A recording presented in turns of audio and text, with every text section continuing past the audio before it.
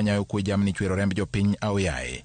Sirikal medo keto kenge mag thiro monj kokalo jiwo gige lweny ne apisa mag arita, kendo singo ne jopiny ni maino maduong' magiketo en neno ni arito bedo makare e piny Kenya mangima. George Bati, Ramogi TV. Nyakor mgojongo uke weche matimre Baringo tiri nyaka weche matimre county ma Siaya. Surveyor mag lowo kod jopiny sub county ma Ugenya osingo ng'anyo juma ka juma nyaka apisa motelo ne apis ndiko lowo kata registrar George Obondo ogol e apis. E ng'anyo margi ma odiochieng' manyoro, surveyor go ogolo ywak ni jatelo no serem tayo chenro mage e yo makare kendo jopiny ok yud chenro mag lowo kaka owinjore. Kendo mibadhi bende otimonewa. Negi ng'anyo nyaka apis jalup commissioner morito sub county ma Ugenya kama gipedho e ng'ur margi.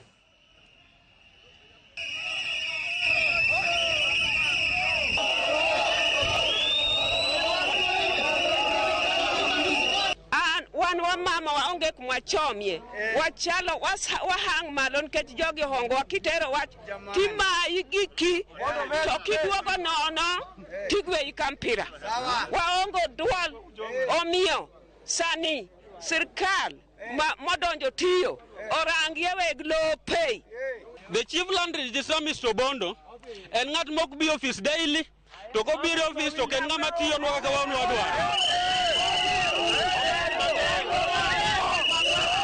Wabedo gi buok ni Mr. George chopo samoro mo attend to us in chopo samakoro bende Mr. Land Registrar serve worker e bar osainwa searches e bar osainwa documents e bar mano bende en gima ber onego bed wan kaka jo Ugenya wabedogo wasetemo bet piny kod Mr. George Obondo but osebedo ko ombekni e meeting mekwa osebedo ko chwe moko biro okobiga e meeting omiyo kawuono waneno ni ya jo piny surveyors o wakili mondo chokre kama chiel mondo giket right margi mondo government ong'e. Kopogore gi manya kor mgajwang kambi makete kistima mano mungere kaka Kenya Power koni thuolo mar higa achiel mosekalo masinda ng'wena mag keyo teko stima medeno ni transformers manengo giromo siling milion 4 ne okethi e gwenge mag Kadhuadh nam Chumbi. Kano loso gi jofwamb weche county ma Mombasa datatije kambino ma Kadhuadh nam Chumbi Phineas Marete koni kwan masinde mag Kenya Power mokethi odok chien kipimo kod higni mokalo. Katika mano koni midhiero maduong' masani pod nitiere en jopiny matudo stima e yor mibadhi gino makidek kelo bidhiero mar wang' mag udi. Olero ni chenro mar chwalo stima ne oganda mathuth nyocha ne ochung' kaluwore gi nok mag mita midhiero makata kamano okoni gichano tieko e thuolo mar dweche 3 bang' yudo meters moromo. That could be valued at approximately 4 million.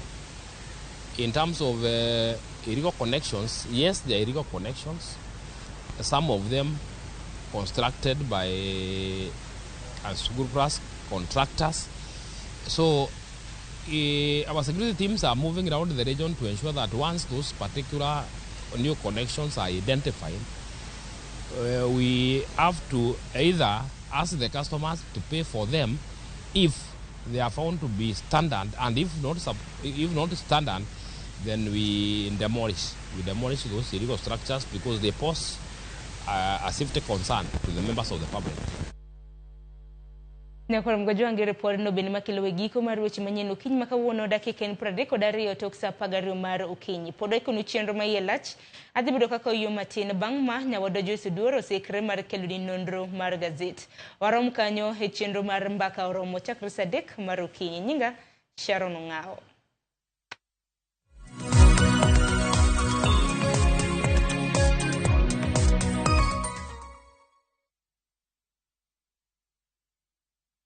No money? No problem. Travel now, lipa later. Na View Travel. Masai Mara or Amboseli, 3 days from 14,500. Savo, 3 days from 22,000. Mombasa or Diani, 3 days from 16,500. Malindi or Watamu from 25,500. Dubai, 5 days from $650. India, 6 days from $840. Thailand, 5 days from $1,190 Santorini or Mauritius 5 days from $1,160 Maldives 5 days from $1,799 Bali 5 days from $2,000 You travel, dream, explore, discover.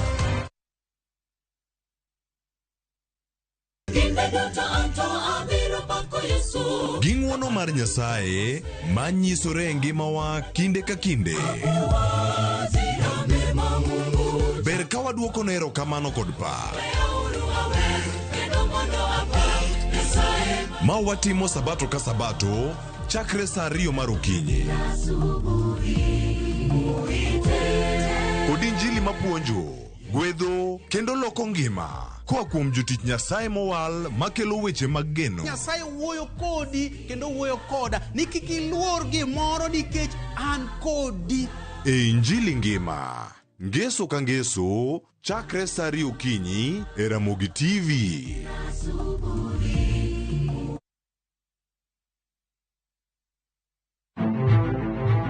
Ikrine wuoth mar dhialo teko kod lony mar joma mine e Kenya mangima. Na explore mang'e kaka bro connect numbers gi solving real world problems. Onyalo bedo e weche mag ohala, paw siasa kata dongruok. Mine gi yawo yore ne oganda e higni mabiro. Adwa nyiso joma rowere ni kentie idea main koto chaka kada kaen mana mar uso mandas. Kochakore jiwo ratiro e kind chwech nyaka ting'o duond ji mopogore makelo lokruok makare. And about just puonjo jotelo bedo joma ber, bedo joma kare, joma ohero dongo, joma tiyo negi, employees matiyo ni ka gionge, you cannot go for agile. Mine wacho, ngeso ka ngeso kod jailieta.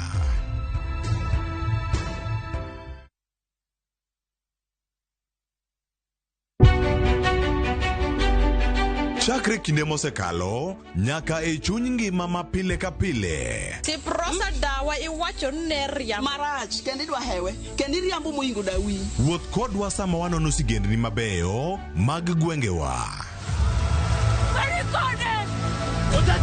Ng'e ber kod rach, mor kod kuyo ma ng'ato nyalo yudo e wuodh ngima. Asai mama. Nasi kwiri ni okan mama ukiche kilunga gi nyingno ero.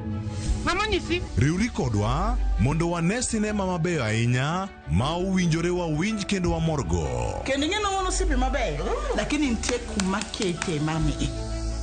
Winam Cinema Jumapil saa 2:15 otieno kod saa 4 otieno. Kik bai.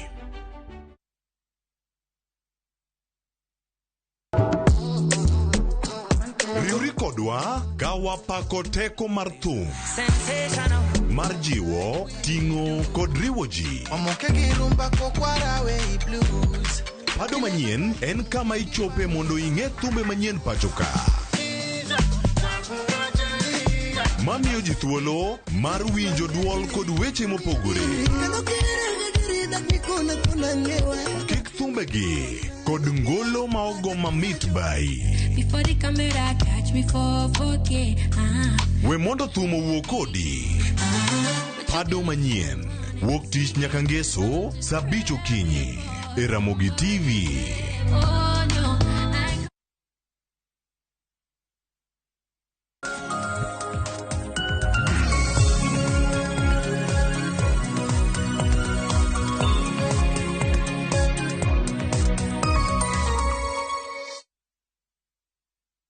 Nyakora Ramogi machiegni nonro mar gazet okinyi makawuono matai nyinga Joyce Oduor. Kaka pile wantiere kae kod gazet mar The Standard kod mano mar Daily Nation. Odo mana lidho ni mapiyo piyo. Mar mondo mi wami siso mar ng'eyo gigo mantiere gazet. Gazet momori e kinda Daily Nation kod The Standard inyalo dhi nyiewo. Ibed piny isom e yo makare. Antiere kae kod jafwambo wadwa mano Charity Kilei. Wadwa nono gazet mana mapiyo piyo. Miyo bed kodwa nyaka giko. Yaore Charity Kilei ichiew nade okinyi makawuono. Oyawre Joyce achiew maber ruoth orita mana in. Machiegni ambande achiew makare. Adon wachako kod gazet ma Daily Nation okinyi makawuono kalure ni weche mag gazede gi omiyo pek. Ano ka The Standard omiyo pek buche mopogore opogore manyaka sani koro osechwal e doho ka kwedo mano chenro mar medo juogo jo Kenya mar mondo mi osir chenro mar sirikal e gero udi manengo gi yot. Gazet mar Daily Nation taneno komulo gino manyalo wacho ni nitiere machiegni kod chuny jopiny mano kotudore kod ng'anyo mar lakteche manyaka sani odiochieng' makawuono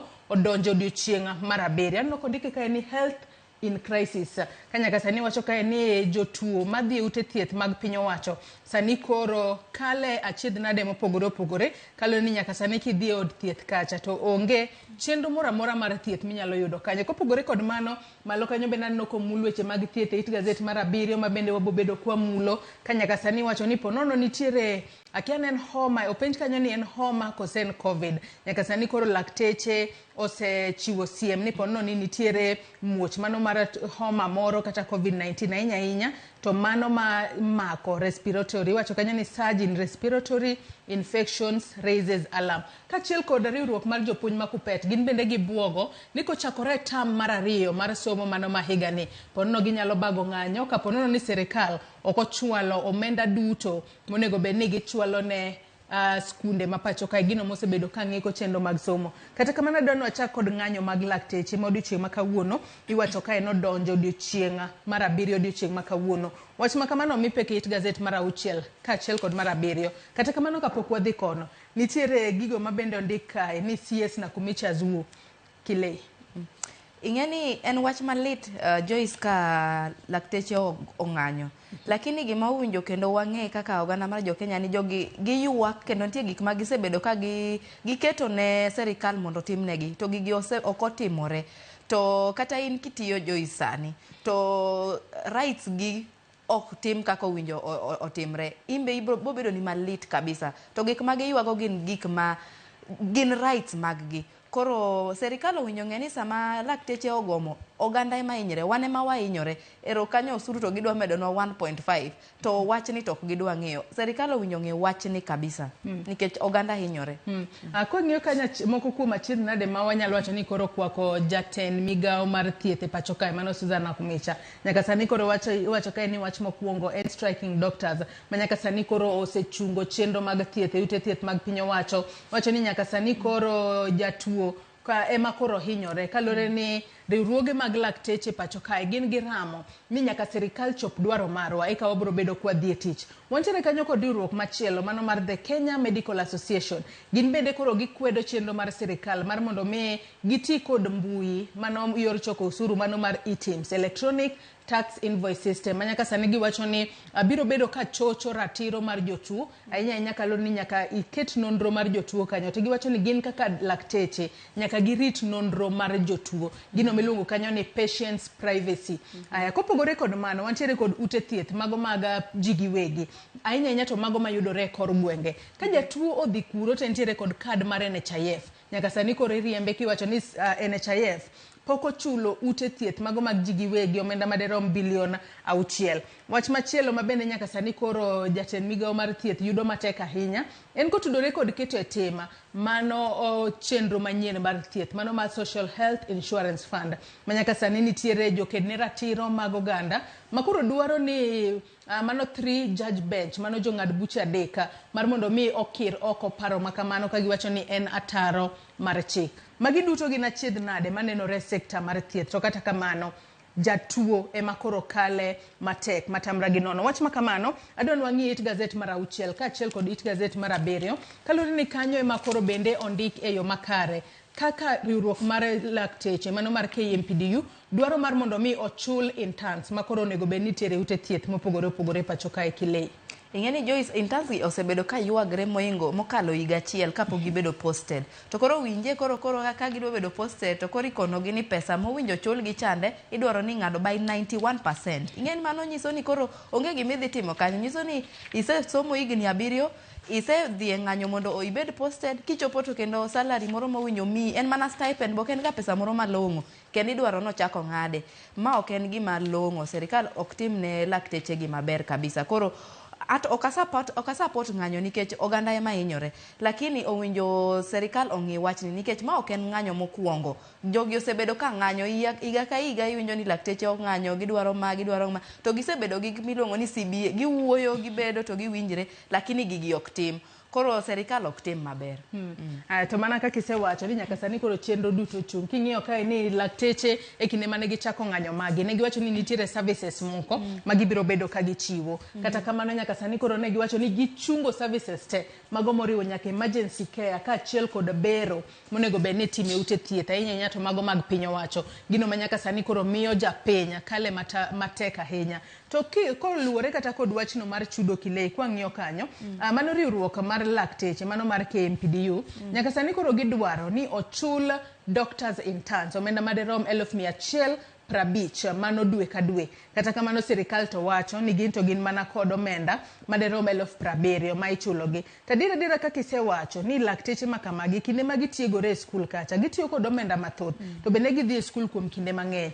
Kineno kidwa no chulgi 150,000 mano kaka KMPDU wacho, to serikal to wacho ni mano ng'eny ahinya, mwanyalo chulo wen mana 70,000 kende. Mano ponono ok bibedo makare, kendo magi gik ma KMPDU dwaro no chop kare monde eka gidog e tich yo makare. To kapod wantiere it gazet mar 7 kanyo, adwa ni wadog mana malo matin mar mondo mi wang'i ane wach moro bende bathe kanyo.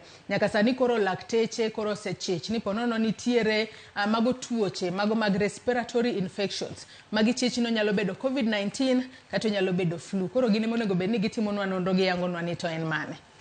Emagi malit kabisa ma ok wadwa kata gima wawinji. Imagine Joyce kiwacho ni sani nitiere COVID-19, lockdown, to lakteche ong'anyo. Bro bedo nang'o? Koro ma wach ma serikal owinjo kawe gi weight kaka obiro ni, ok owinjo wang'e ni respiratory diseases. To ka adier en corona, to wabro timo nang'o kaka oganda mar Jo-Kenya lakteche rogomo. Koro wachni owinjo ng'i kabisa. Nyaka sani kaluwore kod nonro ma bende otim kod lakteche giwacho ni ponono ni en kido mopogore opogore. Ka bende iwacho kanyo ni nitiere moro ma iwacho kanyo nyalo bedo mano Omicron variant, ma bende iluongo kanyo ni JN1, kaachiel kod mano mar H1N1 ma en influenza, ma seche moko iluongo kanyo ni swine flu.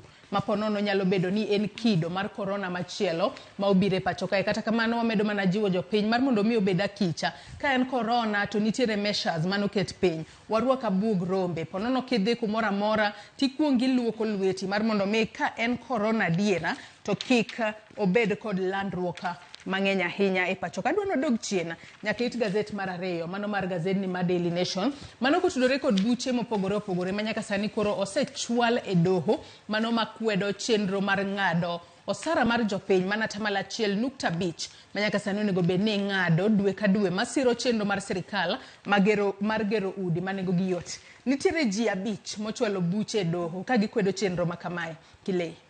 An gima puonjra ahinya Joyce wacha mar housing levy ni kata gik ma iketero e parliament gi, ni jok mwayiero very important e ngimawa, nikech ing'eni ng'ami yiero no ene mowuoyo ni kata ochung'ne gik manyalo konyi kata gik moknyal konyi.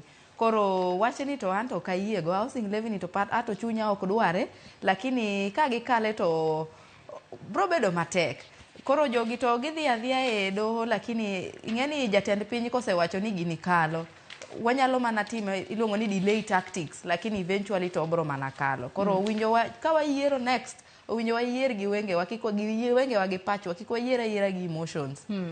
Aya, wabo bedo kwanone matute gazet mar The Standard. Kaloni gazet mar The Standard ema nene ko kete kanye yo makare kendo giketo maler gino momiyo ji 5 mano moriwo mano Jabero kata Sajion ma wuok e county ma Nakuru, mano Benjamin Magare gi Kenya, ma bende osebedo ka pingo chenro mag sirikal moneno ni mago ponono chocho ratiro mag jopiny. Kata gazet mar Daily Nation bendo wacho kae ni Ruto's affordable housing bid faces new legal hurdles. Kata kamano yando paro ni osekalo hinga mamoko, sani korero podi ochwale e doho. Kata kamano wabro rito mar mondo mi wane ni tang'o mabro timore, nikech wang'e ni yando sechuo koke bill makamano ma sani koro en chik e pacho. Kadwa wadhi mana mapiyo piyo nyaka it gazet mar 4, mano mar gazet ni ma Daily Nation. Nyaka sani koro wang'e ni ogai mar Azimio Raila Odinga olap dhoge ndong'a ne kom mar jakom mar riwruok mag pinje mag Afrika. Gino ma nyaka sani koro iwacho kae ni kaluwore kod moko kuom jogo ma bende gazet ni ma Daily Nation noloso godo,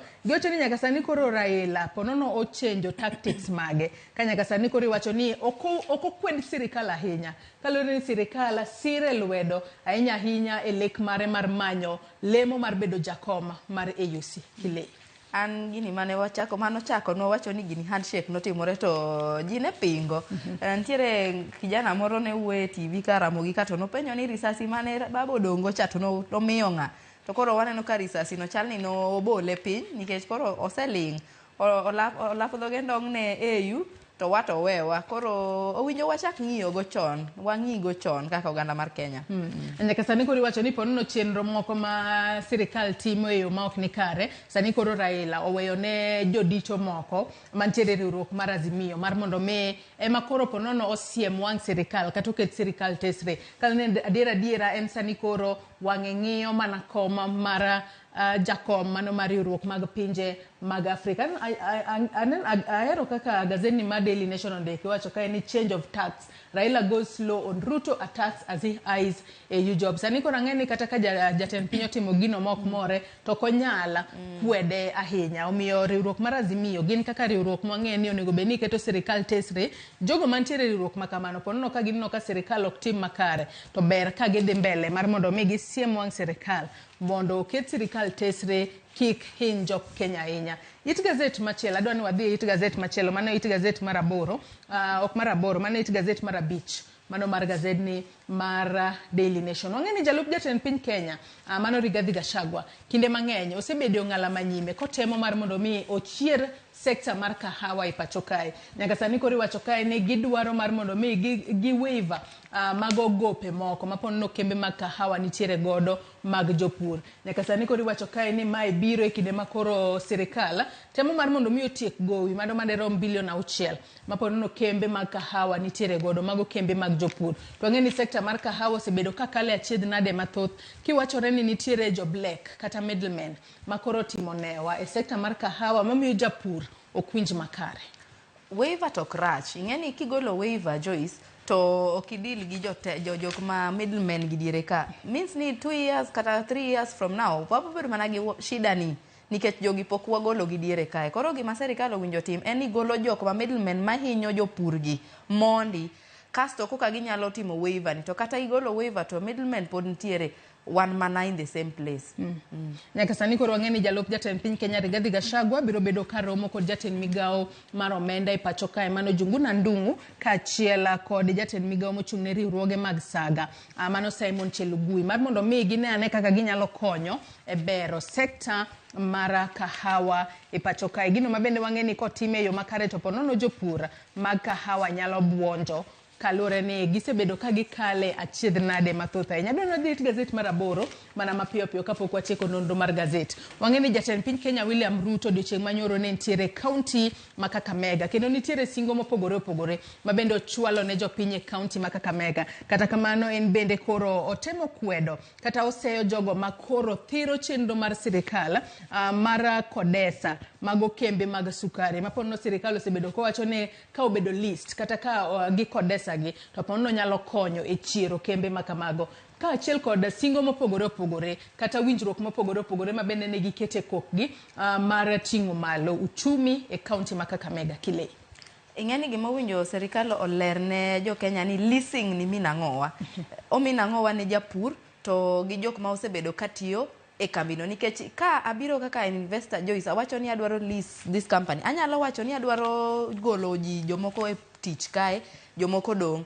Koro mane gima miyo jomoko kwedo wachni owinjo konwa ni to kilist jogi jok matiyo kagi pod gibro bedo ka gitiyo ka koso ka biro tabiro gi joga manyien mopogre gi jok ma osebedo katiyo kagi to ka mano ok nyal timore to ere kaka in dangi yie isebedo kitiyo kanyo kata for the last 20 years leasing company moro gibiro gi jogi ok inya biro to jomiyudo kanye mitiyogo idhi biro gi jogi manyien.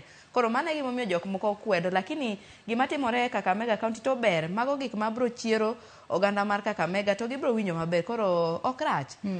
Kopogore kod mano nitiere memorandum of understanding mago 22 mabende nochwe kogno odiochieng' manyora no kae kowach kae ni kotudore kod winjruok makamago nitiere sectors mabende biro bedo ka winjo maber mano moriwo sekta mar sukari kaachiel kod sekta mar kunyo mula mabende osebedo kod achiedh nade mathoth e thuolo mar higni mang'eny ahinya. Jatend piny Kenya William Ruto ne loso odiochieng' manyoro e kinde mano yawo chenro kata mano inaugural of Kakamega International Investment Conference mano odiochieng' manyoro. To bende aneno ka osingo mano mar omenda madirom bilion 2.5 ma bende jatend piny Kenya wacho ni biro bed ka iketo tenge mar mondo mi otigodo e tudo teko sitima ne udi kata wanyalo wacho ni anyuola madirom 40,000 mayudore e kaunti ma Kakamega. Mago mana moko kuom singo ma bende jatend piny Kenya William Ruto nochwalo ne jopiny e kaunti ma Kakamega odiochieng' manyoro. Adwano dhi mapiyo piyo, nitiere machinglo moro ma bende nomako wang'a e gazet mar Daily Nation kapok wamulo gazet mar The Standard mana mapiyo piyo. Machinglo makamano ka director mara nyalo mana yudo na machinglo makamano mar mondo mi wanene ane kaluwore ni machinglo makamago kinde duto gin gigo matimore e pacho kae. Machinglo makamano nanene to anyalo mana wacho ni gin gigo manyaka sani koro timore e riwruok mano mar siasa mar Azimio la Umoja One Kenya Alliance. Kalo ni nyaka sani koro wang'e ni ogai mar Azimio Raila Odinga en olap dhoge ndong' ne kom mar AUC. Kwa ng'iyo machinglo makamano nyaka Ramogi Jong bende koro aneno ang'e ni nene achiel kachiel. Ineno ka kilea kia na chak kodi in machinglo makama kinene inyalo translate e yo machalo nade? An gima mora translated nyeni nyalo tama matin, lakini gima mora en ni ineno ka gari mar Azimio no onge tiende, onge iluongo nang'o tiles, nitie ng'at mariembe ka to ok en e gari to ochung' kanyo to Raila to aneno maka en omora moro dhi Azimio to odong' kucho gari owe kucho. Koro in be ler nago maber Joyce. An kanene to no Raila Odinga ma wanyalo wacho ni mano en kaluwore ni katun mantiere kanyo ochalo kode. En kineno gino maringe pache akia ni bondo chalo ni en wer maringe pache gi sani en mana mar AUC. To joma nitiere kodi magi jotelo moko manitiere riwruok mar Azimio, jotend duond buche mopogore opogore. Apani mantiere kod gino machalo tunge kanyo en jatend duond bura mar Wiper, wantiere kae kod Eugene Wamalwa kaachiel kod mano manyalo wacho ni en jatend duond bura mano mar NAK Kenya. Nyaka sani koro apani koro gin gidong' adong' e lwet nono nikech gari magi giriembo no ponono bende onge kata bodi matende ni gin gidong' e lwet nono. Raila to cho en omor wer ma koro ringe pache en mana mano mar AU. Kata kamano nyaka Ramogi Jong bende nyalo nyisowa ni en machinglo makamano onene e yo machalo nade. Adwano tie gazet mar Daily Nation kod wach mantiere it gazet mogik mar gazet ni mar Daily Nation mano kotudore kod ng'anyo ma bende riwruok mar jopuonje mano mar Kupet obwogo ni kochopo e chak tam mar 2 mano mar somo mano ma higani. Wang'e ni tam mokwongo iloro skunde kochakore tarik 5 dwe mar 4 mano ma higani, kendo skundi ibiro bed kiyawo tarik 29 dwe mar 4 mano ma higani. Kata kamano giwacho ni kapo nono ni sirikal ok ochwalo omenda ne skunde, giwacho kae ni nitiere gowi mabende maderom bilion 54 monego bed ni sirikal chwalo ne skunde ma sirikal pok ochwalo. Kalure ni nitiere gope makata nok ochul e hik somo mokalo, sani wantiere hik somo machielo mar 2024 sirikal pok ochwalo negi omenda. Riwruok mar jopuonj koro bende ogolo kokgi, giwacho ni gibiro bedo ka gibago ng'anyo kalure kod sirikal deko chwalo omenda mag somo ne nyithinde skunde. An Joyce gima tamo wang'a en niya, sama sirikal ok golo omenda gi ok ochiwo pesa e sikunde, gin giparo ni sikul survive nang'o? Ing'eni owinjo wapenjre gi sikul survive nang'o? Gi expect ni teachers gigolo pesa kanye mar timo operations. Mane sama monkey business wuoga nikech you have to run as a school. Koro sirikal owinjo owe milore gigol pesa nikech ma pesa ma en gima owinjo otimre on time. To sama gik makamagi ok timre, mago miyowa kaka oganda mar Kenya wabuok nikech ero lakteche ng'anyo, ero jopuonje be koro dwa ng'anyo. Koro bro timre nade ne nyithindo ma koro bro bedo ot, in gi jatuo, nyathi be nitiere ot.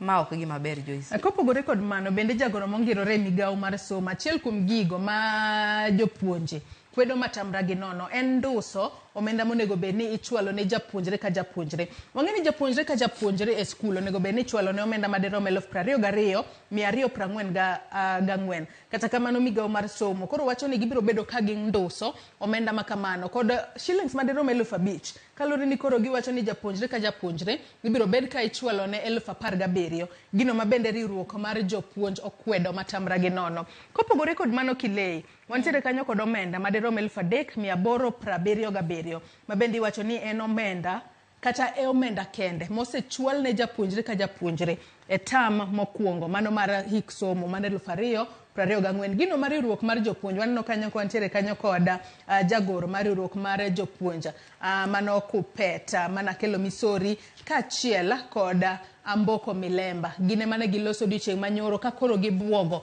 bago ng'anyo.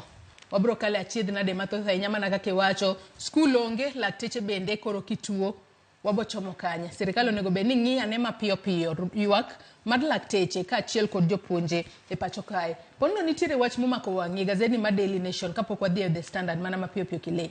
An gima mi anyiero ni osegol mana siling 3,877. Tiparo ne giwacho ni gidwaro ni chudo otimre e e-Citizen. De giyie oduma mane jonyuol chulogo school fees chandi ngeni sani de koro weche yot matin koro ne gidwaro e-Citizen to gigolo mane 3,000 oduma chado konyo mane madawachi. Ai nyakora mugejo ngado no dhi gazeti mar The Standard ang'isi ni gazeti mar The Standard ema omenyo e yo makare mano kaka koro chenro mar sirikal mano mar gero udi manengo gi yot sani koro podi ponono nyalo bedo ni chung kalone ni nitiere ji 5 ma koro chwalo buche mopogore opogore e doho ka gikwedo chenro makamano. Ano ka The Standard to koro ndike kae ni not so fast Mr. President. Kalori nitiere ji 5 mochwalo bura e doho. To kwang'iye kanyo kilei, nitiere grounds mabende koro miyo jogo chwalo bura makamage doho. Ka nitiere gigo magiwacho ni oko chopo kare, momiyo giringe doho ka gidwaro no chung chenro mar ng'adata mala 1.5 mano mar osara mar jotije pacho kae. Giwacho ni chenro makamano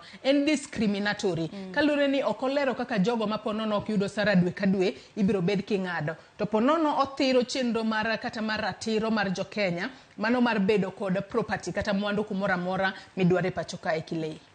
Ingeni gini josega bendo ka penjre ni en tax koso ken tax. Iwacho ni en housing levy ikero ni bedo gi ot. To gima wasebedo kwa penjre ni to koro ka in gi ot okidwar odni okidwar iwacho ni sijui ibro bedo kisevo ni pesa ndo chieng midwaro tinyalo gole. Koro owinjo gi lerno maber ka en tax owacho tani mata osuru ma jo Kenya chulo ok owinjo ponde buo housing levy.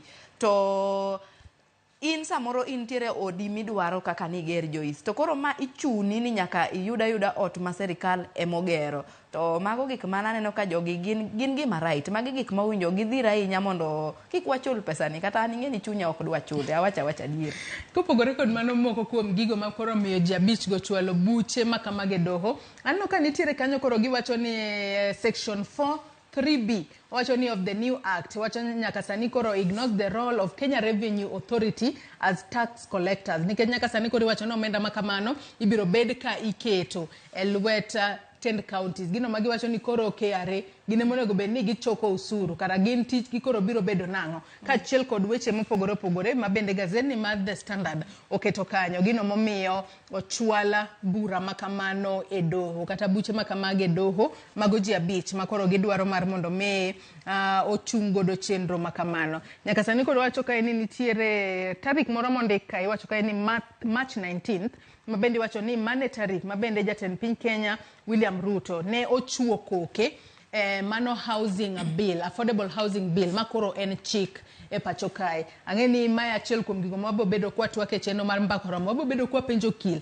ni koro makoro chwale do obro bedo kotiyo kose koro ibro bed ka ichunge ponok bing'ado sara marwa mano atamala 1.5 mar osara dweni kosango mabotimore. Adonwa dhi mana mapiyo piyo wang'ane weche mamoko mabende gazeti mar The Standard omenyo odiochieng' ma kawuono.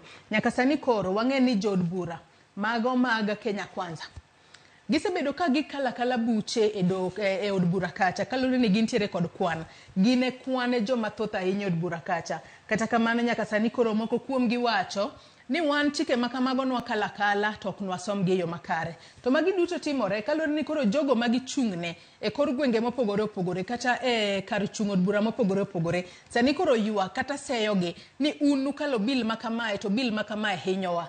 Sani ema koro giwuok oko giwacho ni kata finance bill nitiere fuondi moko nwasomo ahinya to mano mamulo ngima mar jopur mar avocado waseneno kowuok oko ka gichwalo ywak margi kotudore kod finance bill makoro dwaro ni gin bende ong'adgi usuru kata gichulo usuru moro kile.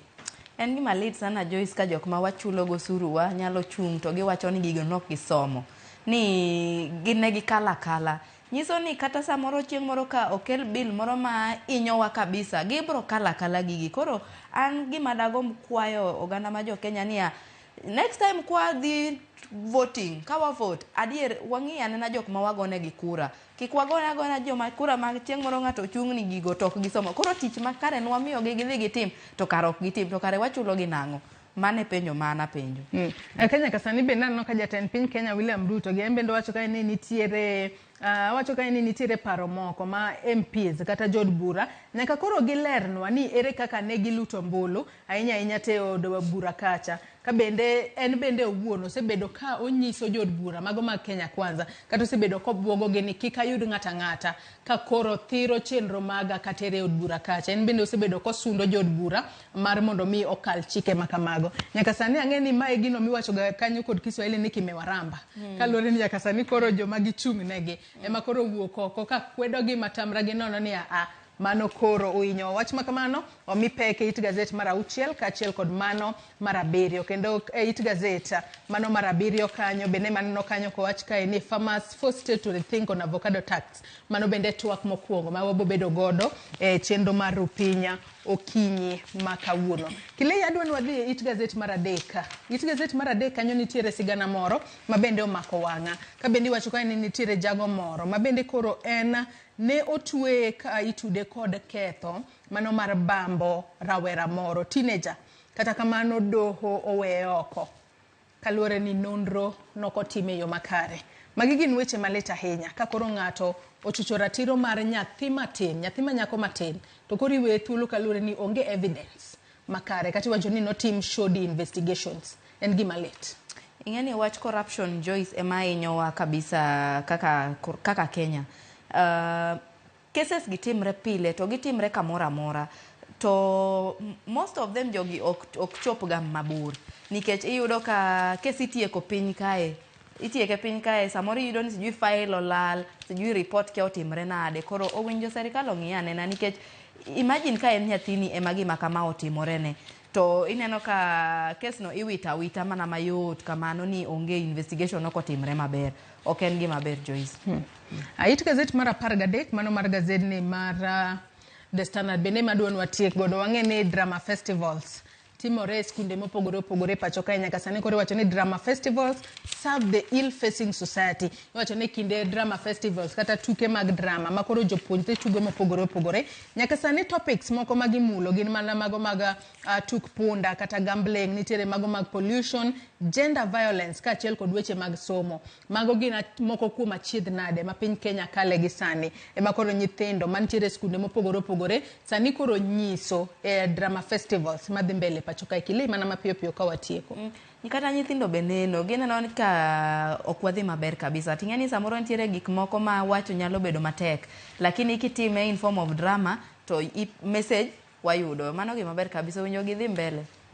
Wachni mogik ka watieko nonro mar gazet okinyi makawuono. An wachna mogik en ni Joyce waparanena ka wadhi go kura 2027 watiye gi wiwa matin. Kik wago kura ni nikech koro ng'ane owacho, ng'ane odhiro ng'ane. Wati gi pacho matin nikech sani wane ma wainyore.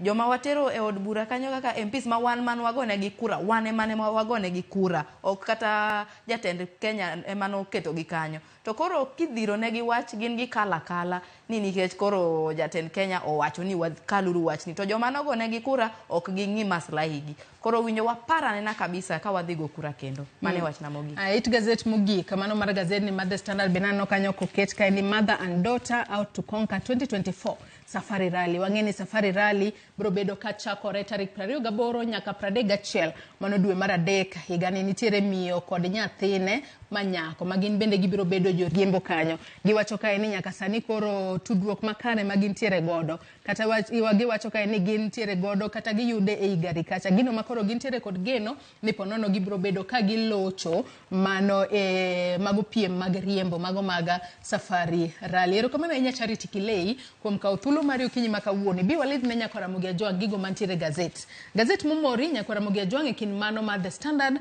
kod Daily Nation. Inyalo dhi nyiewo ibed pinya isome yo makare. Akaw yoyo madundo gi kanyo tok yweyo taduogo kod twak mokwongo e chenro mar rupiny. Kik idhi mabor.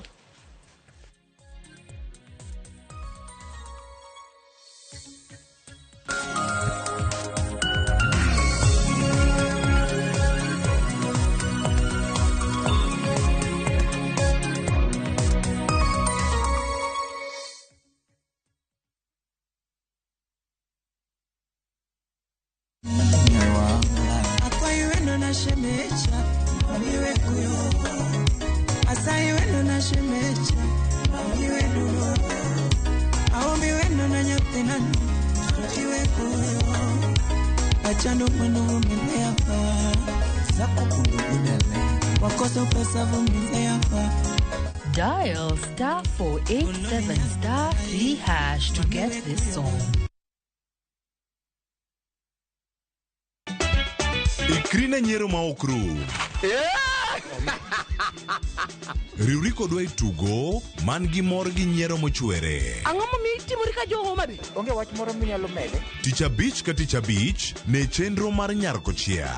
Adwa ni rudho sufria ni ma ler piat kang'era kama taneno sucha. Kendo we kinde mag moro bedie. Damo biro ka gi ich madhiro sati ni Wada jok sainago jok moa dala ok nyager. Nyiero e yath maber moloyo.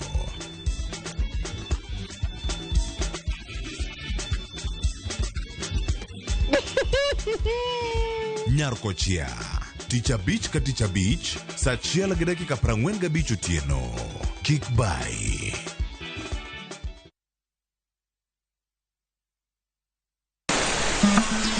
Fwenyo chuny kitwa.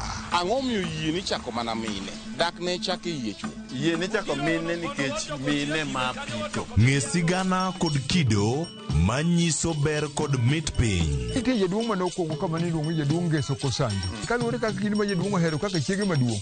Kidi oduong' ni Kit Mikai. Kendo rom kod jorit kitwa. Mondo ne en dero mar jaduong' madhaka mora mora ok dhie. Piny mamako dhogi. Kamaru biro to maru to e dala. Iyiecho ne tie. Omake amaka kama anyawana adhiadhia kinywana limi. Riuri kod Rabala Kwasi owad gi Rajabu. Kendo kor go jonam grech en duoko rech mane iseng'iewo. E 111.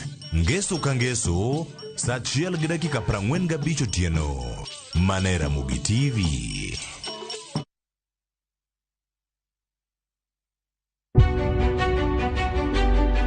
Chakre kinde mosekalo nyaka e chuny ngima ma pile ka pile. Tiprosa dawa iwacho ne riambo marach kendi dwa hewe kendi riambo moingo dawi. Wuoth kodwa sama wanono sigendni mabeyo mag gwengewa.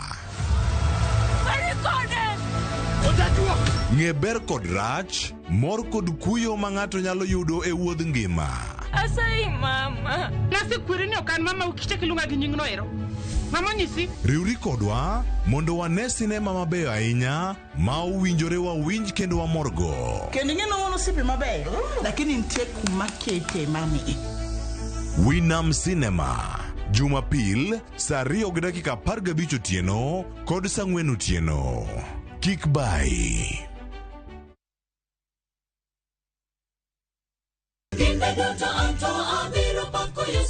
Gi ng'wono mar Nyasaye manyisore e ngimawa kinde ka kinde.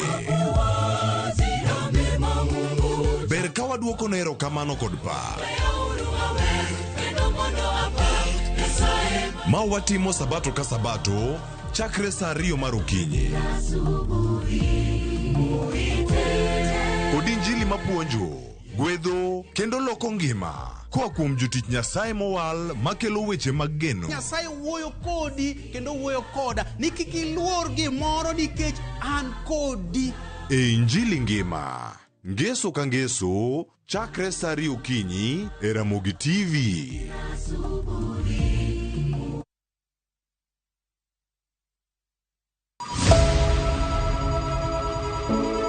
Wuoth mar manyo chang.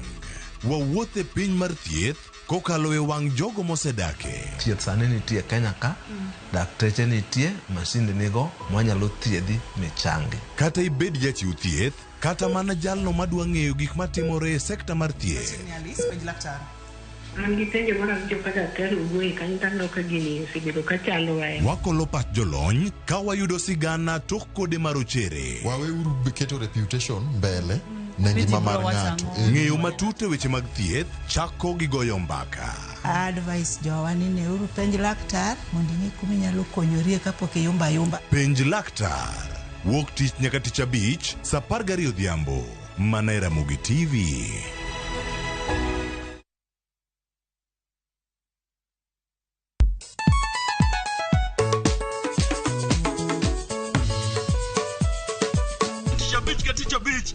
chakore sangwen wakelo ni ngoma mobedo piny design makare. Ramogi TV biro kanyakla kachiel kod Ramogi Radio kama bende stima riwore kod pi. Yawanya wauntie kikubed mabor nyakoro mgenyen kech kai ekumi yudo gik mamit kabisa Ramogi Night Disco. Romani Ninja the Entertainer, maintain your position. Idi yuda kanyo kika fire gudi local instrumental. Wawachoni kete manaka. Ticha Beach ka Ticha Beach sangwen otieno.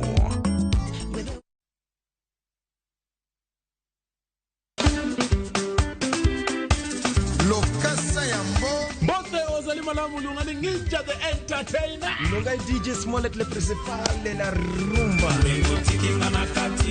Nekoro mwenye wangu wacho ni tudri kodwe chengeso ka chengeso kwa kelo ni chendro martie dero. Chakreso faga chia nyaka sa achiel odhiambo. Kuma okelo ni thumbo bedo pink motigo na edro. To ye kanye bakin jangolo mar Juma. Nekoro mwenye wangu kumotigo madilo system, kumotigo za ikona galanga, kumotigo Joski Kiambukute. See you there. Bonaventure Ngogo Chris.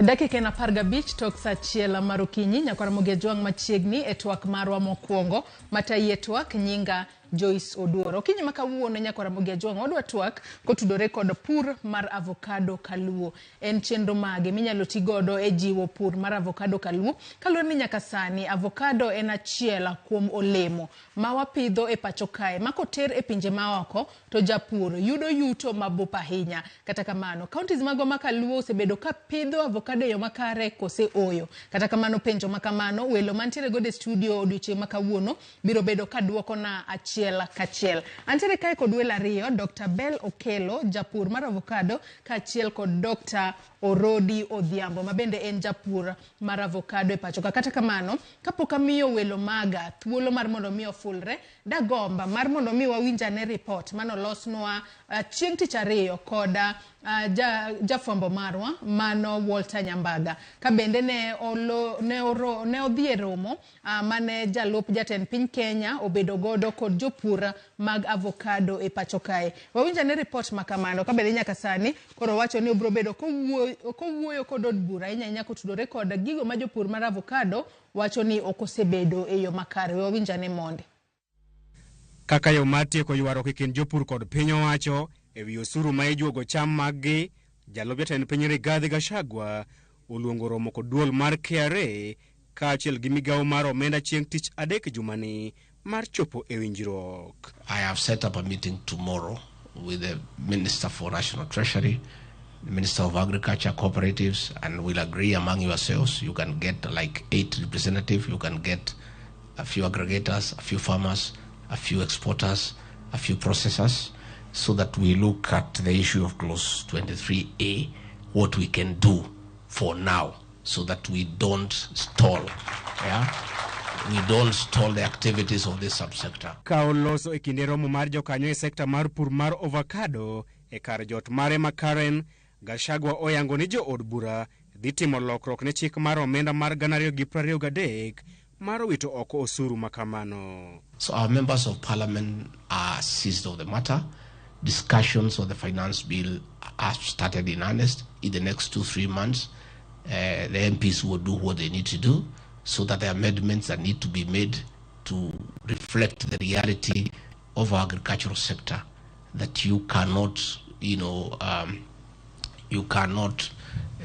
make the farmers unable to produce. Our request is this, simple. And this is the information from our mothers, our brothers, our sisters, from the ground. Let us not be killed by this tax. If anything, let this government of ours look on alternative way of raising the money, but not touching the common hustler. Ikifika ni mambo ya kulipa kondi, mkulima pale mwanzo anafaa kidogo kuachiliwa. Kwa nini nasema hivyo? Mimi kama mkulima na wakulima wenzangu walioko hapa, kama ni mbolea ya ruzuku, subsidized fertilizer yenye imefika, ukiuliza wakulima watakwambia hakuna mbolea ambayo imefanywa formulation ambayo imekuwa ikienda kwao ili waweze kuweka kwa fertilizer. Inakuja mahindi, majani chai, lakini fertilizer ile inafaa kuweka kwa avocado wamekuwa wakijitafutia wao wenyewe. Na kwa hivyo itakuwa ni makosa tukienda kukamua ng'ombe ambao wanjuta tujapatia nyasi. Mabiro bang jopur mag avocado kod chama moko e gwenge mag Masawa bago ng'anyo kendo riembo apisas mag KRA mane odhi miyo gi puonj e wi osuru makamano. Jood bura mawuok e gwenge mag Masawa bende ne owuok oko mar kwedo chikno, kata odoko ni gine mane gipuodhe e od bura ka giwacho ne ok gisomo chik makamano e kinde goyo ombulu ne chik mar omenda mar 2023. I want to tell you the finance bill is a very big document, and within the shortest time possible you cannot expect a member of parliament who is so busy to have gone even to the nitty-gritties inside to know what is contained in everything. Gachagua kod jotelo mane oloso e romo makamano ojiwo jopur mondo odonje pur mar avocado kaka yo mar loko ngimagi. Onego bed ni koro wachako paro gik moko kaka pidho avocado e lobe mwango madongo. An kama nitie kae ni awuok kamoro ni Fortana yo Muhoroni, to kuro wan gi lobe madongo mabeyo kabisa ma ji onego chak paro pidho avocado. Avocado ni kendo kopidhe to ok okawo pesa mang'eny, rite be tin, onge yath mitiyogo kode, en mana yien. Kisepidhe to rite, en mana pruning, to giolo ne mbolea, to mbolea be mitiyogo mang'eny en moro mawuok kuom dhok, mawuok kuom diek, mawuok kuom gwen. En gimoro monego wapar, to kwatimo kwande to eka achiel e higa miyi karibu $1 million. Dongo neno ka wan gi yore mang'eny mane nyalo loso go pesa. Chris Owino, Ramogi TV, Nairobi. Nyakora Ramogi Joan kotudore kod gigo duto mane owachore e romo makamano mane jalup jatend piny Kenya Rigathi Gachagua obedo godo kod jopur mar avocado chieng' tich ariyo jumani, bende wabiro bedo kwatwake okinyi makawuono. Anyisi ne antiere kae kod welo ariyo, chak kod Dr. Orodi Odhiambo. Ichiw nade okinyi makawuono kendo machiegni e twak marwa. Erokamano ahinya. Erokamano kumiwa thuolo. Amoso ji duto na oyawre uru. Machiegni twak maro okinyi makawuono yawre. Dr. Bello Kelo, machiegni twak maro ichiw nade? Agoro erokamano ahinya, achiw maber, aduoko ne Nyasaye erokamano, to be aduoko erokamano nikech umiwa thuolo mondo wawachie achiel ariyo e wach avocado. Erokamano. Machiegni ure twak okinyi makawuono, to kaka pile nyakora Ramogi Joan in bende kwa wei oko e twak marwa. Inyalo chwalonwa ote, penjo, paro moramora kokalo e namba mar ote machuok 236000 mbui maro mar Facebook kaka pile ibiro yudo wa achiel kachiel Ramogi TV X @RamogiTV. An bende nyalo tudri koda e Facebook page mara ibiro yuda Joyce Odur, mbui mara mar X ibiro yuda @JoyceOdur_. Kwatwako tudore kod pur mar avocado kaluo, achak kod Dr. Orodi Odhiambo. In kaka japur mar avocado, poro ni sebedo japur mar avocado kum thuolo maromo nade, to avocado nini ipure kanye? Erokamano ahinya Joyce. An mokwongo iluonga ni Orodi Odhiambo. An wuod Magoya, Ugunja Sub County, Siaya County. Apidho avocado e piny mar Magoya. Sani an gi eka 3 mar avocado.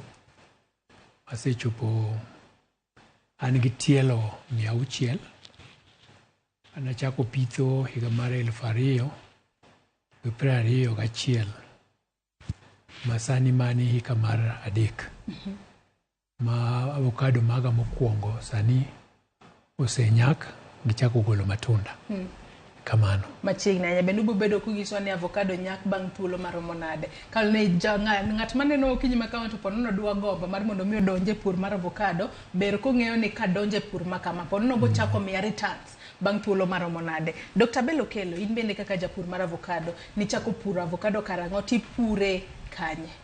Ago erokamano, kaka isewacho no, nyinga en Dr. Bello Kelo.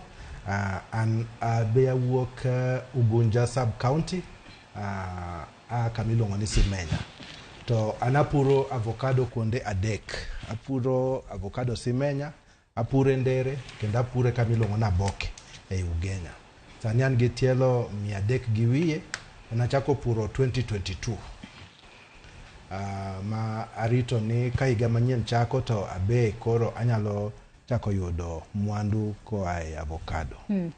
Nyaka sani konu chake 2021 gi 2022 to uduto wuok e county ma Siaya. Ng'ato nyalo bedo ni penjo ni county ma Siaya kende kalure kod counties magwa makalu ema avocado nyalo chieke kende kose counties mamoko bende pith mar avocado nyalore nikech wang'eni nitiere olemo moko kata cham moko manyalo timo maber e county makama to county machielo ok onyal time maber.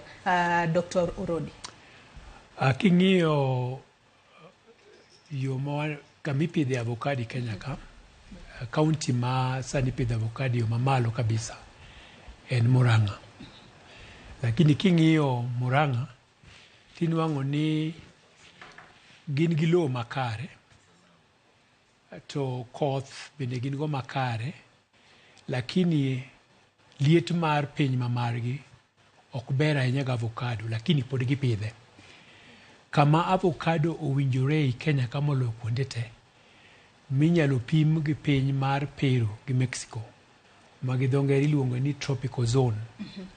En alwora mar nam Lolwe, nikech alwora mar nam Lolwe wan kod liet gi ng'ich gi koth maber, gi lowo makare ma kotigo yo makare to wanyalo pidho avocado. Omiyo Migori, Siaya, nitie kuonde moko Kisumu, kidhi yor Muhoroni, kibiro Siaya, yor Gem, Ugunja, Ugenya, gi kuonde moko mag Alego, gin kuonde mowinjore gi pidho avocado.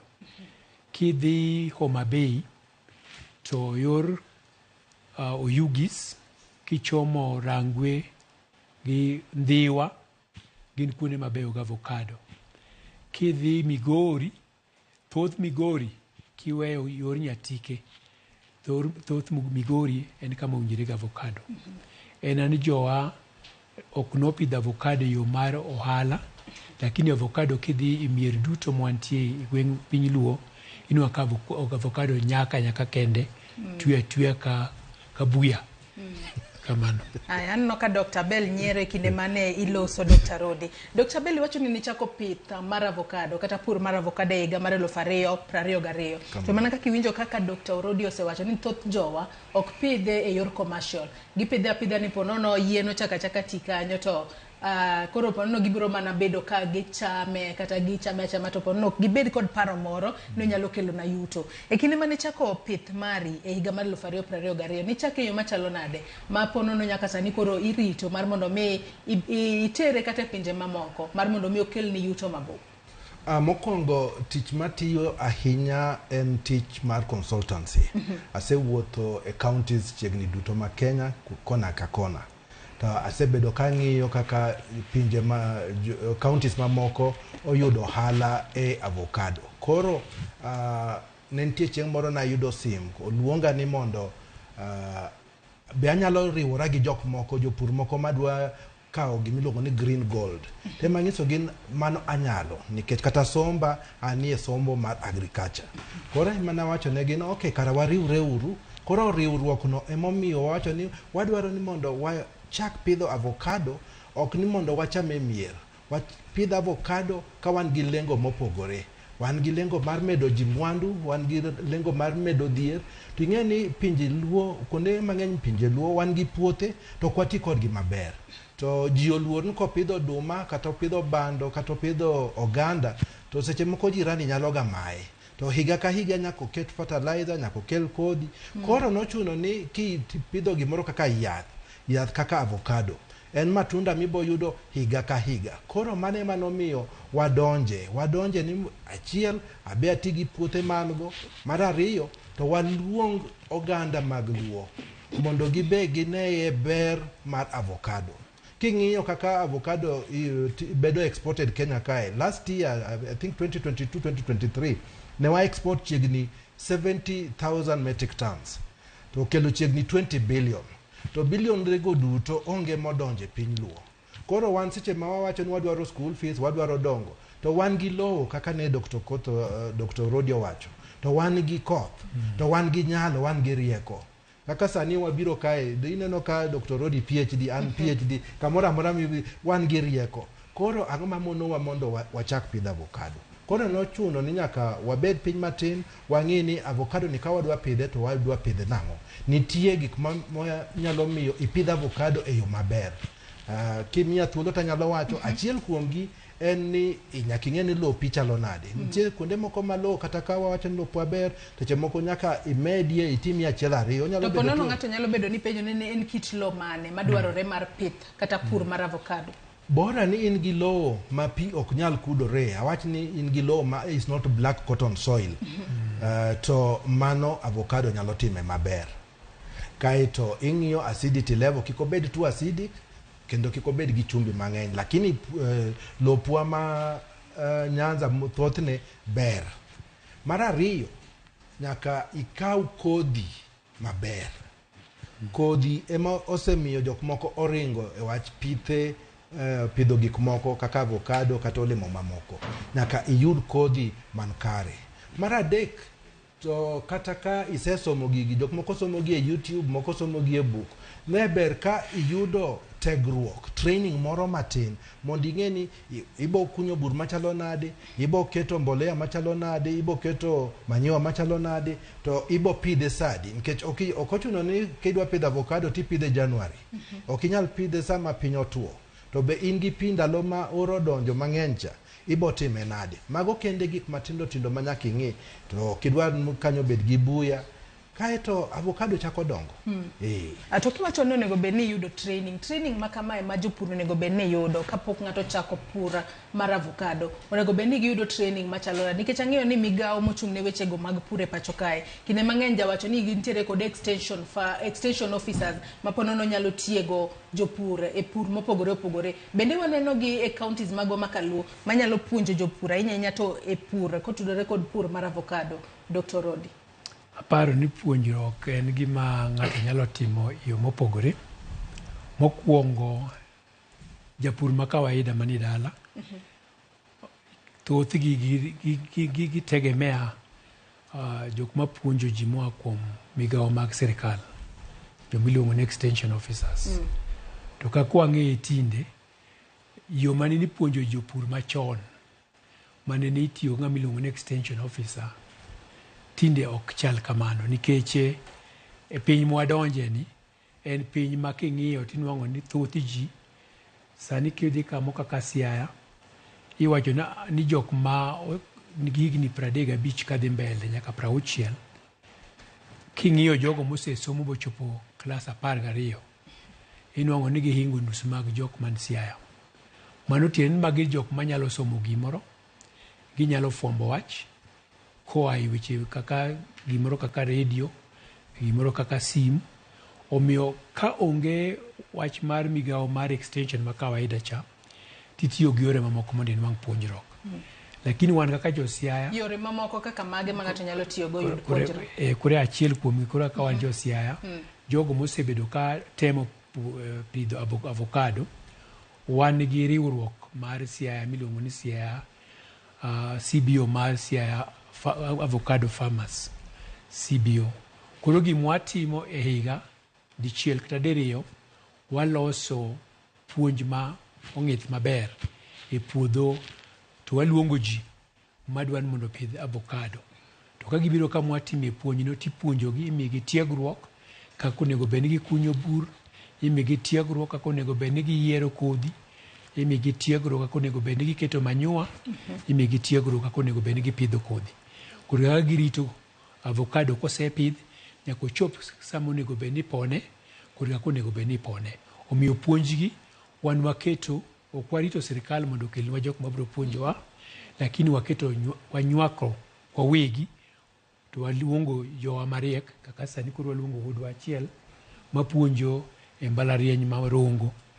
en ng'ano mosomo wach mar pith kod wach mar avocado yo mamalo iluongo ni Profesa Kisinyo. Omiyo en ng'ano manosetiyo nyaka gi Kakuzi bo otiegre maber yo mar avocado. To bende kokalo mano en kod nasari mare ma opidho avocado yore Eldoret kocha. Koro obro biro mondo puonj ji, to kamidhi puonje ji ma en puodho ma sani nigi avocado 6,000 ukwala yor Siaya kocha. Gin jogo mosekawo atua mamalo kendo giketo yo makende maber mar pidho avocado yo makare. Omiyo jogo madwa puonj makare ka gibiri puodho kanyo, gibro somo gino matimore ka gineno avocado madongo, avocado mosenyak, avocado mapod apiny. Taeti bi puonj ng'ano ma nigi rieko makare. To bende kokalo mano, nyadendi mochung' ni wach mar agriculture, wach mar pur ma Siaya County, the county officer mar agriculture be biro biro, wan gi officers mag agriculture ma bende biro biro. Omiyo wan gi puonj ma inyalo chiw gi sirikal, wan gi puonj ma jopur wegi nyalo loso mondo ikel joma riek mondo puonjgi, to nitie puonj ma bende isumi wuon. To mar ang'wen, inyalo dhi training course, inyalo dhi puodho ma ng'ato man gi puodho maber, ama inyalo dhi kama nitie training kaka TVET institutions ama agriculture institutions kaka Bukura, ama inyalo dhi JKUAT, inyalo dhi Egerton, inyalo dhi University of Nairobi. Inyalo puonji kanyo kidhi for a short course. But puonj ngima mwantie sani, puonj en gima isomo. Ok irit ni ng'ato nyaka bibu puonji. Koro nyaka imany kama rieko nitie, rieko idwaro. Rieko ok irit. Manyo bende ber nikech nyalo miyo nitiere gimoro midwa medo, nyalo miyo at least kapum kar mondo iriti manye kendi kendo bro miyo itime kata makare moloyo kata mano mirito. Kidwa ewi gimidwa medo no, Dr. Bell, waseng'eyo kaka yore mopogore opogore ma ji nyalo bedo ni puonjore godo mar mondo mi odonje pith kata pur mar avocado. Kata kamano nitiere paro mar mondo mi oting' malo kwan avocado ma wapidho kata mwapura inyanyate gwenge magwa makaluo. Ere kaka inyalo ting' malo kwan avocado ma wapidho inyanyate gwenge magwa makaluo? To avocado, iwacho ni avocado mari ni chako pidho higa mar 2022 mar higa mar 2021. Kaw thuolo mane kata okaw period maromo nade kapok onyak ma koro chop ni ma koro avocado motegno koro inyalo pone tinyalo tere kata pinje maoko? Erokamano. Nadwa medo kamae ni kaka Siaya Avocado Farmers as CBO wapango training tiegruok mar jok madwa puonjore avocado tarik 30 mana en Jumamos, tarik 30 dweni wabotime kaka Dr. Rodio wacho e puodho mar Sirgut Ukwala kucha. Koro wageno ni jok mawinjowa nyalo kawo thuolo mondo gibi an wach ni wach moro kaka wanyalo konyo jok moko mabed wachopo kanyo. Mar ariyo, ipenjo ni avocado kawo higni adi. Koro kaluwore gi kaka onego ipidh avocado maber, kipidhe kiluwo chike duto, to dwarore ni bang' higni 2 to gichako nyak. To sama ogolo maua, onyalo kawo dweche kata 5, 6, 7 mondo iyud olemo kaka miketoni. Mano awach ni within 3 years iyudo your first harvest. And yath ka yath karach to kichako bang' higni 2 gi nus no, to nego omi olemo katin ahinya to olemo 100 nyaka 200. Olemo achiel mag Hass avocado onyalo bedo 200 to 300 grams. Manyiso ni ka in gi olemo awach ni 200, to mano in gi chiegni kilo 50 gi wiye. Koro kichako gi kanyo tinyalo chako neno kwano miboyudo. To avocado en yath manyalo dak kichop higni 6, 7 to kiyudo olemo matin 1,000 to mano in gi shida e puothi. Mano achiel ni penjo moro mar kaka inyalo ting' malo pith kata pur mar avocado kaluo. Anago erokamano ni RamogiTV nikech ka wan gi mbaka kamae to watemo nyiso ji, watemo kowo wach ni avocado en gima inyalo tim. Nang'iyo Siaya korwa, ok ang'iyo Nyanza duto, ang'iyo Siaya. Siaya wan gi chiegni eka milion 1. To ka ng'ato ne nyalo pidho kata mana tielo 50, to yuto monyalo yuto bang' higni 2-3 nyalo bedo maber. Mar ariyo, wadwa nyiso ji ni kipidho avocado ok tiende ni mano koro onge gima inyalo pidho e diere kanyo. Sani koro wamedore rieko. Nikech ng'ato nyalo wacho ni koro apidho avocado rit higni 2 kata higni 3 te. Ndalogo koro pon natimo ang'o kata ayudo pesa kanye. Nikech kipidho avocado tinde ji wacho ni nyalo kawo mita 5 e tielo ka tielo.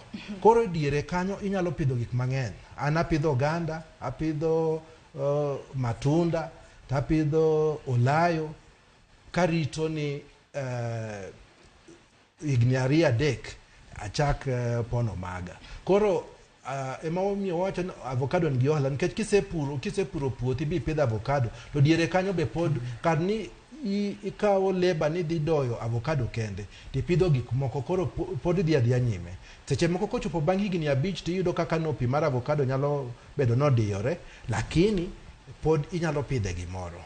Waneno katimore Murang'a, watimo katimore Kirinyaga, Embu, Nyeri, kuonde ma ji pithe mang'eny. Koro gima nyalo kwayo ni en ni ka wayudo migao kaka mar Ramogi kod jogo manie sirkal matimo extension agriculture, to gi medo ji encouragement ni ginyalo pidho avocado. Wang'eyo ni shida achiel mosebetie ma pod watemo ng'iyo kaka wanyalo solve en wach proper seedling kodhi no ema seche moko goyo ji piny, nikech waseneno kata mana i Murang'a ka ng'ato nopidho avocado to bang' higni 5 to avocado ne othirno chal kama nikech nonyiewo gima fake.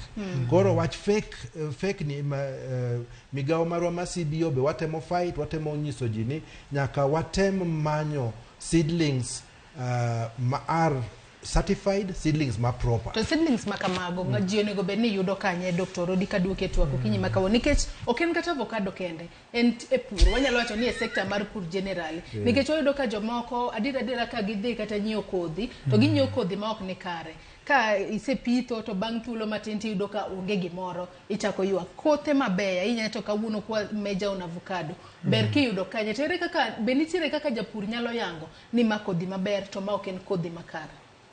Erokamano. Apana atema ne asira ne wach matin kanyo kakinyalo wanyalo ting'o wach mar avocado malo mana wach achiel adhi na duoko penjo mipenjo. Gima ber ok lombo go ng'ato. King'iyo sectors ma Kenya ka, joma iluongo ni yudhe iwacho ni ok ohero pur. Gihero tije apisi ma gibede to giwinyore kod. Gihero kama pesa nitie. Nikech pur machon ne onge gi pesa, emomiyo joma yudhe ok ne dhi pur. To king'iyo sector mar transport mar apiko, ng'ano mane ne opromote apiko mondo yudhe obed gapiko. Gimomiyo yudhe tiyo gapiko en nikech apiko kelo yuto mapile. Omiyo ber mar avocado gi pith yoyote ma Kenya kama kelo yuto maber en gima ywayo ji yie idag. Kidhi i flower sector ibiro nwang'o jok man kuro gin joma ong'eyo pesa ni flowers ni pidho maua. Onge ng'ama promote maua e Kenya ka, lakini jo Kenya export maua.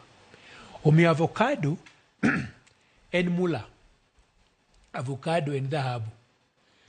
Omiyo ber mare ema bro miyo ji bro donje, to ji bro donje ka gitugore. En ani sani to koro wachake nikech en gima ne pod opondo ni ji. Omiyo ka wadhi mbele kaka usebedo kaka thuolo mumiyowa sani, Baelo osewacho ni waduoko nwero kamano ahinya, kaka thuolo mumiyowa sani ji bro ng'eyo ni gini en gima timore.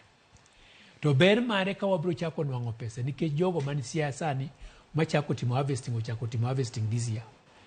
Bang' higni 2-3 jogo mopidho avocado gibiro chako nwang'o yuto ma bro gi puothego bro moro ji, to ji bro biro kadonje avocado. To ka waduogi penjo mipenjo e wach mar seedlings, mokwongo avocado kidwa pidho ipenjori mokwongo ni pidhe nang'o. Nitie joma pidhe ka giwacho ni adwa pidho avocado mabro tiyogo loso mo michiedogo, mo mitedogo.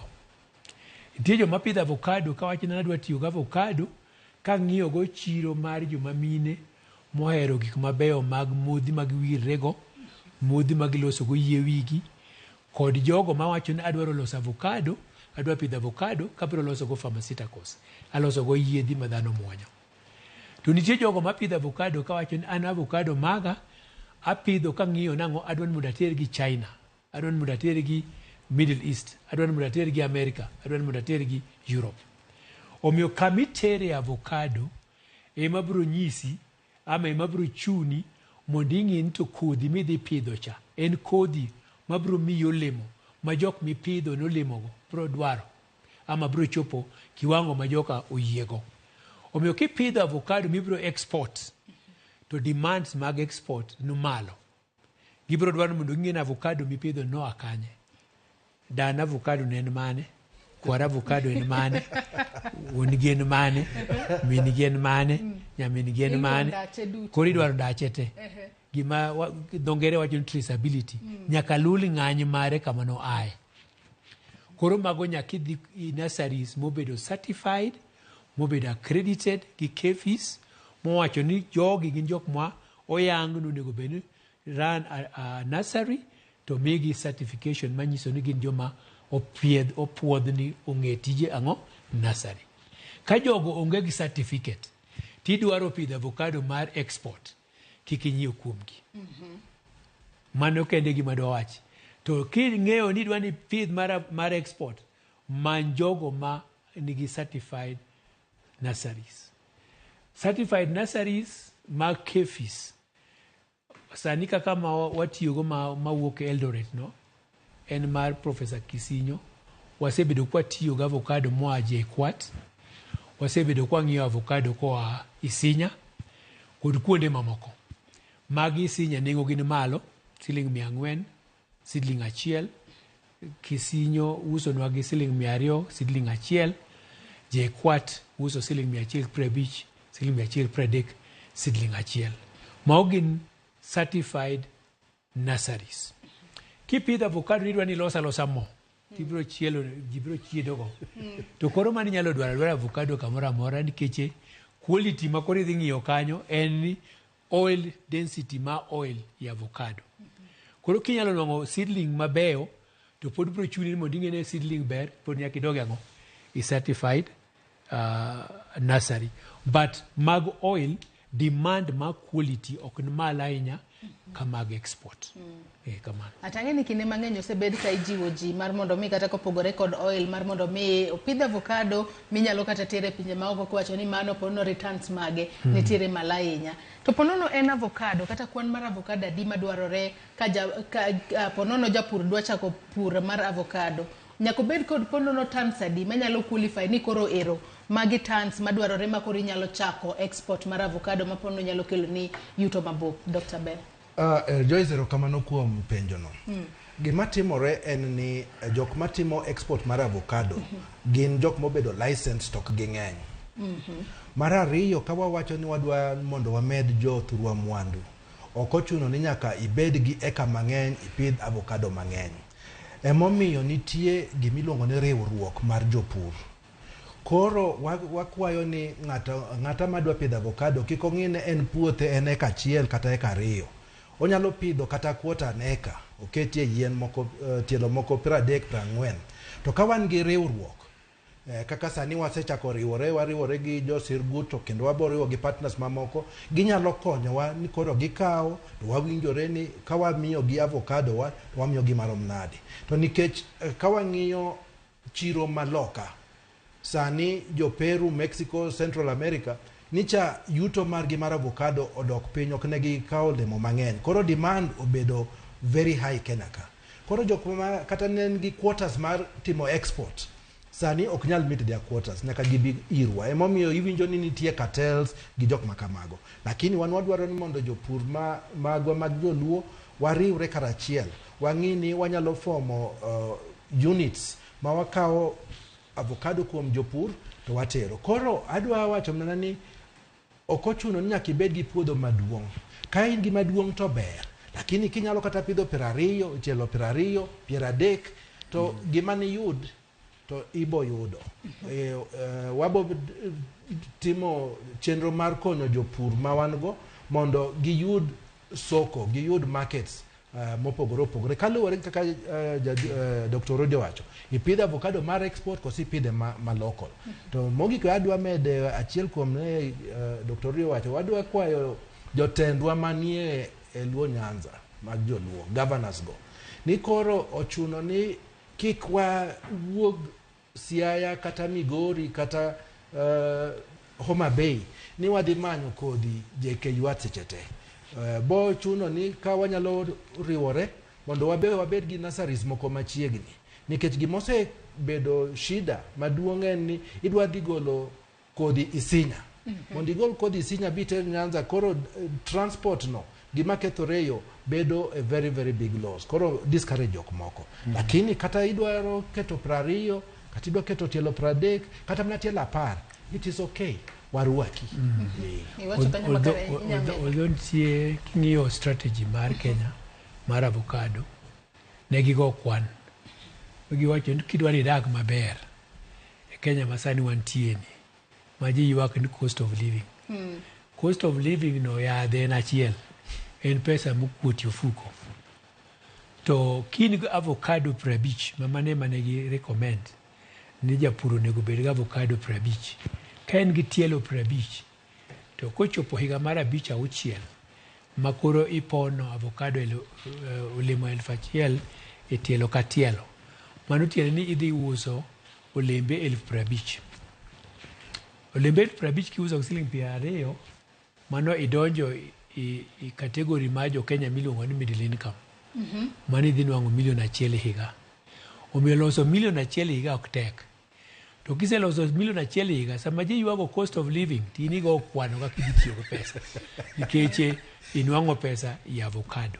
Omiyo igo kode kwano ni ma ok gimi pidho apidha ka yath midhi matipo mapong'o ni dala mondo ibed gi tipo e dala.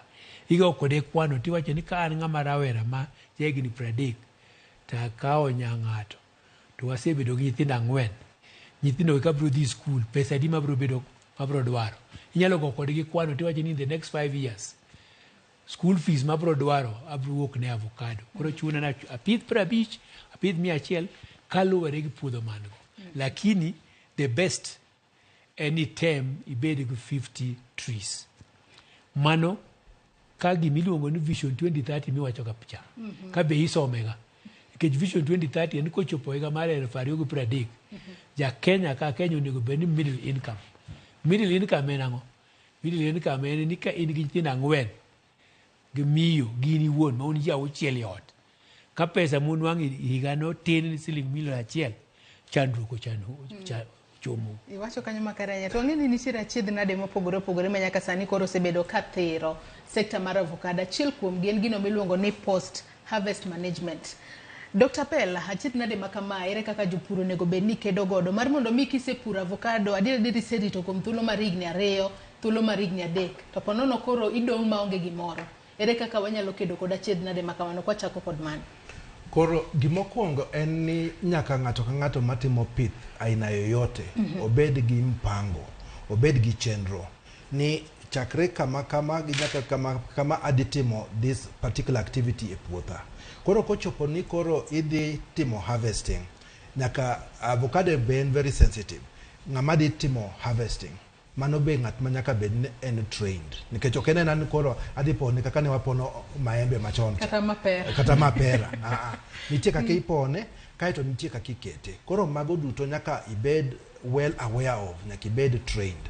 Mar ariyo, gima thago jo Kenya ahinya en ga gima giluongo ni market. Lakini kaluwore gi consultancies magany ma wasetimo, it's not the market, it is the price. Price midwaro.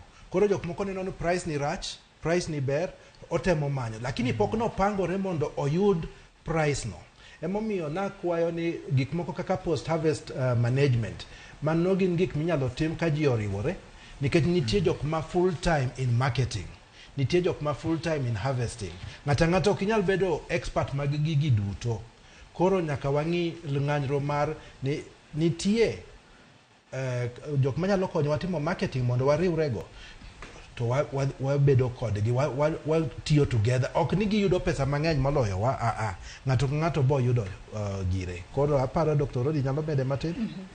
Aparo ma wanyalo mede ni king'iyo wach ma post harvest management nitie handling mowacho to nitie the emerging problem masani timore Kenya ka to timore kata pinje maoko ma en kuo. Kuo ni ng'en part of post harvest management. To mano bro chuno wani nyaka wandik ji en an opportunity ma ndiko kijende ma oritre maber mabiro rito avocado. Omiyo ka biro dhiro mbele ka achiel kuom gik mabiro timore e piny luo en ni puothewa idhi rit nikech mae ok en gima ipidho tigo kode mbaka iketo ni ilimo kende. Mani nyaka iket a human spirit ma is physically available mondo counter any theft. Mano is one of the things. Mano is one of the post-harvest management techniques. Mar ariyo en mtokni gi means mag transportation. Kwagolo olemo Siaya kata bed na Nyanza kwakelo to the export destination. Koro gima ber en ni jogo matimo export e kinde duto gine magibiro to gipon avocado. Gine magibiro to gikelo ni jogi mong'eyo avocado maber to gibiro pon avocado to gipackage gi maber to giting'o gi maber bi gichop kanye gichop Nairobi. To kama no onge idwa ni mondo ikel gi Nairobi migawo marwa mar CBO mwan goni aparo ni higni mwadhi mbele gi wadhi keto yore mwadhi keto mwabro bedo gi gigo mabro konyowa ni sama wasepon avocado to nitie mwabro ting'o gigo maber mwabro kungo gigo maber mondo gichop kanye gichop ichiro kama onego bed ni gidhiye. Kamano. Anyalo medo achiel kawang'iyo kaluwore gi kwan ma wasetimo jok mapidho avocado man loso modhi gi gik mamoko yudo pesa mang'eny moloyo kata jok matimo export. Koro wasechako chenro wachako loso gi jok moko ni mondo chieng' moro wabed gi factory manyalo process avocado. Wang'e ni nitie moro moseket Kisii, wang'eyo jok moko osechako moro Kakamega, lakini wadwaro ni mondo wandik ji oyud tich, ji oyud mwandu mondo wachak loso mo kaeto gi perfumes moko mane professor wachogo gi gik yadhi. Avocado en flesh, en seed, en opokono, mago duto are very useful. Koro mago chenro mwasechako wang'e pod yo bor lakini wabo chope.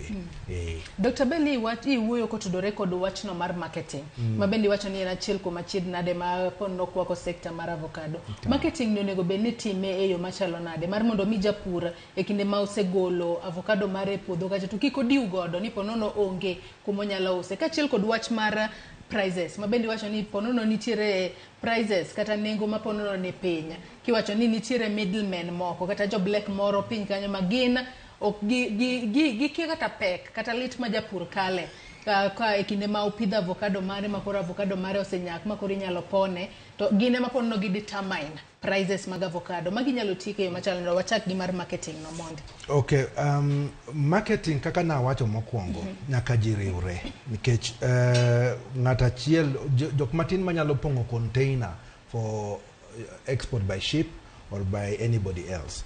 Mar ariyo nyaka wang'ine wan gi networks, nitie jok ma are already registered matimo export. Koro nyaka watudre kodgi. Ok wanyal chako kaka sani wan CBO matin ni wadhi chako export. Namba dek wabe nyaka wagol wang'wa oko. Sama itimo fairs ma Kenya ka itimo moko ma oko nyaka watudre gi jogo madwaro import avocado wa. Iwacho wach middlemen. Anto an gi paro mopogore. Ni ng'ato ok nyal bedo middleman ka onge thuolo. En thuolo ma be en tich. Teche moko wakwedo jo middlemen e yo marach. Middlemen are very important agricultural value chains. Kane wanyalo cut the agricultural value chain ni from farm to the shop wanyalo. Lakini tek mondo ng'at mamiyo man gi tielo 50 owuog awach ne ndhiwa ma okaw mtoka oketie avocado mo harvest tielo 50 go boter Nairobi boter nyaka Loka. Koro nyaka wakonyre to kikwane ni jogo mayowa. Iwacho wach prices. Prices sani nitie migawo maduong' ma iloso mar jo Kenya mar avocado producers. Gibo temo mondo gibe gitim guidance on prices. To prices gi ok wanyal determine wan kendwa nikech kata wa produce avocado mang'eny joloka ema temo ahinya mondo gi determine the prices. Ka demand ni malo to demand pod projection mar the next 10 years demand pod bo bedo malo. Pod prices pod bo dhi bo medo beno bele. Koro anyalo mna wacho ni prices wang'ini ka minimum watiyo gi minimum prices ma inyalo yudo. Mokwongo you break even. After 2-3 years you say break even. Kaeto bang'e kanyo to en ohala profits. Koro kik wabed jowuoro ahinya ni kineno ni McDonald's uso kila achiel avocado achiel at $5 tibe dwaro dola kae. Mano bedo matek nikech ang'eyo sani mondo igol ndege kae iter kata mana England kata mana Netherlands gidwaro $2.3 per kilo. Mano mna ndege kende pok ichopo kata warehouse. Koro ananeno ni price to is not the most important thing at the moment. The most important thing en ni wapidh avocado, wagol quantity, wagol quality, wariwre. Chiro bo betie. To ka chiro ma ok otamore, to wang'i, can we use that avocado locally? Can we start processing? Kenya is importing a lot of oil. To avocado oil kata wansani training mwadhi timoni wadhi puonjo ji ni ka ok ochuno ni nyaka idhi nyiew kimbo kata modi mamokogo. Inyalo kawo avocado 2-3 tiloso go oil titedo go ndalo 3-4. Mano okonyi. Iloso go oil mane ot kae. Ma kane be ne waparo to dine watedo nu kae. Tineno kaka oil idhi tedo ne ji ot Jones. Iwacho kanyo makarenya. Dr. Rodi Fondo ka nitie gimidwa medo kapok wadhi e yweyo mokwongo. Aparo mane en asiro wach ni ing'e ni piny mwantie ni kichako okang' king'e ni biro tero gimoro export to nyaka ing'e ni the global trade shift o shift ga sama ji osebedo mang'eny e system no to gilokre to gijalo kata wacho ni sani koro avocado ok ber. Omiyo gimwang'iyo en ni kaka Belo wacho en ni sama wachako wago kwano kwacho ni avocado mwakwongo pidho ni market mare en chiemo gi export en oil. Lakini avocado nyalo loso so many things. Omiyo nego beno yawo wang'wa to wacho ni avocado achiel nyalo loso bioplastics. Sani koro wachandre gi wach mar plastics gi ma are not biodegradable. They are not degradable. To avocado nyalo loso san kitiyo gi miluongo ni bioplastics. Avocado nyalo loso mo minyalo riembgo apiko. Avocado nyalo loso mo mitedogo. Avocado nyalo loso muya minyalo tedgo i ot kaka gas. Omiyo king'iyo kidhi kaka puodho mar jo Olivado Thika, tingni maringo e sambagi gi apiko maringo e sambagi gi mtokni maringo e sambagi gitiyo gi biogas magigolo avocado to gigolo pot avocado. Sama gisegolo avocado magi export magiwacho ni maricho to giloso go biogas to biogas no gitiyo e yo machielo. Omiyo avocado nigi yore mang'eny ma ka prices dwa bedo marach ni nengo koro ok ber to en tiyo gi rieko mondo ing'e to wanyalo timo ang'o mondo walos yore mabeyo. To machielo en ni kaka owadwa wacho ka ok wanyal nwang'o the numbers to prices kata market ok wabi manage. Kech onge ng'ama biro biro kacha omo avocado ka ok nyal pong'o lori. Omiyo nyaka wabed gi numbers. Omiyo numbers ema biro determine kaka u penetrate market. Numbers biro determine kaka u capture the prices to timango u influence the prices. Ka un gi the right numbers with the quantities midwaro u quality maber to unyalo go mbaka gi ng'ano mobiro nyiepo ni mae nengo mwadwa ni mondo watimango waus ga avocado. Ando no ka yuyo mokwongo anno ka en dakika 2 tok saa 2 mar okinyi waka yuyo mana madundo nyaka Ramogi Ajuang ko waduogo tabro bedo ka somo moko kuom ote ka chiel kod penjo mopogore opogore muoro nwa gi sane kikidhi mabor.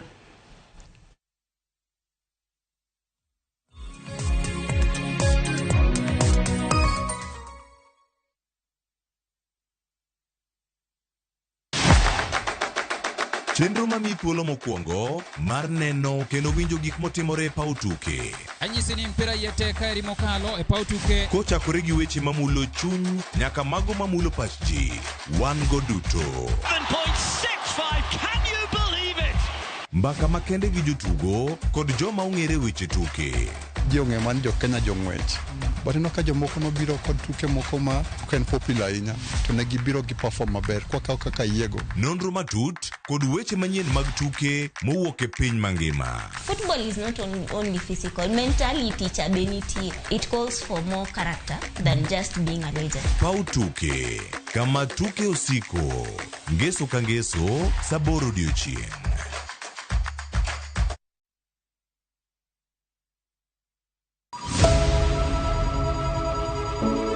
Wuoth mar manyo chang. Wawuoth e piny mar thieth kokalo e wang' jogo mosedake. Thieth sani nitie Kenya ka, dakteche nitie, masinde nigo mwanyalo thiedhi michange. Kata ibed jachiw thieth, kata mana jalno madwa ng'eyo gik matimore e sekta mar thieth. An gi penjo moro awinjo ka daktari owuoye kanyo taneno ka gini osebedo kachalo waya. Wakolo pach jolony ka wayudo sigana tok kode marochere. Waweuru keto reputation mbele ne ngima mar ng'ato. Ng'eyo matut e weche mag thieth chako gi goyo mbaka. Advice jowa ni neuru penj laktar mondo ing'e kuma inyalo konyorie kapok iyumba yumba. Penj laktar. Wuok tich nyaka tich abich, saa 12 odhiambo. Mana e Ramogi TV.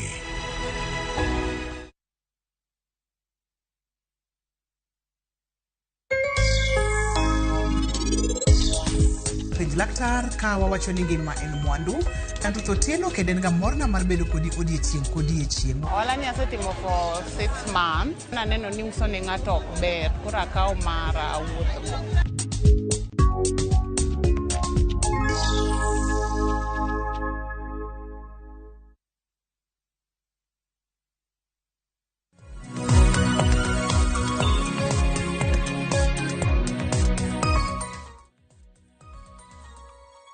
Machiegni kendo nyaka Ramogi Ajwang' e twak marwa mokwongo e chenro mar Opiny Okinyi ma kawuono. Kapo ni kitudri kodwa gi sani, antiere kae kod welo ariyo, Dr. Bell Okelo, japur mar avocado, kachiel kod Dr. Orodi Odhiambo, japur mar avocado. Giduto gitimo pur mar avocado e kaunti ma Siaya. Watwa kotudore kod yore mag jiwo pur mar avocado ahinya to e counties magwa makalu. In bende nyaka Ramogi Ajwang' anyisi ni nyalo cholonwa penjo paro moro amora kokalo yore waduto te mag tudruok Okinyi ma kawuono. Kanyalo mana somo moko kuom ote muchwalono Okinyi ma kawuono. Moko kuom gi jolony e pith gi pur mar avocado mantiere godo bro bedo ka duoko achiel kachiel. Omboklong wacho ni apenjo jolony ni avocado kawo muda maromo nade mondo olosre makare. An Angili Ombok mar Nyahera. Ote machielo Donald wacho ni an Donald kawuok Migori Uriri sub-county amor topic mar pur mar avocado. Apuro eka 7 kendo gidhi maber. Aero kamana ahinya kuom jiwo jopur mamoko. Justus Okoth wacho ni ere kaka wanyalo yudo puonj kod kodhi maber. An Justus Okoth Jandhiwa. Ote machielo kwa nyalo yudo kanyo Benado Keyo wacho ni Ramogi an Benado Keyo Samaki ka an Nyora Kadem.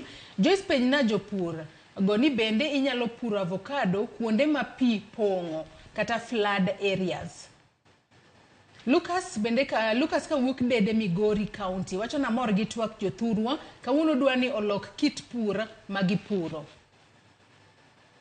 Justus Okoth wacho kanya ni ere kaka wanyalo yudo puonj kod kodhi maber. An Justus Okoth Jandhiwa.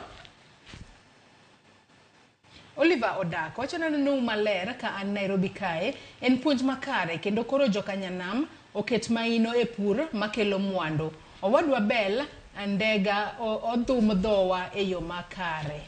Airo kamana yenye Oliver Odak. Ruth Nyathi Ochieng' bende wacho ni pur mar avocado ber lakini gwengwa mar Alego West Awendo sub-county lo ber kendo avocado nyak maber. Lakini thoth ji opidhe kaka olemo magikonyorego ok kaka yor yuto. Ji omiyo priority pur mar oduma. Odhi mbele kowacho ni pur mar oduma gi niang' masani yuto gi bende ok ber. Penjna jolony ni ang'o momiyo avocado moko otimo pi to moko nwang'. To kodhi manotigo en achiel. puodho bende achiel, moko bende top e yath, ka moko lwar kapok otegno. Ang'o makelo mano? Ponono ni ng'ato dwa chako pur mar avocado kaka ohala, okenge mage monego ket. Mano penjo maliw ahinya ma Ruth Nyathi Ochieng openjo kanyo. Med chwalo ote magi nyaka Ramogi Jwang, wabro bedo ka wasomogi achiel kachiel. Ruth podi dhi mbele to penjo kanyo ni to tuoche mamako avocado ikonyo nade. Mogik to cartels mag avocado mabiro gi geche e gweng' to ka avocado gi bei mayot to gidhi uso bei mamalo. Ere kaka wanyalo geng'o mibadhi binago? Awinjou ka an umoja. Ruth openjo maleo kanya ahinya, kendo moko kuom gi bedo kuduoko achiel kachiel. Achako ni Dr. Reddy kose Dr. Bell. Chaka. Wanti. Gino penjo munyalo duoko e yo makare. Dr. Bell, kiwinjo moko kuom gigo ma jo neno magwa penjo. Akeno achako kod wach mabende ja neno moro penjo kanyo ni bende avocado nyalo timo maber kuma nitiere pi mang'eny kata flood areas. Kiwacho adier mano nyalo bedo matek nikech avocado dwaro kama pi ringe. To ka ochuno ni nyaka ipidhe kama nitie en flooded, to bo chuni ni nyaka ibir engineer kaka engineer Orodi mondo olos ni mutache kaka pigno bo ringo. Koro mano nyalo kawi garama mang'eny ma ok wanyal wacho ni ng'at madwa chako otiye. Koro kaka ne wawacho ni lowo ma inyalo tiyo go maber en lowo ma pi iluongo ni either loamy or lakini black cotton soil to avoid.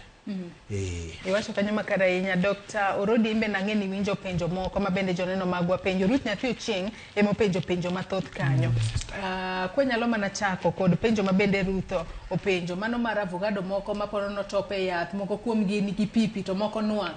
To ponono ni ne kodhi ne achiel, lo bende achiel, yath bende achiel. Ang'o makelo magi? Mokwongo sama wawuoyo awacho ni avocado nyaka ing'i ling'any mare, dane, kware, kama oaye. Nikech avocado ibiro nwang'o ni sama ipidhe to nego bed ni inwang'o seedling ma ing'eyo ni owuok e kido mar avocado manuang'. Kisenwang'o avocado makare kowuok e seedling makare, mano igo tik mokwongo. Tik mar ariyo en ni sama ipidho avocado sama ginyak, nyaka irit kute manyalo donjo kuom avocado. Sama githiwni ma gigolo maua, nitie kute moko miluongo kanyo ni flies. Gin kute ma ok gin lwang'ni ma kawaida. To ka gidonjo e maua, to gibiro donjo nyaka i olemo. Sama olemo chako nyak to gitowo olemo gi iye. Koro ibiro nwang'o ni sama olemo chako tegno, kochako tegno to lwar piny nikech kudni ni iye. Nitie tuoche bende mamako avocado manyalo bet ni timang'o sama iyawo i avocado tinwang'o ka en avocado man gi tuo. Omiyo nyalo bet ni gin i puodho achiel, lakini yien go duto ok oki kodhi achiel. Yien go duto ok ni lo achiel, nikech gima wang'eyo en waparo ni samoro kapidho gimoro e puotha to lo chalore. E somo masani nitie gimiluongo ni precision agriculture. Men agriculture mawacho ni kamoro ka kamoro nitie gima dwaro. Omiyo ka kunyo bur kae, onego bed ni ang'eyo ni bur kama kunye burni. Nyalo bed ni kama kunye burno nitie kidi gi piny. To avocado, mus mar avocado dhi piny mita achiel, maen fut 3. To kopo nwang'o kama tek ma ok onyal dhi piny, to thirno. Sama onwang'o kama nitie pi, to towo. Omiyo nitie gik ma nyaka ing'i bi wach ni kama pidhe avocado ni, kama akete bur cha, en bur machal nade. Aya machielo en apidho avocado ni yo machal nade. Amiye chiemo yo machal nade, nikech tielo ka tielo mar avocado nego bed ni miyo manyua makare mowinjore higa ka higa. Koro nyalo bed ni tie kamoro ma imiyo ga manyua, ama manyua nitie ma natural, to nitie kamoro ma manyua onge. Magi duto kiriwo, tuoche, kudni gi lowo, mago duto kiriwo bro miyo pogruok betie e kind olemo mowuok e tielo achiel kod olemo manitie e tielo machielo. To yo minyalo tim go mano en nyaka koro inwang' tiegruok mondo ing'e ang'o monego bed natimo. Ere kaka onego bed na apidho tamiyo avocado ni chiemo moromo. Agoyo yien isa makare, yo makare, nikech avocado be kendo kitiyo gi yien mang'eny ahinya to nitie level ma kochopo to kendo ok inyalo use loka. Koro nitie yo monego bed ni itimo mi control go pests, mi control go kute. Nitie yore minyalo control go kute makitiyo gi yath. Koro mago duto onego bed ni itimo ang'o? Iluwo. Ae iketo ler alwora mar avocado. Nikech nitie cham moko makipidho ga avocado to nitie kute madak e chamgo to giwuok e chamgo kagibiri ang'o? Kagibiri avocado. Koro nyaka ing'e kaka Belo wacho ni inyalo pidho cham moko i puodho kama ipidho avocado. Nitie cham monego ipidh to nitie cham moko onego bed itimo ang'o? Ipidhi puodho mar avocado. Koro gigo te kiriwo to ema biro mi itimo ang'o? Ikel avocado man kare. Dr. Bell, ponono gin cham magi moko onego bed ni wapidho kod avocado. Kaachiel kod Ruth bende openjo kanyo ni ponono ng'ato dwa chako pur mar avocado kaka ohala, okenge magi monego ket. Ok, ago erokamano.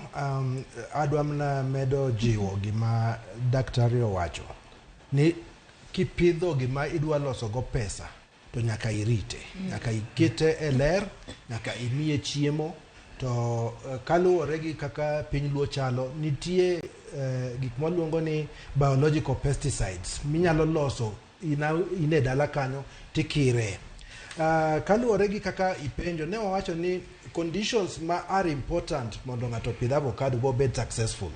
Achiel, nyaka ing'i lopi. Dr. Orodi wacho kae wach kite man piny. To seche moko nitie kuonde ma lowo ber, onge kidi lakini pi ng'enyie. Mano dhi kelo ni shida. Kaluwore gi wach tuoche mane iwachogo, ing'en kata mana e ot achiel, ka in gi nyithindo 5-6, seche moko ng'ato achiel ema ipo ni malaria oyude kanye, to uninde bedroom achiel kata e ot achiel. Koro mano gin gik matimore, koro nyaka iket kinga makawo ne ji te. Ne wawacho kamae, nyaka ing'i ni lopi chalo nade, to sani bende pimo lowo mondo ing'e ni en gi elements mage ok tek. Mano achiel. Mar ariyo, nitie kodhi kaka ne wawacho. Mar adek, ne wawacho kaka ipitho, husbandry mari, ang'o madwarore. Ok iwach ni isepidho avocado en yath, koro idhi bayo Mombasa, iboduogo bang' higni 2, mano onge gima ibo yudo. Ka en gir pesa, nyaka ibedie at least once every month, nyaka ikalie ing'i ni gidhi nade. Ok apar ni nitie gik mang'eny ahinya, nitie tuoche matindo tindo. To anyalo wacho kamae gik manyalo birogo. Ni kata kosepuonji bi yudo tegruok. Ta abo kwayo jok manyalo chopo to gichop ukwala chieng' tarik 30. Kosepuonji, to tinde nitie kaka ne Dr. Rodi wacho, Facebook nitie jok mandiko gik avocado. YouTube nitie gik mantie. Nitie buge ma okibed abeda na osepuonja koro kanyal medo rieko. Somo mar gigi ok rum. Chon ne wapidho avocado ne en fruit olemo. To kaka ne Dr. Rodi wacho, nitie gik minyalo loso go mang'eny. Wanyalo loso kode mafuta. To gigi inyalo ng'e nadi kok imedori. To ok ochuno ng'ato bo biro nyisi ni kawuono watimo somo ka somo. Mano noserumo. Chon cha jo extension ne wuotho, to tinde gitin wang'eny. Koro wabe nyaka wagol thuolo mar ni ok, anyalo yudo somo ni nade. To kaka wan jopur masiaya ne waneno ni somo ni wanyalo yude nade, wariwore koro waluongo waketo kar somo. Koro abo kwayo jok moko man mabor, mantie Migori, mantie Homa Bay kata jo Kisumu, gibe ginyalo riwore, lakini ok watamore. Inyalo luongo watu, wanyalo konyo gi mondo wakel nigi jopuonj machiegni. Nyoro nyani e bura moro to nayudo jok moko mauso biological products. To ne giyie ni kawa keto negi jiji machopo 100, to ginyalo biro mondo ginyiswa ni diseases gi pests, nikech magi gin gik ma emerge. Disease gi pests gik ng'ato nyisi ni is the only way. Magi gik ma emerge, gin very dynamic, and especially Nyanza one around the equator. Equator kaya wacho ga en laboratory of diseases. Koro gigi emerge, gibo biro, and every year wabotemo mondo wakel experts on avocado pests and diseases mondo ginyiswa ni gigi timore kama.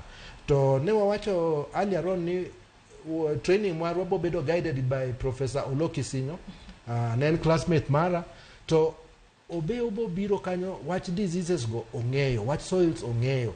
Koro ka iyudo ji makamago, wanyalo wacho ni okay, ka ubedo organized, wanyalo oronu these other people. Mogik, adwa wacho ni kaka CBO, wa plan ni mondo wabi, waseketo office, wadwaro mondo wamed young people ma osetimo agriculture a little bit of training mondo gibe gibidi kon jopur nikech kaka sani Dr. Rodi and very busy Nairobi, Dr. Bell Nairobi, ng'amangi yona nyaka ayud kata ka keto ng'at marito dala nyaka aket somebody ma occasionally every 2-3 months obeodi to wacho ni okay, this and this timore mondo olosi kamano.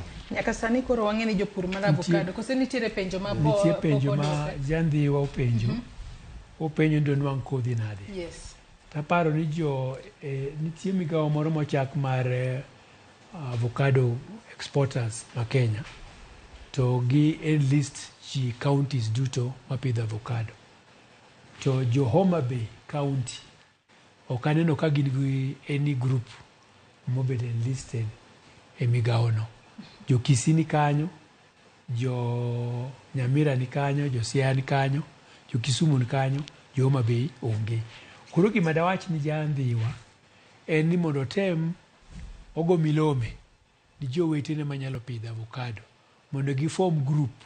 Ka gise form group to koro wanyalo tudo gi ng'ama nyalo kelo negi avocado, nikech ken ng'at achiel to transport cost ginene nengo mar ting'o avocado ka avocado tini mtoka mondo chop nyaka Ndhiwa dhi bedo matek. To ka gin ji mang'eny to koro ginyalo neno ka ginywako ni transport mondo transport nengo mar transport odhi piny. To ginyalo nwang'o avocado ka gibiro Siaya, wabiro bedo Siaya chieng' tarik 30 avocado no bedie. Tie nyaminwa moro ma Mbita en nyocha onyisa ni mondo ater ne avocado, wabiro tero ne avocado nyaka Feri Lwanda kotieno to dhi nyaka Mbita. Koro mano to watimo mana local level, lakini jandhiwa formuru group. Nadwa medo wacho ni ji duto abo kwayo gi ni ka ginyalo goyo sim e office mag Kalro seche moko nyalo konyo gi kelo gigo machiegni.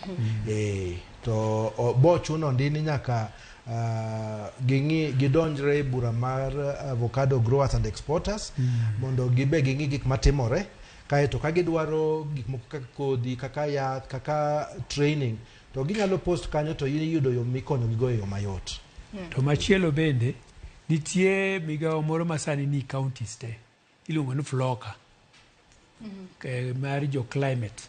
Taneno ka ji dwa na pidho omuogo gi rabuon to ok gipar wach mar avocado. Koro sama gigo kwano mar pidho omuogo gi rabuon to gipar ang'o, giketo avocado achiel kuom gigo ma gibiro timo, nikech ward ka ward aneno ka gidhi mi 5 million shillings.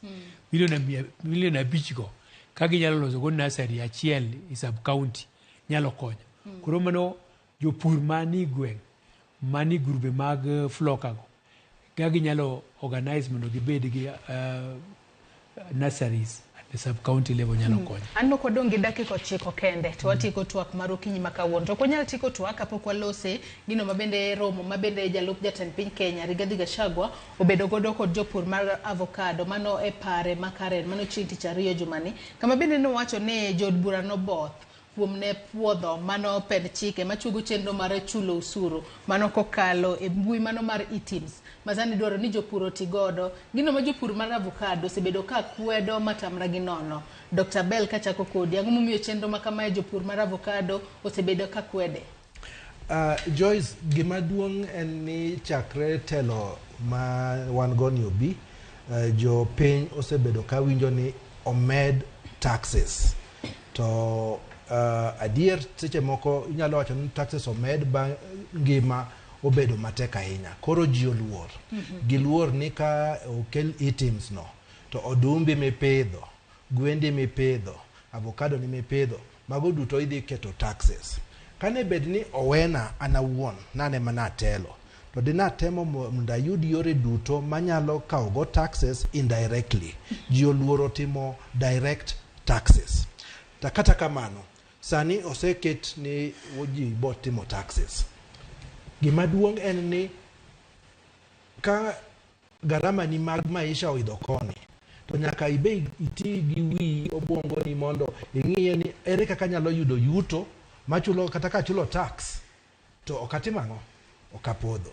Koro mano e shida mantie ni jopuro neno ni nengo mafuta nodhi malo, nengo electricity odhi malo, fees, ang'o, osuptal. Koro gigo kosebedo mang'eny kendo kowach no med gimoro to gineno ni mano dhi bedo matek. Lakini gima ang'eyo kendo en ni jopuro osebedo ka chulo taxes. Most of them indirectly. King'iyo all inputs gin taxed. King'iyo jok ma pidho kahawa, ma pidho chai, gin gibedo ga tax kok ging'eyo. Sani en ni owache openly, we are going to tax you. But the truth is we've been paying so many taxes without being told. Koro wach yuak ni en ni koro kel e-teams. Koro e-teams ni en obo capture kata ki uso nyagweno. Kitiyo gi invoice. Dr. Rodi koka hori wach ni mar e-teams nikech nyaka sani koro no wacha jalup jatend piny Kenya nocho no bro bedo koromo kod bede sirikal mano moriwo KRA kod kata nyaka jatend migawo mar omenda mar mondo mi ging'iane wach ni. Jopur mar avocado ok omor kata kaka ne wawinjo kaka giwuoyo e kinde mane wachako chenro marwa no giwuoyo ka gimor.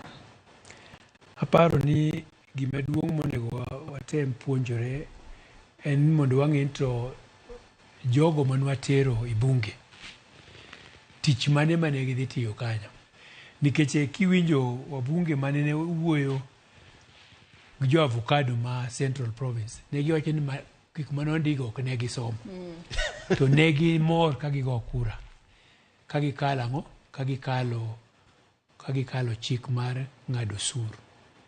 Koro wan gi chik gima nyaka wapuonjre en ni to osur nyaka ipuonjri bed gi rieko. Osur kokichulo tinyalo twi, to nitie rieko moro mitiyogo ni osur da manage machal nade. Koro gima duong' monego bed ni wapuonjre kaka jo avocado, kaka sani anyalo share nikech kaka jo gweng'wa nyicho wapuonjo gimiluongo ni financial literacy. Financial literacy en ang'o? Ipuonji to saminwang'o pesa igo kode kwano nade mondo sama koro ichulo sirikal osuru mare tichulo osuru iyo ma ok ywag, to yo ma sirikal be nyal timo ang'o, ok nyal magi nikiwacho ni timo ang'o ni evade chulo tax. Koro nitie rieko mar taxation ma gima duong' ma jo Kenya sani onego bed ni puonjo waduto monego bed ni wapuonjore en to ere kaka nyalo manage tax in the right way legally to kachul mang'eny. Mane kama rieko nitie. Adwa nasoma ne moko kuom ote kaeto ayud pacho mogik ka watieko twak marwa okinyi makawuono. Wadong' kod dakika 4 kenda anga miu dakika matin to chuo pacho mogik bang' ote madwa nasomo. Winja ni joneno magwa to medo wacho nang'o kotudore kod pura mar avocado Kaluo. Oliver Dak wacho ni Madam Joyce penjna jolony go ka giseloso gi governors ma eluo kae ka ginyalo keto thenge lope madongo dongo ma ipidhe avocado kendo gigerie faktoche mondo jowa kata nyithindwa oyudie tije. Dan Odiero wacho ni an Dan Odiero ka an Minyenya School. Penjna jolony ni ere kaka wanyalo yudo kodhi rongo koni mondo wan be wadonje pur mar avocado. Aya. Ote machielo Engineer Lazaro Kanyamboko wacho ni chiro mar avocado to ni kure. Kik wa change to puro perishable crops maonge chiro to dak kete edero. An Engineer Lazaro Kanyambok mar Kariobangi Jamaguye Kanyada. Mago moko kuom ote ma joneno magwa chwalo no kinyi makawuono. Ango oduok moko kuom ote wach mar chiro ni kure to avocado en perishable ok nyal kete dero. Dr. Orodi. Wasewacho maber ni kuom chiemo masani nigi ndhandhu kendo ji gombo kendo ji tiyogo matek e piny mangima en avocado. Iluonge ni a dense food, en chiemo mong'ith moting'o gik moko te madiher mondo inwang'i chiemo. Mar ariyo, mo mar avocado nengo ne romgo no mo iluongo ni olive oil nikech en gi ndhandhu maber mohingo gik moko duto. Projections mano tiende ni king'iyo higni mabiro mbele, higni 10-20 mabiro mbele, ji madhi tiyo gi avocado dhi medore, kendo nengo dwaro mar avocado e piny mangima dhi medore, to pur mare pok ochopo okang' mar dwaro mar dhano manitie e piny mangima. Omiyo the export market mar avocado worldwide, globally, duong' mohingo production mar avocado. To kata ka ok mano, wasewacho kama ber nang'o, avocado nigi yore mang'eny mitiyogo. Kaka in ka ng'i maber, aneno ni ka pat wang'i ler, nyaka bed ni mo mitiyogo nitie avocado avocado ema miyo ibedo gi natural beauty ma ok nyal neno ni ng'ani otiyo gi makeup. Tiyo gi makeup nikech avocado en mo maber maloso del, en mo maber maloso yie wich, ten kata yath mar arthritis, yath mai gik mang'eny. Omiyo market nitie. Mar ariyo, avocado ok nyal kethore nikech inyalo ti kode tiloke gik moko machielo. Omiyo kochuno nyaka ibed gi dero. To nitie penjo ma gipenjo kanyo, adwa dwoko nikech king'iyo plan mar gavana ma Siaya, nitie plan mane giketo. En ani kochopo ka interventions, to nyocha nitie kaka nyocha gigajo gik moko. Avocado en achiel kuom olembe manonego bed ni bedo promoted e Siaya County. King'iyo CIDP ma Siaya, nitie around gik moko 4. Nitie chiemo makonyo dhano, nitie gimonego bed ni timo mar ohala, to nitie gimonego bed ni timo mar industry. Avocado noket kaka an industrial crop. En kanyoro koro gidhi loso weche mag industrial crop, to giwe avocado thenge gidonje ang'o? Gidonje wach mar ang'o? Ma pamba. Lakini pod watemo wuoyo kodgi. To gima nyisi ni gima ber, ok ochuno ni sirkal nyaka konyi. Sirkal okonji maua, sirkal okonji wach mar apiko, sirkal ok bi konyo wach mar avocado, to wadhi lose. Dr. Bell, bana mapiyo piyo. Okay, mapiyo piyo ado wacho kamae, ng'at madwaro seedlings Rongo, an kiyie tibo miwa namba ne, wabotudo gi Professor Olo puonjo Rongo University. Koro onyalo keto nigi e yo mayot. Mar ariyo anyalo wacho ni pok waloso gi sirkal mang'eny ahinya, to kane Dr. Rudi ochako, wacho ni Chief Officer mar Agriculture be obiro. Koro wasechako wuoyo kodgi, wabotemo mondo wa reach out to governors, mondo wane kaka this green gold nyalo medowa gold mang'eny gi pesa, gi tich e Nyanza wa. Mane manyalo wacho. Wachni mogika, Dr. Bell, ka watieko twak mar okinyi ma kawuono, kotudore kod pur mar avocado Kalu. Mokwongo adwaro mondo arwak welo duto ma oyie ni mogibo biro a training mwadhi timo Ukwala on 30th. Adwa nyisogi ni wan gi charges moko matindo mabodhie food and refreshments maggi, which is about 550 kende ng'ato ka ng'ato. Lakini kawuono chairman mar CBO nowachonwa, Bwana Chris Buda nowacho ni oyie golo 10 tickets. Koro kaka 10 go abo weyo ne Ramogi TV mondo une kaka unyalo miyo ji tickets go gina par. Koro mano to maru. To mogik adwa mondo agon ni Joyce erokamano for the very intelligent questions. Adwa goyo ne Ramogi TV erokamano for this opportunity is excellent. To wakwayo ni ka thuolo moro yudore, to unyalo luongo wa kendo, wan jopith, wapidho avocado gi gik mamoko manyalo konyo jothurwa. Go erokamano. Erokamano ahinya Dr. Bell Okelo. Dr. Rudi Odhiambo, wachni mogik ka watieko twak marwa. Wachna mogik, mambo ni mawili. Mokwongo ni joma goya. Tarik 30 wadhi Sirgut. To watemo ni mondo water bas kupo. Koro chieng' tich ariyo saa 8 giromi dala na jok madwa dhi Sirgut puonj mondo wane kaka wachano kaka dhi Sirgut. Mogik, avocado en mwandu. Wadonje nikech waseneno ni jok mopidhe nigi yuto makare. To wakwayo jothurwa, wawe yuago wach mar cost of living. Wago mbaka mar increased incomes. Shida ma jo Kenya sani ok en cost of living. Shida ma jo Kenya en wadak gi budget ma pesa matini ofuko, to ngima matie sani dwaro pesa mang'eny. To avocado en achiel kuom gigo manyalo mi wabed gi income yuto manyalo konyo mondo wanega kwa wareso weche mag cost of living man malo sana. Erokamano ahinya. Mogik en maduoko ni erokamano kuom miwa thuolo. Nyasaye mondo gwedhi. Umbe nagonu erokamano ahinya Dr. Rodi Odhiambo kaachiel kod in Dr. Bello Kelo kuom kawo thuolo maru ubi e studio kae mar mondo mi watieg joneno magwa kotudore kod pur mar avocado. Nyakwar Ramogi Ajwang' in bende erokamano ahinya kuom bedo kodwa nyaka gi sani mwachopo e giko mar twak. Ageno ni yudo puonj achiel ariyo adek moko kaka inyalo chako pur mar avocado, yudo kodhi makare to bende kit lo monego bed ni pure avocado onego bed ni en lo mapono nitiere kod pi mang'eny. Kitimo mago duto e yo makare kaachiel kod tudruok gi jogo manyalo konyi nyalo miyo ipidho avocado manyalo kelo ni yuto e yo makare. Akaw yueyo madundo gi sani, tok yueyo to chenro mabiro en pok opogore gi nyawadwa Sharon Ong'ao. Kik idhi mabor.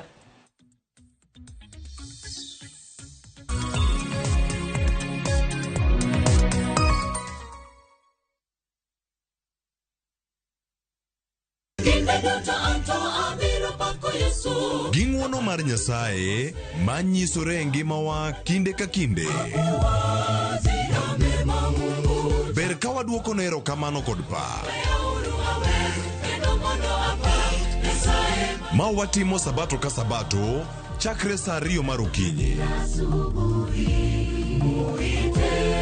Kod injili mapuonjo, gwedho kendo loko ngima. Koa kuom jotich Nyasaye mowal makelo weche mag geno. Nyasaye wuoyo kodi kendo wuoyo koda ni kik iluor gimoro nikech an kodi. E injili ngima, ngeso ka ngeso, chakre saa 2 okinyi e Ramogi TV.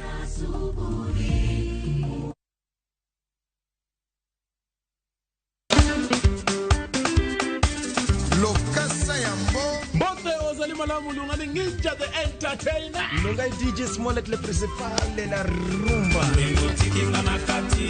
Nyakwar Ramogi Ajwang' wacho ni tudri kodwa chiengeso ka chiengeso kokelo ni chenro mar tiede.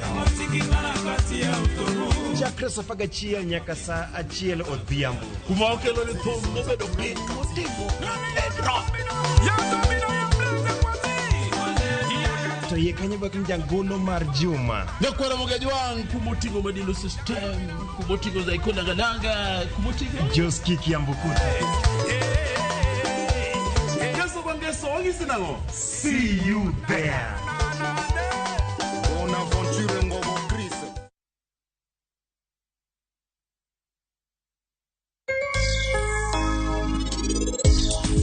Penj laktar ka wawacho ni ngima en mwandu kanto to tieno kendo en ga morna mar bedo kodi odiechieng'. Ohala ni asetimo for 6 months. Naneno ni uso ne ng'ato ok ber, koro akawo mara awuotho.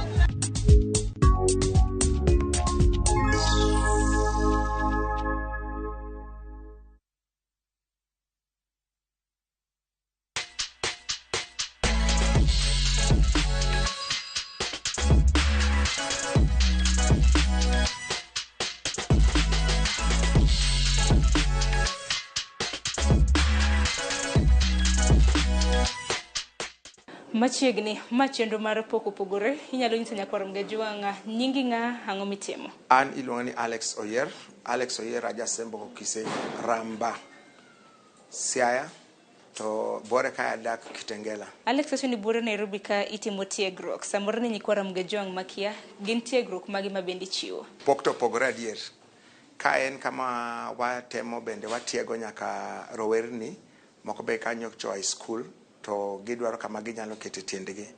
Koro kaka gibiro kaka sani dhi bedo ka wadhi bedo gi class moro ma bang' mae waratimo gimoro mi tiegogi kaka gimbe ginyalo chung' kigin giwuon. Kejo ntimo tiegruok gin products kata na mwandu mage ma iuso. An kae an gi ohala to ohala mwan godo mango en mar iluongo ni Swiss-Dam. To Swiss-Dam kae watiyo gi product miluongo ni S-Factor. To S-Factor ni okena na gima wazungu luongo ni stem cell, gima wazungu luongo ni supplement ma en stem cell. En stem cell ma kitiyo godo kata nyocha be naneno ka station maru mar Citizen notemo kelo jo research matemo loso station mar stem cell kae kech giwinjo kaka stem cells tiyo kendo kaka konyo ji e yore mopogore opogore. Masani koro gi stem cell no inwang' ka ji ok nyal idho ndege dhi India, ji ok nyal dhi America, ji ok nyal dhi China, kech stem cells gin categories adek. Tie moro mar bone marrow, tie mar embryonic, moro migole e miyo momako ich, bang' dala bich tinyalo bed transplanted e ng'at moro. Then mae mwatiyo godo en mar plant based, en plant based stem cell e mwatiyogo. Nitiere dani moro ma samoro nitiere dala, awach ni kuom ranyisi ka nyadakacha mosebedo ka winjo mana stem cell miwacho. Stem cell ni gi dholuo inyalo nyise ni nang'o? Stem cell ng'eni kaka in ni dendi ni te en gi nitiere enena fuonde moket kamoro achiel. Nitie fuon mar obwongo, nitie mar chuny, nitie mar kedhno, nitie mar choke, nitie mar yier wich, nitie mar kogno. Koro stem cell ni kitiyogo en gimikete e bwo lewi. Kisekete e bwo lewi to odhi e chunyi, seche mokikore gi remo makoro owuothe dendi. To konwang'o sel mokethore to keto manyien. To konwang'o sel moti to miyo teko otiyo maber. Konwang'o sel matuo to chango. En gima ber kabisa, en achiel, lakini onyalo thiedho fuonde mopogore opogore. Kitiyo kode en gi intelligence, en gi rieko mar manyo sel mar dendi mokethore. To konwang'o mokethore no to oloso, oripeae. To konwang'o ka sel no osetho to keto manyien. To en gima ber gi jotuo ma kaka jo cancer, ober gi joma nigi stroke, ober gi joma ni dementia, ober ni ji ma nigi tuo mar sukari, ober gi tuo mar arthritis. Kor inyalo tiyo kode nikech tuo achiel tinwang'o ka tuoche moko bende mantie dendi bende timang'o othiedho. Alex kano chako chenro makama ni wacho ni inja puonj isebedo kitimo tiegruok. Nowuok nadi wuok e puonj kendo midonje weche motenore kod thieth? Ng'eni ne nitiere itaji ma kineno kaka ji chandore sani. Ji chandore e yore mag tuoche mang'eny ahinya. To ma nena gimoro ma naneno ka jopiny, en gima jopiny kod nochopo ni dhi dware. Kech kitimo kata research tinwang'o niya seche osechopo sani ma stem cell e yo mar thieth madhi bedo. Kech thieth mang'eny mantiere gi sani koro inwang'o ka bende moko bende koko nwang'o daktari maber kabisa to be ketho del. Ineno to mae iluongo ni regenerative. Ineno en regenerative ma konwang'o sel motho to keto sel manyien. Konwang'o sel matuo tineno ko repair bobed maber kabisa. To onyalo lokore sel mora mora mar fuon mora mora mantie dendi. Onyalo lokore sel mar obwongo, onyalo lokore sel mar chuny, onyalo lokore sel mar kedhno, onyalo lokore sel mar del, mar pien mar dendi kata mar chokeni. To en gima ber gi jotuo mar kansa. Wan ka nikech bengi mano mar Equity. Lakini bengi mar Equity osebedo ka konyi nade kata mno sisiri nade kit ohala mitimo? Equity ka gin ji maber. To en bank manyalo winji. Ber ka ng'ato kata ka jothurwa keno gi bank manyalo winjogi. Mang'eny to sewachi. To donje e king'e adieri mani kanyo. Gin ji manyalo wacho ni adier ginyalo goli atua mokwongo bagiteri mar ariyo. Mokwongo giwinjo ji.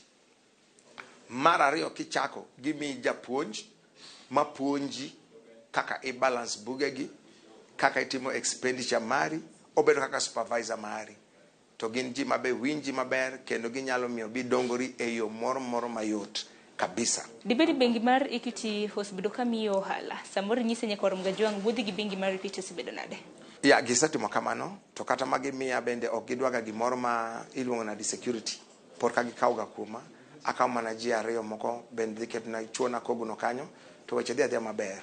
Bende kopogre gi hola, bengi mar Equity binwangi ni osebedo ka tiego customers mage kotenre kod ohala. Samoro nyalo lero ne nyiko Ramogi gise mi tiegruok, ta ka gise mi tiegruok ma kamano sikonyi nade? Sana sana gise konyowa korka timo chiro, uso product marwa e gine e social media, kaka balance buge bende, priorities mikete business. Gise puonjowa mang'eny kabisa, ma kinyalo kawo puonj ginero tikete practicals. Tadier ineno ni adier onge gima tek, kila gimoro nyalore. Kenyeni ka gioli, be gidwa ng'eyo ka giminya ka rieko mar dongo gima gioli no, to wadhi kod gima ber. Ben nanno kintiere kod till mano mar bengi mar Equity, dibed ni iseyudo ber e till mano mar Equity? Mokwongo kaka ofis kae ok dinwang' pesa. Kila gimoro amora madonjo, kata bed mana ni an Kisumu kata an Mombasa, to till magiketo ni seche ma chudo mora mora timore, to kamora mora mantiere ang'e ka gik moko dhi mbele ofis kae. To mano kende ok en till kende. Mokwongo mano miyo pesa inyalo timo kwan maber, kech ng'eni at the end of the day kata kapot ki jumlisha gima no donjo, tadier e simbi niseneno ni adi modonjo, kech okelo ni kwan kama intiere. To mano kende ok oromo, nitie moro be miluongo ni EasyBiz. Kaka inyalo neno kae, wan ji mang'eny, an gi joma timo distribution, to jogi te ichulogi kila tich abich. To tich abich michulogi nie, jomoko ni mabor maonge Nairobi ka. Koro nitie system moro ma gikelo mar EasyBiz ni. Koro EasyBiz ni en gimoro ma en system ma inyalo keto jomichulogi M-Pesa, te iketa namba gi te iketo. Kata ka gin ji 200 namba gi iketo. To an kama antiere provided abed ni an gi network. Koro ja office nyalo keto ni chulo ng'ani pesa di, ng'ani pesa di, ng'ani pesa di, ng'ani pesa di, kaeto ipango gi te. Kose pang gi te, wanyalo wacho ni kochopo saa 1 jogi te chulo nyadichiel. Ineno. Koro ja office nyalo komande, lakini kama antiere kata ng'at momi thuolo mar tayo gino be nigi key mar simbe, ma ene makoro ene makodiyo namba no, koketo namba nero kato pesa gi dhine kata ji 100 nyadichiel. To products kata na mwandu mabende aneno ka iuso ka gin mwandu mowuok e piny Switzerland. Nobedo nade medhi e piny Switzerland kaluwore kod nonro mabende intiere godo mok pacho kae mano piny Kenya? Na timo gimiluongo ni research, kato nanwang'o ni gima nadwaro no jogi ema ne nigo. Egi omiyo nadhi kuomgi. Lakini Alex ema nobiro mokwongo, kaeto Switzerland nobiro bang'e. Samone nyako Ramogi makia kama chenro makamadhi, niki chenro en mar pogore, wang'yo talanta mabende ng'ato nitiere godo. Tiwacho ni inibiro gi niyango chenro kata mna niyango nonro moro titiere piny Switzerland ema kore loso godo products. Ng'ato nyalo penjo ni buore Nairobi kata mna piny Kenya ka dibed na nitiere gi rem moro. Ing'e gima timore, mokwongo ng'ato nyaka bed gi paro maduong'. Kisebedo gi paro maduong', to ibedo gi paro maduong', kaeto ichake sani. Ineno, kisebedo, nyalo bedo kata gi kiosk moro matin. To ket pachi te kanyo, iket nyaka seche gi te kanyo.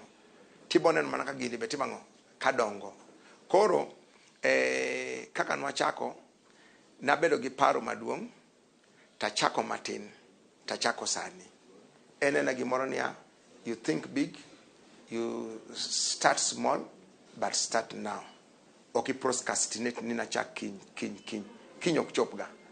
Ineno, to bo ok dirit ni gimoro biro ni idhi nwang'o gik moko tenya dichiel kichako. Chak gi gima in godo no. Ineno, to be kik iluor. To chako kanyero, ibo nwang'o kantie jomoko bende moko yie gi gimitimono. Jomoko bende bo luongi nyinge mang'eny.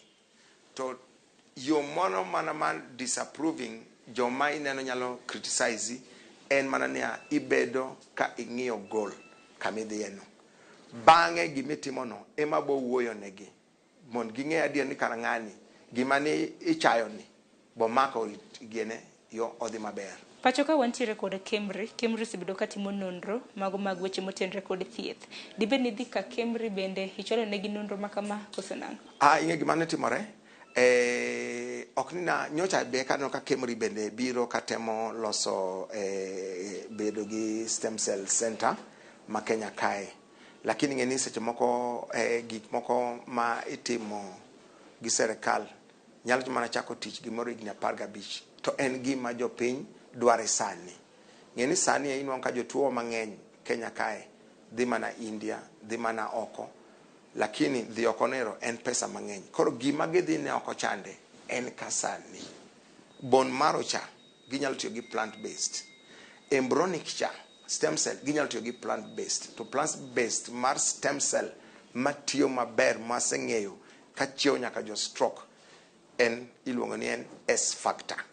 Ber nyaka gi joma nigi fibroids, ober gi joma nigi stroke, ma wan gi documentation mag jomosetiyo godo. Jomosetiyo godo gintie, kendo gin ji manyalo golo neno, kendo ji mane nyalo neno gi be nyalo neno gi adier ni adier tie pogruok kae. Yedhe kata mna mwandu me uso gin magi ler ne nyikwara mga juang nikech samoro gisebedo ka gineno tipo mopogre. Mokwongo wan gi stem cell en mar jotuo, joma nigi cancer, joma nigi fibroids, joma nigi arthritis, en gimoro achiel lakini othiedho yore moko mineno ma wacho gi te. Onyalo thiedho gimoro tuoche madhi 84. Kaito wan nyaka gi modhi. Gin modhi ma onge preservations ka. Tie modhi mang'eny mitiyo godo, moko be wang'o del, moko be ketho del, lakini magie onge mercury, magie onge kong'o, alcohol mikano gi godo cha, gionge animal extract. Kaito bende gionge gimiluongo ni paraben, onge gi. Gin gik mana natural kabisa. Ok en gima biro ni loko skin mar ng'ato, kaka wan gi HTL. Ma kano nyalo nwang'e achiel mondo kan wan gi HTL ikudha e face mari. Kise kudho konwang'o gene dark spots mantiere ogolo te. Ineno kaito ogolo nyaka lech gene iluongo nadi wrinkles. Ogolo mago contours mantie face bende ogolo te. Kaito ng'at moro amora maonge yer wiye inyalo kudhe yer wiyi tibo maneno ka yer wiyi timang'o ka yer wiyi beti. Kaito ka poni ni nitie ng'at ma face mare jony makoro ringre ne chako gene tinyalo kudhe to ogolo jony mar face no te. Kaito ober gi malutu, vidonda moko mok chang gi kaka mag diabetes gi be kikudho kanye to tuo ma onge alama mora mora madhi dong seche mochango. Kata ka ng'ato kong'adore to kikudho gene kamo ng'adono iboneno ka remo chung makoro remo ok de timang'o ok de o.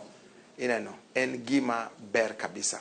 Intiere gi jogo misebedo kitiego kaluwore kod yedhe kata mna mwandu makamagi, ben neno ka jo Kenya oserwakogi chirni mapacho kae.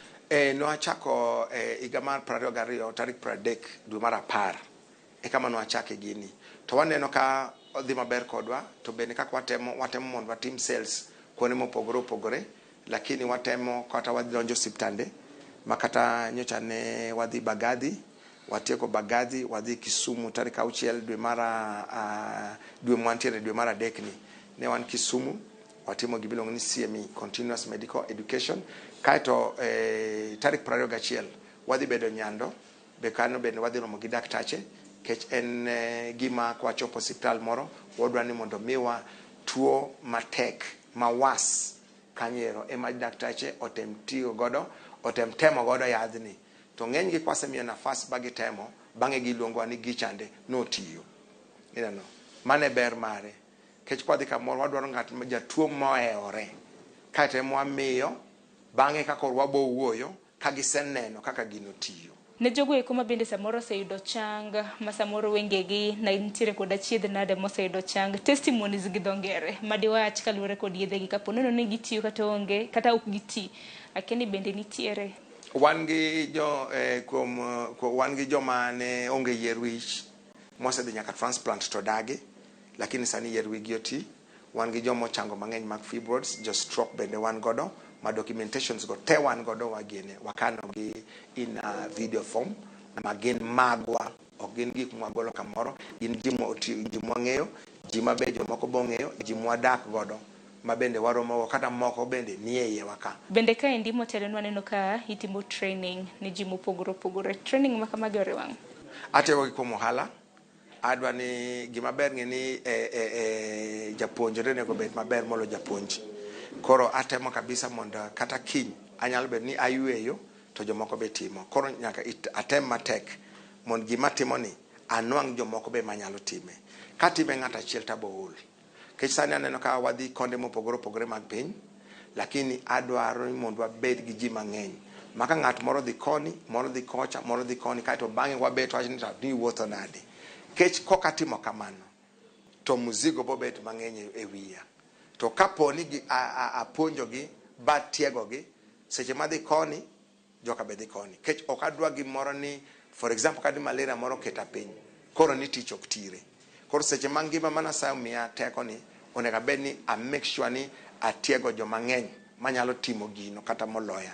Training kata mana tiegruok makamagi, ng'at nyalo penjo ni time mana buore Nairobi ka, to tiegruok makamagi konyo ng'ato nade? Kae sani achulo ji gi kulingana gi kako tiyo. Kitiyo maber, to ichuli maber. Kila Friday nyaka chuli. Kitiyo maber, luore gi kaka ni the amount mar input mari depends output. Koro achulo gi kulingana gi tich kaka ne gitiyo. Kitiyo maber, iyude. Lakini, kata motiyo matin, woga kako mor. Mada gomb ni dibet kakata Friday. Mondi ne kaka watiyo gi easy biz, no? Moko bok di biro ka. Lakini gi kaka no puonjwa kata gi jo Equity timo uso mtandao. Ng'eny gi be timo kamano kanidala. Lakini gitiyo kama ntiere ni. Ohala ko hala ntiere kod ber ga chiedh nade, tang'eni mwandu mabende uso ntiere kod ber ga chiedh nade. Ini wuon kaka Alex amor nyalo mna nyiso ber misebedo kiyude kito ohala makama, bang'e wanilos kotenre kod chiedh nade. Ber ma ohala ntiere number 1 mokwongo, ji chango maber. Onge ng'ata mose complain ni no biro bo tiyo gi product marwa boko tiyo ne. Kata ji mineno ka biro, gin ji ma bedo referred, gi ji mose tiyo go. Mangato biro to nyise ni gima ng'ani kale kinwang'o gima kamacha nyalo konye nyalo konye. Kata kawuono bende ayudo welo moa mabor ne gisafiri nyoro gia mabor gin kodwa ka kata bang' mae wadhi neno jatuo to gidwa ni mondo bende gidhi gi product marwa mondo ng'at chande jatuo ochak go. To ber makwongo maseneno ka en seche makoro ji da lose hope kaka family to product wani biro chiero ng'ani mang'ani koro dok e ohande kata tije kaka pile. Mane ber mokwongo maseneno.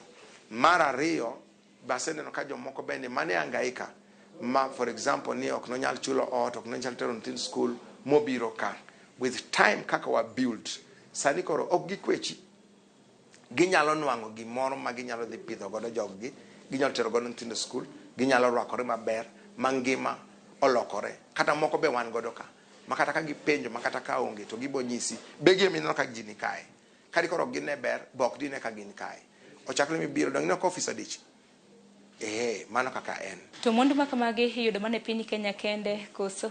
Kenya ka kende ane madil gi gik miluongo ni mag Swiss dam te ane madil go Kenya ka gi Uganda. Kinwang'e Uganda to kalo ka, kinwang'e gene Zanzibar okalo ka, kinwang'e Nairobi, nwang'e Mombasa, nyaka be nino kalo kanye kae emokale. Tachiedh nadi bentiere. Tie seche michako, tie jomoko bende mabo ok bi ng'iew gene Lake Marino. Bibo neno ka gima itemo tugo, gibo neno ka onge kamidhiye, gibo neno ka tie ajara moro, gibo neno ka jomoko bende bok dwa mondo ogiene, lakini mago bentiere. Kono nyaka isom gimoro miluongo ni rejection.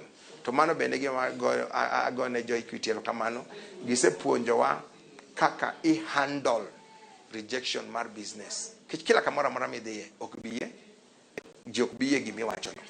Iwinjo tie jomoko maboyie, tie jomoko mabodagi, tie jomoko mabochich. Lakini idonga donga ka in focus e gimitimono. Bang'e gino bo wuoyo kende. Teka kila ng'ato wacho ni gima waneno cha tie kama gino dhiye. Bende wang'eni yedhe mana ka yath moro amora kata mana makwere ma nitiere kod ber kata mana side effects mage. Yedhe kata mana mwandu makamage side effects moro amora ma bende gintiere godo. Pod ko waneno ng'ata man nigi side effect moro amora en por kwado ng'ato side effect moro amora mabete kech ma en kaka en mumea en chiemo ineno por kano ng'at mochamo alot mobedo matuo ineno ng'at mochamo gimiti mar plant mobedo matuo kata ine mana le mantie bungu kucho nitie kaka gichango ga seche moko no kogundwa ni otuo tibono kodagi chiemo kosedagi chiemo no to bodhi chamo lum moro mamiyo ng'ok kata kodiewo to oywe iye no kaito dagi chiemo for a while to bang'e tino mana kotimo kochango kor gimoro amora ma en owuok e gima opidhi por kwaneno side effect moro amora kech en gimi tiyo godo ka in nono kapod kichiemo kor kapod ka del okaw nutrients ma kaw ka ocham ma isebedo kiloso kotendre kod ber mago mag mwandugi nengo ema samoro nyakwara mga jong manino TV sani dwaro winjo nengo chal nade nengo ber kabisa compared to the equals kech mokwongo the stem cell plant based stem cell and equal to the bone marrow stem cell. Plant based stem cell is an equal to embryonic stem cell. So compared to the equals, this is the cheaper. 1, okone gidhi India. 2, kidhi India kajatuo nyaki bedi ng'at moro be makowi. Ticket onge, accommodation kucha onge, hospital bill kocha onge. Ineno ntiere kocha. To kae en gima ng'ata inyalo mi kakitiyo kode kata mana jatich mikonyori gode otcha nyalo konyi binwang result tiyo kode yot. Achiel en 10,000 shillings. To achiel no nigi sachets 20 e iye. To kata kitiyo gachiel per day inyalo tiyo kode ndalo 20. To be tegemea ni jatuo tuo marom nadi. Seche moko jatuo osetuore makata tissues mantie dende tuo osechamo. Iluongo ni S factor. S factor ma en stem cell. Ok en supplement. En stem cell. Ma iluongo ni S factor. Ma stem cell makata ineno ka josiptande sani tiyo kode 1 gis certificate mokom jo pharmacy and poisons board. Kor serikal ma Kenya ong'e ni stem cell miluongo ni S factor ni Kenya ka. Ok en gir magendo. Mae iluongo ni stem cell. Kor kaka en achiel ni ma en $70 kata 10,000 Kenya shillings. Gidhi kamano kech exchange rate mar dola nyocha dola okethore. Ineno lakini waduoko na saero kamano otemo koridore. Koro kanyo bende wabotimo ang'o wanyalo timo reviews. Koro kae mae emiluongo ni HTL ma spray maka ng'ato spray e dende. Kitiyo gi product wa mine kotiyo godo to lokore nyiri kotiyo godo lokore babies. Kata ng'ato bed ni en gi skin rash manadi kata ka dende osekethore to tiyo gi gini within ndalo 2 ndalo 3 ineno ka gino oduoki ma iyom ka buo badika. Ineno okogol rangi mora mora kaito mae mabende seche mikudhe no ng'ato nyalo ni idhi timo facial kata idhi timo steaming mar face en gima onge side effect kabisa. Mae iluongo ni HTL spray. Mae en alkaline coffee. Nyaka jo pressure nyalo tiyo kode kech en decaffeinated. Ogol caffeine e iye. To ber gi jo diabetes kata joma nigi igiene iluongo nadi prostate. Ineno oyaw gland no mayom mabet ka onge rem kata kot mora mora mantie prostate onyalo luoko bogole. Kor en kinwang'o 3 makama moting'o 6 e iye bedhe gi 10,000. Gin kamano because of dollar rate magibiro go mae. To en coffee maber kendo orito budho. Mae orito budho ka ndugo tiyo kode odok ot chon to chiyo koleo. En gima kelo mor e ot ka. Ober kabisa. Kaito wan gi 3S serum, wan nyaka gi sunscreen bende. Joma chieng' owang'o dendgi gigi te olosgi kech josetiyo gi modhi mang'eny moketho dendgi makata skin margi nyalo bedo cancerous. Lakini mae obiro mondo tim correction kuom the messes ma modhi moko osekelo kuom ji. Koro mae biro repair. Kata ka ng'ano tiyo gi modhi moketho skin mare boloke kama makoro seche gi kuonde go dalokre kidonda kada bedo cancerous, repair ni kae. Nyalo tiyore maber, en gimi tiyo godo sani, tichako neno effect mare immediately. Alex, nikech isebedo kiwacho ni isebedo kikawo hola e bengi mar Equity, mano mar boost, kata mna ting'o malo ohala mitimo. To mondo makamagi waneno kiloso mana e piny Switzerland. Hola makama osebedo ka kunyi nade? Hola ng'eni seche ma pile pile kwa timo marketing, tineno ka koro ji madwaro gi ng'eny. Koro wadwaro nyaka bende ni mondo watim ang'o? Wabed ni seche ma client wadwaro gimoro, ok wabed ni wakoso. Koro mondo wabed gi stock moromo. Begi emiyo seche moko watim ang'o? Wadwaro ni mondo gikonywa, mondo giholwa e seche moko. Then ineno ka marketing bende timore, joma dhi time, gidwa kama gininde, kaka gichiemo, kaka gidhi, kaka giduogo. Koro nitie seche moko ma pesa pod ni oko pod kodonjo. Koro wanyalo dwaro mondo gikonywa e. Ka seche moko for example, ka gigo donjo tiwadwaro watimo clearance, bende ginyalo konywa gichoponwa kanyo. To giseritowa maber. Wachni mogik ne nyakwara Mgajwang' maneno wang' jowi gi sani debedang'o ahinya nyaka luwore kod ohala mitimo gi kit pok ma intiere godo. Wachna manyalo bedo mogik, adwa ni mondo anyis nyikwa Ramogi Ajwang' ni kamora mora mantiere, kamora mora ma gintie, gitem kabisa. Sani nitie tuoche moko ma inyalo thiedhi e dala ka. Ineno, nitie tuoche ma inyalo thiedhi e dala kae. Gitim research moromo. Kech sani ng'ato ok de wuondi ni gini timo gini. Gidhi onagi en ng'amo somo. Odhi openjera ni stem cell to en ang'o. To tiyo nadi condition makamagi. Chonga mokuod ni arthritis ni. Ere kaka gini nyalo dok. Fibroids mantiere ni. En ang'o. Ich machwer ni. Timore nadi. Stroke mantiere ni. Ere kaka nyalo gene. Kagisetimo research. Gibonwang'o ni ginyalo tiyo gi yath maonge chemical e iye. To nyalo duoko gi bagi chung. Bagi doge tijegi kaka pile.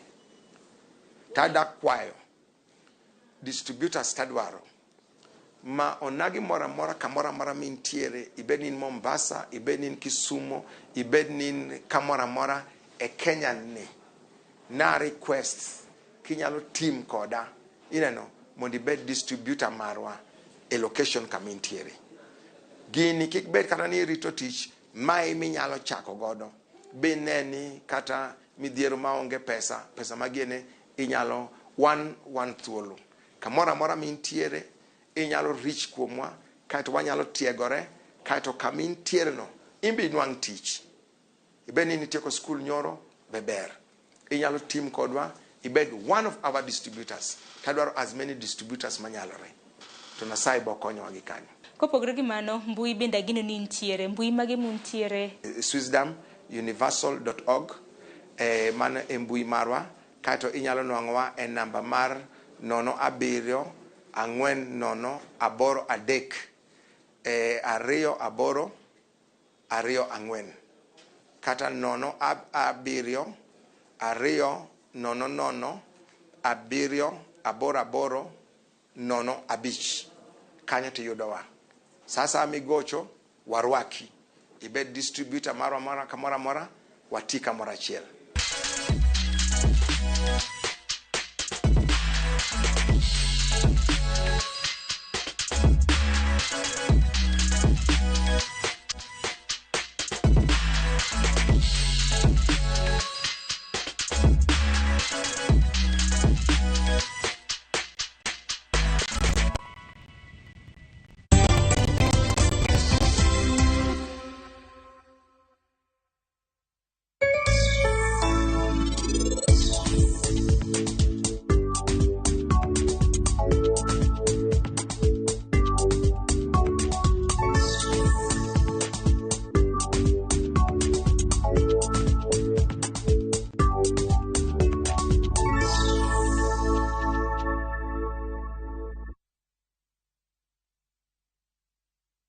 رمضان ده حياتي رمضان ده حياتي يا رب دعاتي تقبلها عطول لا لا لا لا لا لا لا لا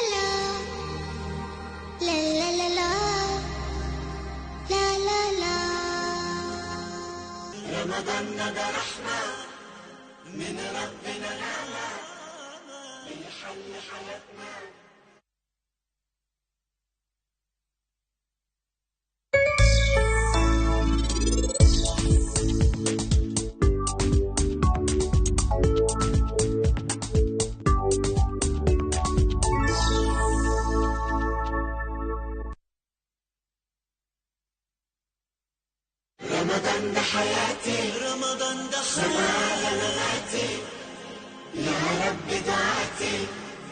تقبلها طول لا لا لا لا لا لا لا لا لا لا لا لا لا لا.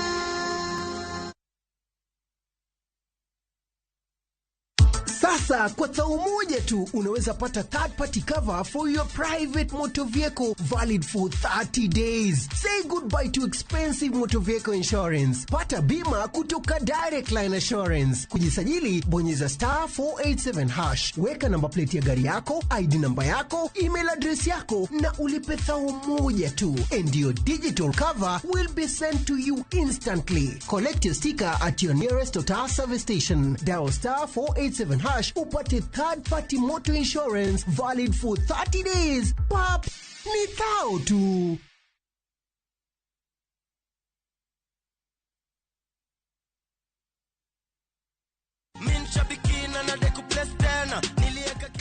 Wewe ndio Samuel Ngesa.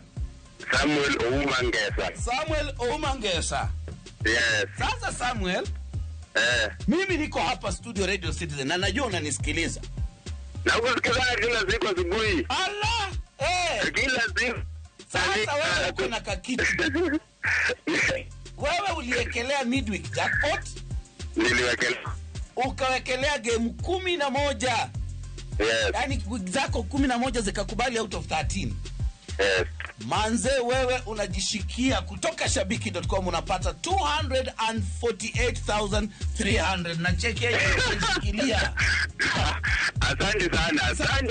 Shabiki midweek jackpot. Sasa unacheza na 49 bob tu na unashinda 1 million Kenyan shillings ukipredict 13 games correctly. Na mtu wangu, hausikii kuna massive bonuses for the 11th and 12th correct predictions. Hapa ni madoo tu. Usipitwe na hii. Fanya aje mtu wangu? Ingia www.shabiki.com, click kwa jackpots, select Shabiki midweek jackpot. Chambua games zako 13 safi, alafu wekelea bet yako. Imagine ni rahisi tu hivyo. Cheza Shabiki midweek jackpot. Pia wewe tukuite millionaire. Mina dai wote twenda hivi.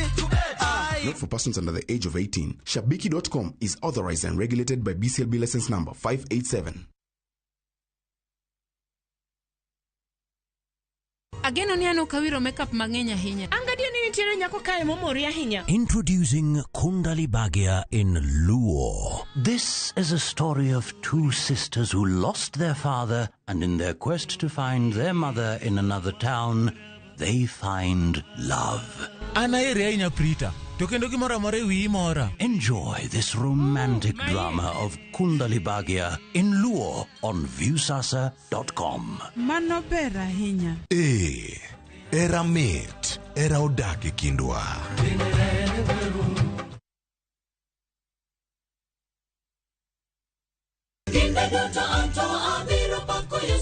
Ging'wono mar Nyasaye manyisore ngimawa kinde ka kinde. Ber ka waduoko ne erokamano kod pak. Ma watimo sabato ka sabato chakre sa 2 mar okinyi. Kod injili mapuonjo, gwedho kendo loko ngima. Koa kuom jotich Nyasaye mowal makelo weche mag geno. Nyasaye wuoyo kodi kendo wuoyo koda ni kik iluor gimoro nikech an kodi. E injili ngima, ngeso ka ngeso, chakre sa 2 okinyi e RamogiTV.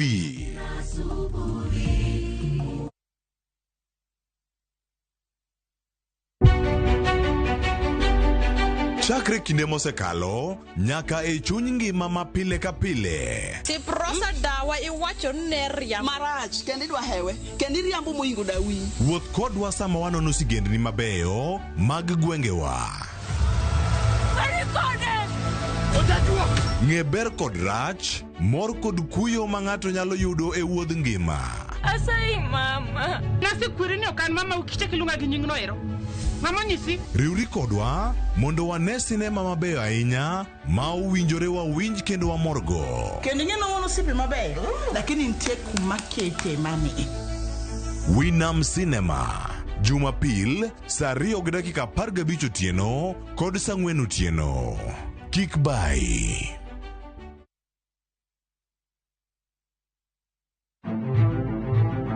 Ikri ne wuoth mar dhialo teko kod lony mar joma mine e Kenya mangima. Na explore mang'e kaka bro connect numbers gi solving real world problems. Onyalo bedo e weche mag ohala, paw siasa kata dongruok. Mine gi yawo yore ne oganda e higni mabiro. Adwa nyiso joma rowere ni kentie idea main koto chaka kada kain mana mar uso mandas. Kochakore jiwo ratiro e kind chwech nyaka ting'o duond ji mopogore makelo lokruok makare. And about just puonjo jotelo bedo joma ber, bedo joma kare, joma ohero dongo, joma tiyo negi, employees matiyo ni ka gionge, you cannot go for agile. Mine wacho, ngeso ka ngeso kod jailieta.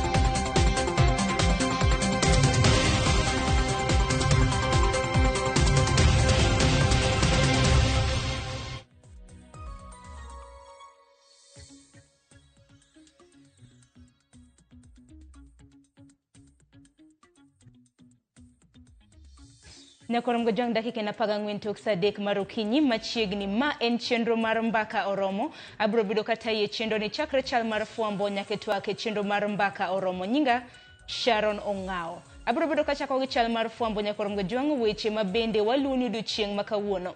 Dutote mabende bro bido kiyude weche magwa manyien chakre migago. Okiny makawuono nyakorom gojang nitiere romo moluong kod Rufa ngere kaka Rural Private Hospitals Association maduol mochung'ne osiptende mago mag ji giwegi mago mantiere e kor gwenge. Okiny makawuono giluongo romo mabende ne iwacho ni biro bedo ka chakre saa 3 nyakorom gajwanga. Romo makamano kochako wabiro bedo kwa dhi achiel kachiel mar mondo mi wawinj ni en ang'o mabende gidwaro twake. Bende wang'e ni motelo duola mano mar Rufa bende nosechiwo siem ne migawo mochung'ne weche mag thieth mar mondo mi one ni ochulo osuptende mago mag ji giwegi gope mago kumba mar thieth mar NHIF mabende gintiere godo gope moheo siling bilion 6. Koro kiny makawuono giluongo romo ka bende gidwaro twak kotenre kod chala mano mar thieth e pacho kaendi kotenre kod okumba mar thieth mar NHIF mabende wang'e ni nitiere moko kuom osuptende mago mag ji giwegi manyaka sani ok kawo okumba makamago kuom jotuo mage. Kopogore gi mano bende riwruok mar Rufa biro bedo ka loso kotenre kod lokruok mopogore opogore sekta mar thieth ka bende wang'e nyaka sani NHIF okumba mar thieth mar NHIF oganda mapacho kaendi biro bedo ka weyo tiyo godo kwa dhi e okumba manyien mong'ere kaka SHIF kata mana SHIF. Koro romo makamano kotimre nyakorom gajwang en romo mabende biro bedo kwa winjo ni gibiro bedo ka gitwake e wiang'o. Kopogore gi manya korom gajwango kiny makawuono bende walunu machiegni ng'anyo mag lakteche e pachoka. Ng'anyo mar lakteche e pachoka osebedo ka timre kuom thuolo mar juma achiel mosekalo. Okang' mabende osebedo ka weyo jotuo gi kibaji. Okiny makawuono ineno tipo mano mar Felix Kosgei ma en jatend jotije mago mag piny owacho e pachoka. Okiny makawuono oluongo romo gi riwruok mano mar KMPDU mano riwruok mochung'ne lakteche pachoka kanyakla kod piny owacho mar mondo me gitwak kotenre kod ng'anyo mago mag lakteche. Okang' makamendi biro ka bende riwruok mar KMPDU kanyakla kod riwruoge mamoko mago mag thieth bende noseriwre kanyakla ka bende gidhi nyime kod ng'anyo margi. Romo makamano kotimre nyakorom gajwang en romo mabende biro bedo kwa winjo ni Felix Koskei dibed ni romo mabende biro romo godo gi jo KMPDU kanyakla kod migawo mar thieth nyalo tieko ng'anyo mago mag lakteche mabende osebedo ka dhi nyime kuom thuolo mano mar juma achiel. Kopogore gi mano bende weche motenre kod thieth odiochieng' makawuono en odiochieng' mar 2 mabende iwinje bura makwedo okumba mano mar SHIF. Bura makama nyakorom gajwang nochakre ayanga odiochieng' manyoro e doho ka bende iwinje kod jong'ad bura 3 mano moriwo Alfred Mabea, Robert Limo kanyakla kod Frida Mugambi. Okang' makamendi biro bang' ng'ur mabende nochiwne doho e pachoka kaluwore kod okumba mano mar SHIF. Koro en romo mabende biro bedo kadhi nyime odiochieng' ma kawuono e doho ma pachoka e kinde mabende shif bende wang'eni rollout kata mana chenro mano mar chako donjo kuma mar thieth nego bed ni chakre ka bende iwacho ni transition mano kawuok e NHIF kadhi okumba manyien mar shif. To par ni dwe nogono mano mar dwe mar adek ma bende wantiere ni ema nego bed ni ichako juog oganda e pachoka osuru mano mar kwana tamalo 2.75. Jogo kuma bedo cholo ng'ur e doho ma pachoka ka bende kwedo okumba mar shif.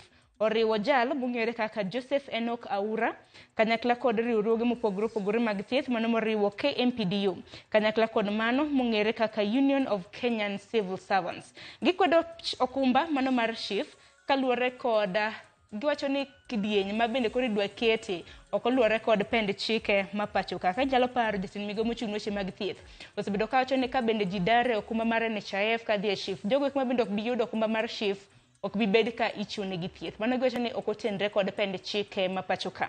Omiyo kiny ma kawuono wabiro bedo kwa winjo ka bura ma kamano biro bedo kadhi nyime e doho ma pachoka. Kopogore gi mano, nitiere romo moro ma bende biro bedo ka timre e kar jot mano mar KICC odiochieng' ma kawuono chakre saa 4 mar okinyi. Romo motenre koda arita e apaya. Nyalo paro chieng' tich adek mano mar jumani bende nogol chik manyien mago ma bende biro gayo chike matayo apaya e pachoka kaluwore kod masira mago mag apaya ma bende osebedo ka medore. Omiyo kiny ma kawuono nitiere riwruoge mopogore opogore mochung' ne weche mag arita kanyakla kod weche mag apaya ma bende gibiro bedo ka giromo KICC chakre saa 4 mar okinyi. Riwruoge mopogore opogore ma bende biro bedo kod romo oriwo NTSA, Romano mano mar National Police Service, riwruoge mag weg matatu kanyakla kod jokanyo e sekta mano mar boda boda. Gibiro bedo ka gitwake kotendo kod arita ya apaya e kinde gi ma bende apisas mago mag NTSA bende osekwa mar bodo mi gidogi apaya mano mar ng'iyo chal mago mag apaya hinya ni geche ma bende iriembo ng'wech. Ang'eno kang' makamano osebedo ka kelo paro mopogore opogore. Kopogore gi mano wach machielo ma bende waluwo kotende kod weche mag siasa. Jatend riwruok mar Wiper mano Kalonzo Musyoka osebedo kogoyo tach e kaunti ma Kisii chakre odiochieng' manyoro. Odiochieng' ma kawuono pod nitiere kaunti ma Kisii kanyakla kod odiochieng' ma kiny. Limbe ma bende otime kaunti ma Kisii, Migori kanyakla kod kaunti mano ma Nyamira. Odiochieng' ma kawuono obiro bedo e kaunti ma Kisii limbe mare kanyakla kod jotelo mamoko ma bende wuok e riwruok mano mong'ere kaka Azimio la Umoja. Odiochieng' ma kawuono aneno ka gibiro bedo ka gilimo gwenge mopogore opogore mano e kaunti ma Kisii. Gintiere kod romo mano mar romo gi jopiny mano mar loso gi jopiny ahinya kaluwore kod kaka piny Kenya ringo. Wabiro bedo kwa tudre gi nyawadwa mano Crispin Otieno kwa dhi nyime gi chenro mar mbaka oromo mar mondo mi onyiswa matut kotende kod romo makama. E kaunti ma Homa Bay odiochieng' ma kawuono bende par ni chien tarik 21 dwe mar adek. Odiochieng' maket kod ma higa ka higa piny ngima hingo odiochieng' bungu mano World Forest Day kata mana International Day of Forest. Koro odiochieng' ma kawuono ang'eni nyasi makama ibiro bed ka ibago e gwenge mopogore opogore. Kaunti ma Homa Bay nyasi mano mar hingo odiochieng' bungu ibago e skund primar mong'ere kaka Lala mantiere e kaunti mano ma Homa Bay. Par ni thor wach mano ma higa ni e odiochieng' bungu en Forests and Innovation.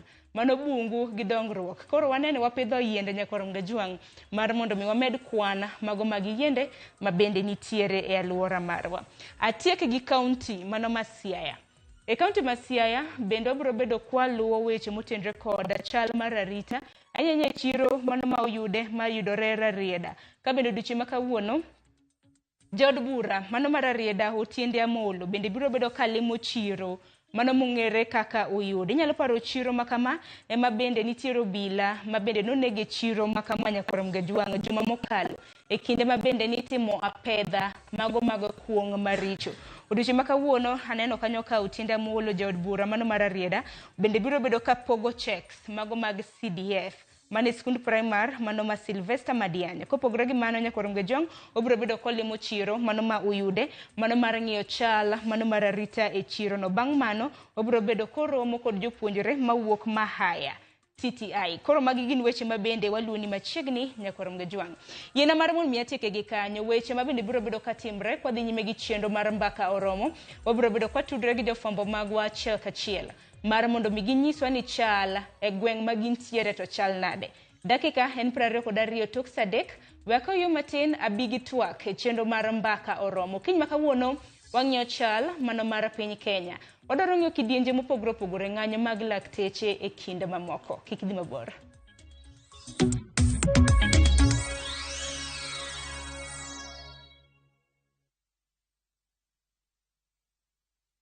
No money? No problem. Travel now, lipa later. Na View Travel. Masai Mara or Amboseli, 3 days from 14,500. Savo, 3 days from 22,000. Mombasa or Diani, 3 days from 16,500. Malindi or Watamu from 25,500. Dubai, 5 days from $650. India, 6 days from $830. Thailand, 5 days from $1,190. Santorini or Mauritius, 5 days from $1,160. Maldives, 5 days from $1,799. Bali, 5 days from $2,000. View Travel. Dream. Explore. Discover.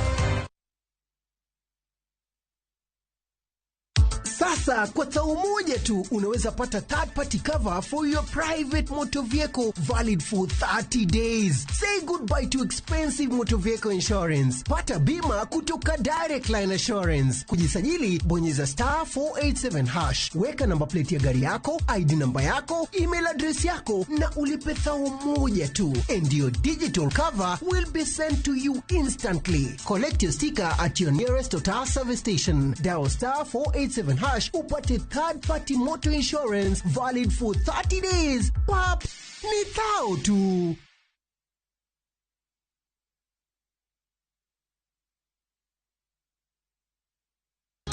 Sio juju ni maombi. Ni maombi. Sikelele ni maombi. Ni maombi. Sio juju ni maombi. Ni maombi. Sikelele ni maombi. Ni maombi. Dial *487*3# to get this song.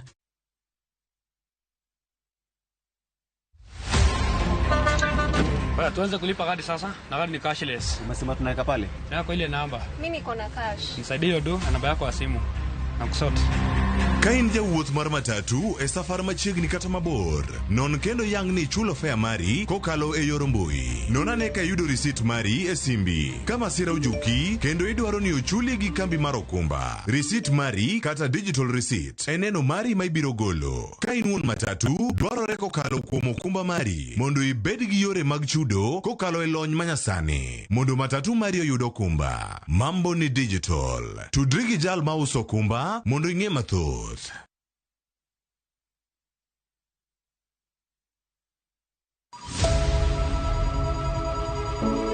Wuoth mar manyo chang.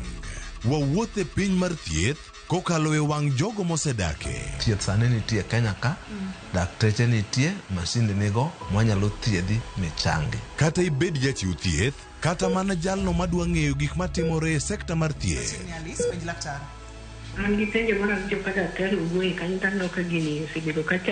Wakolo pat jolony ka wayudo sigana tok kode marochere. Waweuru keto reputation mbele ne ngima mar ng'ato. Ng'eyo matut e weche mag thieth chako gi goyo mbaka. Advice jowani ne uru penj laktar mondo ing'e kumi nyalo konyorie kapok iyumba yumba. Penj laktar. Wuok tich nyaka tich abich, saa 12 odhiambo. Mana e Ramogi TV.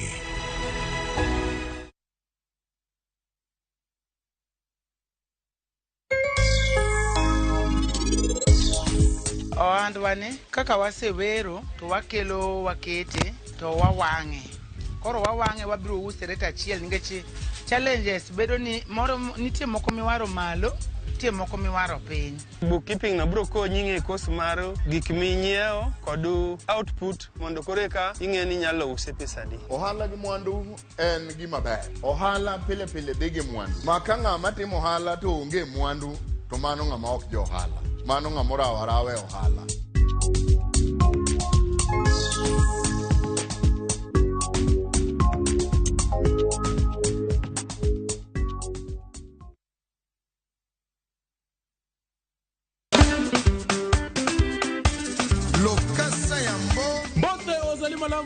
Ninja the Entertainer. Nonga DJ Smollett le principal de la rumba.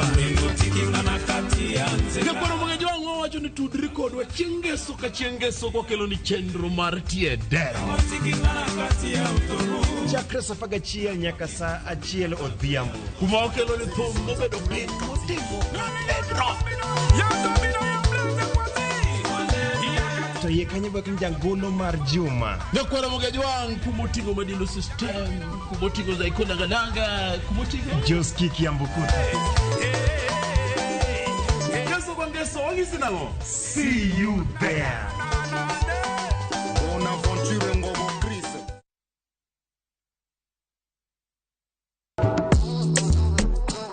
Riuri kodwa gawa pako teko mar thum mar jiwo, ting'o kod riwo ji. Pado manyien en kama ichope mondo ing'e thumbe manyien pachoka. Mamiyo ji thuolo mar winjo duol kod weche mopogore. Kik thumbegi kod ngolo ma ogo mamit bai. Before the camera catch me for 4K. We mondo thum owuo kodi. Pado manyien wuok tich nyaka ngeso saa 5 okinyi e Ramogi TV. Oh no.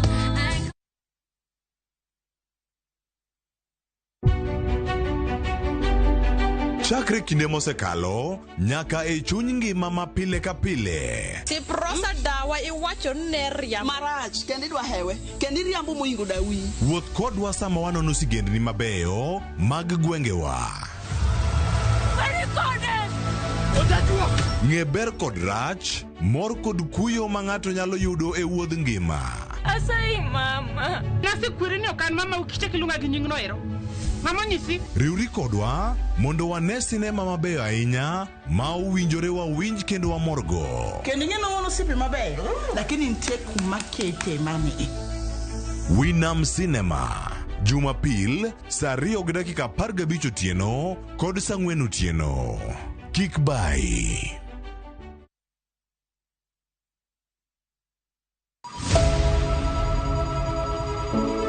Wuoth mar manyo chang.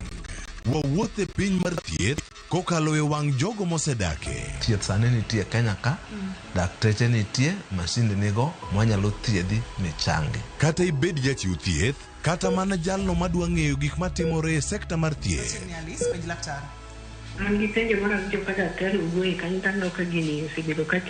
Wakolo pach jolony ka wayudo sigana tok kode marochere. Waweuru keto reputation mbele ne ngima mar ng'ato. Ng'eyo matut e weche mag thieth chako gi goyo mbaka. Advice jowani ne uru penj laktar mondo ne kumi nyalo konyorie kapok yumba yumba. Penj laktar. Wuok tich nyaka tich abich saa 12 odhiambo. Mana e Ramogi TV.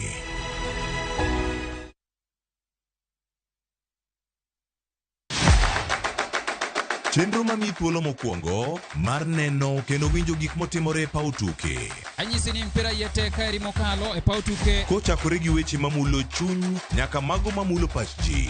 Wan go duto. 7.65, can you believe it? Mbaka makende gi jotugo kod joma ong'ere weche tuke. Ji ong'e man jo Kenya jong'wech. Batino ka jomoko nobiro kod tuke moko ma ken popular ahinya to ne gibiro gi perform maber kaka yiego. Nonro matut kod weche manyien mag tuke mowuok e piny mangima. Football is not only physical, mentally teacher beniti. It calls for more character than just being a legend. Pau tuke kama tuke osiko ngeso ka ngeso saboro diochieng.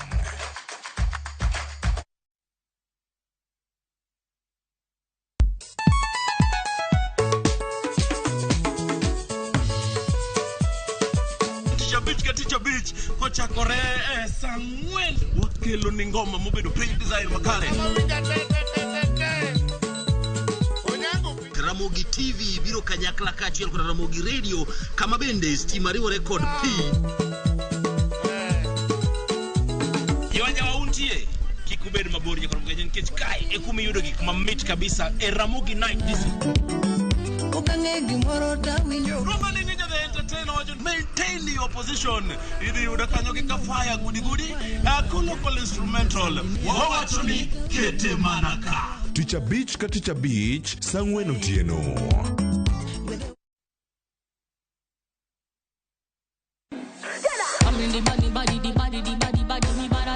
Kickby, winj mit mar thum kendo imiel radar. Kik od belo bai. Belo number 1. Gi twak mamulo rowere gi oganda duto. Ka in gi nyako ma tiyo, oneno mbele mayot moloyo nyako ma ok osomo. Wakelo ni jongolo mopogore opogore. Mane mbak ndalo chakre wuok tich nyaka Ticha Beach saa 8 odiechieng'. Mane Ramogi TV.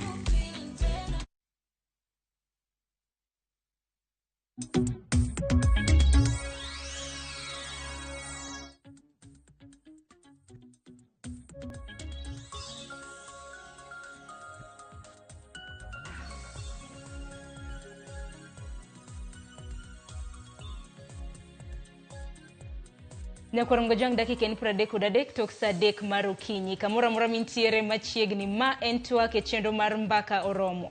Twak ma bende odwaro bedo godo nyaka rom kanyo saa 5 mar onyango. Parne twak mar okinyi ma kawuono odwaro loso kotenre kod chal mar piny Kenya. Mano kotenre kod okenge mopogore opogore. Wabiro bedo kwang'iyo ka piny Kenya ringo, weche mag siasa, weche mag uchumi e kind mamoko. Okinyi ma kawuono ntiere kod yawuot lu adek ma bende odwaro poro godo wach Nyakorongo jwang kaka piny Kenya osbedo ka ringo. Mokwongo antiere ka gi Okindo Juka ma en janun siasa kendo ja siasa e pacho ka. Okinda harok ni machiegni inyalo moso jopiny. Asante sana Sharon. Amoso nyikwara Ramogi jwang ni ukwe maber. Erokamano ahinya. Kopogore gi Okindo Juka, Nyakorongo jwang bende ntiere gi Eric Keyo ma bende ja siasa e pacho ka. Eric inyalo moso jopiny. Erokamano Sharon, oreuru nyikwara Ramogi. Erokamano ahinya. Nyakorongo jwang wendo mogik en okil Kamaloka mano Jacob Oruko. Jacob in bende nyalo yudo thuolo mano mar moso jopiny okinyi ma kawuono. Erokamano Sharon, amoso oganda teni okweuru, amoso gi mos mag okinyi.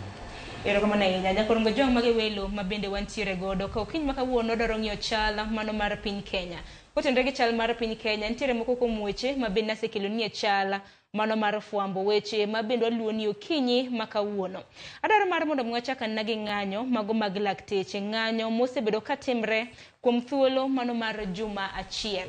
Odiochieng' ma kawuono ka ng'anyo ma kamano dhi nyime, waneno kanyo ka jatend jotije mag piny owacho e pacho ka mano Felix Koskei bende luongo riwruoge mag lakteche kanyakla kod migawo mar thieth mar mondo mi gitwage. Mano bende madwaro mar mondo mi wachak godo. Okinda kwa chako gi ng'anyo mag lakteche ma bende osebedo ka dhi nyime. Geno mara ni ng'anyo ma kama isebedo ka iluwe sani en thuolo mar juma achiel. Jotuo ni kama tek, lakteche bende buono ni ok gidhi e ute mag thieth. Nyaka piny owacho chope dwaro margi. Ingeni Sharon, asante sana. Mokwongo ng'en ni health and devolve and teach ma county governments amatiye. To kane uche wachako decentralized system of government, the biggest investment ma piny and county government. Tiende ni koponi nano jatend tije mar Felix Koskei uluongo dakteche. Isintie yom Council of Governors. I feel ni Council of Governors, head of Council of Governors chair, Mama Anwai Guru owuogoko mondo gi many amicable solution nikech ng'at ma inyore is a commoner en japiny machulo osuru en ochulo osuru to nosechulo koro yudo ka kanyo mantie yong I feel ni koponi ing'eni makosa manodwa bedo chien kanyo gima anything to do with health education mogik mano konego bede county government. Again, ne do ka the previous regime ne do temo gole to duoke national government to ji no go ul. Health ko the national government tineno ka problems yok nyal bedo nikech itie nyao. Oken strike no ken mo kongo bede serikal mo wan go sani ne and it must been there before. Mangsin the amicable solution onego bed ni koponu nyalo golo health to waduoke in national government. Nikech kata mana yudo kasani the Mama Anwai Guru ma is the chair of Council of Governors. Onge gimosewacho ma is so concrete manyalo duoko doctors e tijegi. Nikech juma ni waneno ka lakteche mag riwruoge gi margi mano mar KMPDU noromo koda migawo mochung' weche mag thieth. Tineno ka twak nok odhi makare. Ok odhi makare. To kama kamagi bende biro bang' doho bende nonyiso lakteche mar mondo mi gibed piny gi riwruoge mano gi migawo mochung' weche mag thieth kanyakla kod riwruoge mamoko. Kiny ma kawuono waneno ka koro Kosgei ma bende en jatend jotije mago mag piny owacho oluongo romo. Penjo en ni romo ma bende koro luongni dibende en romo manyalo kelo ber nikech migawo mochung' weche mag thieth to neno kanyo kano romo gi lakteche to nok gichopo winjruok. Erokamano Sharon. Mokwongo nyao mokelowa kama wantieni en nyao ma piny owacho maduong' emokelo. Nekech yot wacho ni function mar health en devolved odhi piny. Piny owacho maduong' niga gi speed mar wacho ni function ni devolved mana ka tabu obede. Sama tabu onge, functions mang'eny ma constitutional devolve are devolved academically. Gionge on the ground. Achiel en kata mana pi. And aseti e migawo mar pi no. E migepe mang'eny. Tiyudo ka chik wacho ni en devolved. But en Nairobi. Gimora mora itimo gi Nairobi. Council of Governors nyama go koko ni gini en giro en devolved to rumo gi kanyo. Mae momineno kata mana Council of Governors wegi gibende ka pes gi oleo to gimanyo monde gi wach press conference. To king'iyo bende ondamo ma jata tije mag jotij sirkal mamalo Felix Kosgei otimo mar luongo lakteche ka to gi jomigawo mar weche mag health. Nyiso ni sirkal mamalo osefwenyo ni nyao ni owuok kuomgi. Nekech Council of Governors kati wach mana ni gini odok mwalo kako wadwa Okendo wacho. To pesa pod wuok Nairobi. Jogi wacho ni ndiknwa uru interns to ndiknwa gi uru e pesa maber. We uru keto gi kaka locum. Locum en ni ng'ani en doctor osomo e university e mbalariany igni 6. Tidwa kete locum odwa chalo NASAID UK US gini kucho. Koro miyo aneno ni lakteche gini ania kare oledhi ng'eny e piny owacho maduong' ka. Oledhi mang'eny ni emomineno weche mag ng'anyo gi gidwa wuok kamora mora. Kata kidok e weche somo apani sewinjo ka jokupet jopuonj bende wacho ni capitation iwacho no wuok to pok gineno capitation. Ko piny owacho nego wuog oko obed piny owacho ma gimo wacho inyalo ne giduoko ledhi piny matin. Nikech juma ni waneno ka KMPDU bende mana dhi ng'anyo ka bende giko lakteche margi mar mondo mi kik dhi e ute thieth mago mag piny owacho. To juma ni bende mana waneno ka riwruoge mopogore opogore mag lakteche bende noriwore kodgi. Odiochieng' manyoro nyaka RamogiTV bende osiptal mano mar KU Teaching and Referral Hospital. Lakteche magi bende koro buono. Ne gin bende koro gibiro bedo ka giriwore kod lakteche mamoko. En sigana ma bende kapo nono ni director mara nyalo yudo ka bende lakteche mago mag KU bende makoro wacho ne gin bende koro ka ng'anyo mag lakteche dhi nyime gin bende koro gibiro bedo ka ging'anyo. Wawinjo na mano bang'e wakila biro bedo ka winjo pachi kotende kod ng'anyo makamano.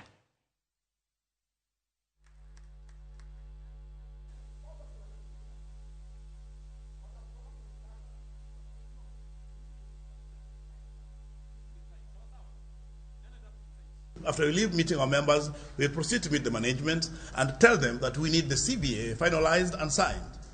And it does mean that we are enemies. It means that we just want our issues to be sorted. We just want results for the strike that we gave. And there's no amount of victimization, there's no amount of intimidation that will shatter our resolve. So yes, we are friends and we'll engage to ensure that these issues are resolved. And unless they're resolved, we'll continue on the strike. Because there's friendship and there's work. Tomorrow we will be demonstrating in Eldoret, where we will be putting petitions to the county government and to the CS who will be there tomorrow. So I think the doctors in Moi Teaching and Referral Hospital and in North Rift will be delivering the petition there. Koram ga jong mane chal mar wach to kwangi koram na ng'anyo mag lakteche ute mag thieth mag piny owacho kinyo koram na referrals magwa thoth tuo da donjo koram na jadhi mar mondo mi chiwne gi thieth en chal moro marach ne koram ga jwang kasani wale lemo mar mondo mi kiko gando bed matuo Eric kata kama na kodi wakili kinyo koram na wach motenre kod ng'anyo makama sani riwruoge mopogore bende sani koro gisenywako chaka gima koro ginywako ne piny owacho mar mondo mi winji ywak margi japiny ema koro inyore. Ing'ani Sharon gima kwongo en ya chik oyien ni kineno constitution ma wan go ni nyisi ni ya kineno ko right ni moro chal ka gima ntiere ng'at madwa tuge to chik oyien ni ringe court nyiso court ni tiere ng'at matemo chwanya kae tadwa ni ikonya mamiyo king'iyo wach dakteche ni en wach moro ma lit ahinya. Last time konan kena wach ni en gima lit ma sirikal ok onego bed ni yie ni ji kaka dakteche ochop kama koro gidhi e weche mek ng'anyo eko koro kendi chak winjo gi.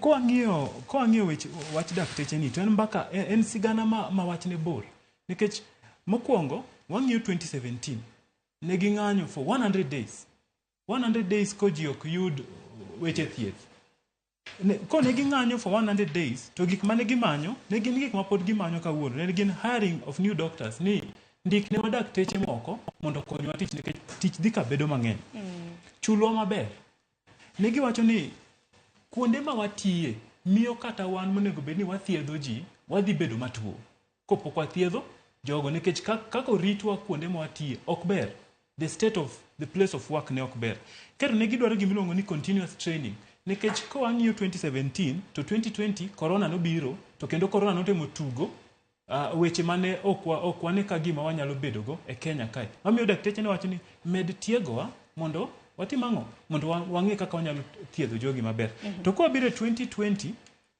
tineno ko pod gik ma giwacho ne nitiere unions winjorega gi sirikal e gimiluongo ni CBA en document makoro kendo ko gise sign to mane kaka sirikal onego bed ni tiyo kodgi ko ne giwinjore e weche ang'wen masewachogo nitiere achiel ma gidhawe sana sani ne giwinjore ni intern nonego bed ni ichulo 206,000 to ko ng'ado osuru to nonego bed odong' around 149 kanyo to sani kendo komed gik ma kendo idhi chak ng'adogi to nyalo lor mochop kata 145 to king'iyo minister nobiro ma kendo wacho chal ka gima nothiano ni pesa ma wanyalo yudo ne en mana 47,000 to 47,000 to ing'e daktari maber daktari nyalo dak kanye gi 47,000 nikech kata an ko daktari jiranda to yudo 47 taneno kako dak ntie kaka an be anyalo tamra kata ni kiko thiedha to ko atemo nono wach ni tineno ka wan gi over 4,000 doctors masani ng'anyo kopok wamedo jomoi kopok wamedo KU makoro kendo wacho ni dwa join jogi to koro dotero wach ni pacho Nyakach kata kuma intere kamoro mlongo ni Sigoti Health Center kama wuonwa minwa kata relatives ga seche moko jaringe kontiere wach moro mathago dendgi wan gi Nyabondo hospital king'iyo hospitende ariyo gi wan wang'iyo Moi wang'iyo Kenyatta ma kendo ok yud ji mang'eny kaka hospitende mane gweng' makoro sani onge jok ma konyo gigi hospitende gi ng'eny gi ing'iyo gi jok miluongo ni clinical officers kod nurses. Kenya Union of Clinical Officers dwa dhi e ng'anyo. Ko kiloso gi jatend gi giboro siepna. Nowacho ni gin be gibojo njogi wach ng'anyo. King'iyo nurses be dwa dhi e wach ng'anyo ni. Kokoro sirikal owe ma doctors osechako ng'anyo, nurses dhi ng'anyo. Jopuonje be nobwogo dhi e ng'anyo. Ko jok monego be ni thiedho jogi te odhi e ng'anyo. Koro ka wuonwa tuo dala kacha to ere ng'adhi konyo jaduong'no ko kata wuonu owinjo ko dende ok ber matin idhi nyiso no dhi kanyo nikech gima onyiso gi gen ga ni ringi chopo hospital ka pod amanyo M-Pesa moro kamoro kata ko en gotieno ang' na konyi mamiyo koro ko ang'iyo wach ni to sirikal temo wacho ni kaka nudhi e court ni wan be wadhi e court to court onyisowa ni kik udhi e wach ng'anyo constitution oyie to kata ko court otamore to en gima constitution oyie mar ariyo sirikal ne nitiere registration mane gitimo gi ne giyudo court order to ne nitiere registration mar CBA mane gitimo gi dakteche mane nyiso ni nego bende gichulo doctors nonego bed ni gi-reinstate doctors mane giriembe tich, nonego bed ni giduoke tich. To nonego bed ni nitiere doctors be moko manobedo suspend, nochunge achunga for some time. Poko duok, ng'enygi poko duok nyaka sani. Mamiyo sirikal ok nyal biro to temo wacho ni wadwa ni winj gima kot wacho, to gin giwuon ne gisetamore winjo gima kot mane pogruok mabende gisani nitiere. Kiwinjo mana kaka jakoma mano jagoro maduong' mar riwruok mar KMPDU wacho ni sani sirikal ema chal ni ng'anyo, gin ok ging'anye. Nikech Davji wacho ni kata mana kinde ka kinde kiwinjo wacho ni sirikal ema ng'anyo, gin ok ging'any nikech giyie mano mar dok e tich ko girimiti margi osechope kare. Nyaka sani girimiti margi mar higa mar 2017 okinda pok ochope nyaka gisani. Kopogore gi mano, bende giwacho ni dwaro mar ndiko lakteche mosebedo ka yudo tiegruok mago interns bende chal ka gima pay cut nitiere gi kwana tamalo 90 mana kaka wakili na wacho. Sharon, ingene yawuot go chuka gi gidhiera nikech giwuo maber kabisa, gimiwacho be wach mawinjore. To owacho ni an intern onengo cham pesa madhi almost 200,000. To we will ni kata japuonj primary, ingene magia professionals. Do magi konduore rego girimiti yes, magia professionals. We need to be honest. Magia professionals. Daktari opuonje gi japuonj. Mobedo daktari. To mano to kwawuo ni japuonj primary to chamo pesa di. To wacho ni ka jirande an intern chamo 47,000. To japuonj primary to nego cham pesa. I feel ni ng'anyo mosebedo ni ok en ng'anyo mokuongo bede e sirikal ma wantie ma wuod go chugani wacho ni oledhi opongo sirikal. En gima has been there. To ken kanyo to nego wamany biro ni amicable long term solution. Ere kaka wanyalo timo mondo kaka baba gi mani nyakachcha koponi tuo to nego yud thieth, to nego yud yath, to nego yud jothieth mabeyo samodware. Eni koponi health ni okobed maber a devolved system to wanyalo loke from devolved to national government. Maini neno ni mano nyalo ko. I feel ni mano can create amicable nikech gini kata dang wa lost doctors ma wuge ng'anyo gi. To ibo yiro ni kata county ma Homa Bay kwa mfano kata county ma Murang'a. Injo ni samoro doctors ng'anyo county ma Murang'a to kata ma Migori tiyo. Iwinjo. I feel ni amicable long-term solution and goal of health ticket in national government. Nikech iyudo ka sani ng'anyo nitiere. Tingen health en e buo county government.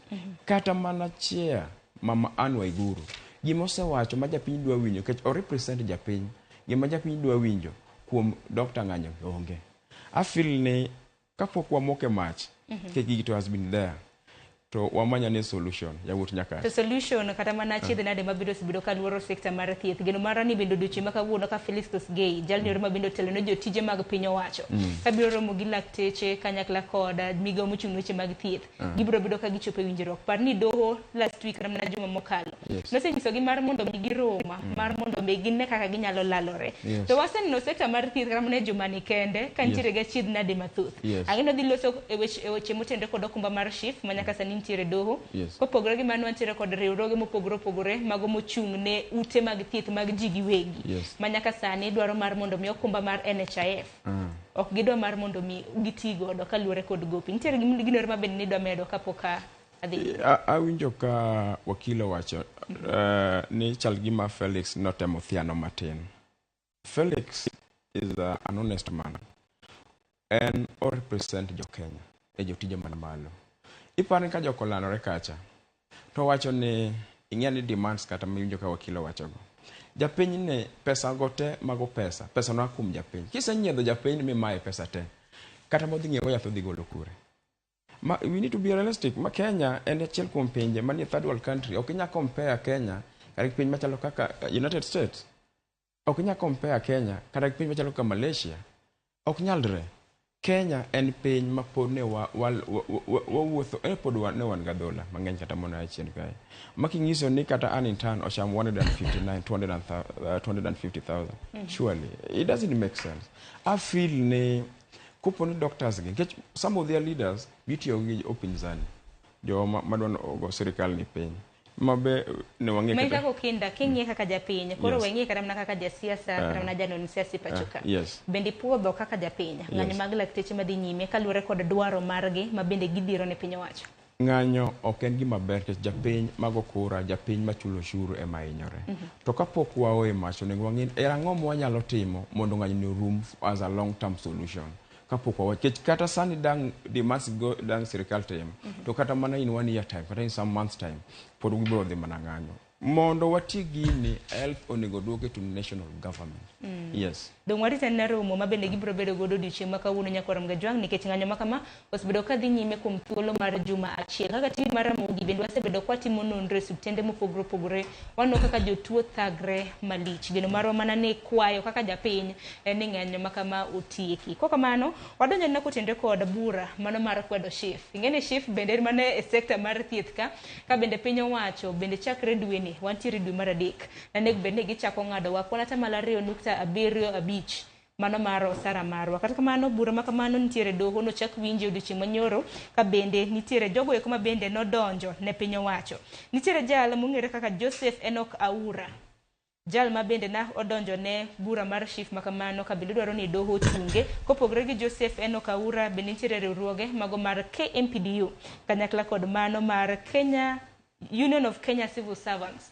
Maneno ni SHIF idwa tim e ataro mar chik. Eric wang'e nyaka sani kaluwore kod okumba manyien.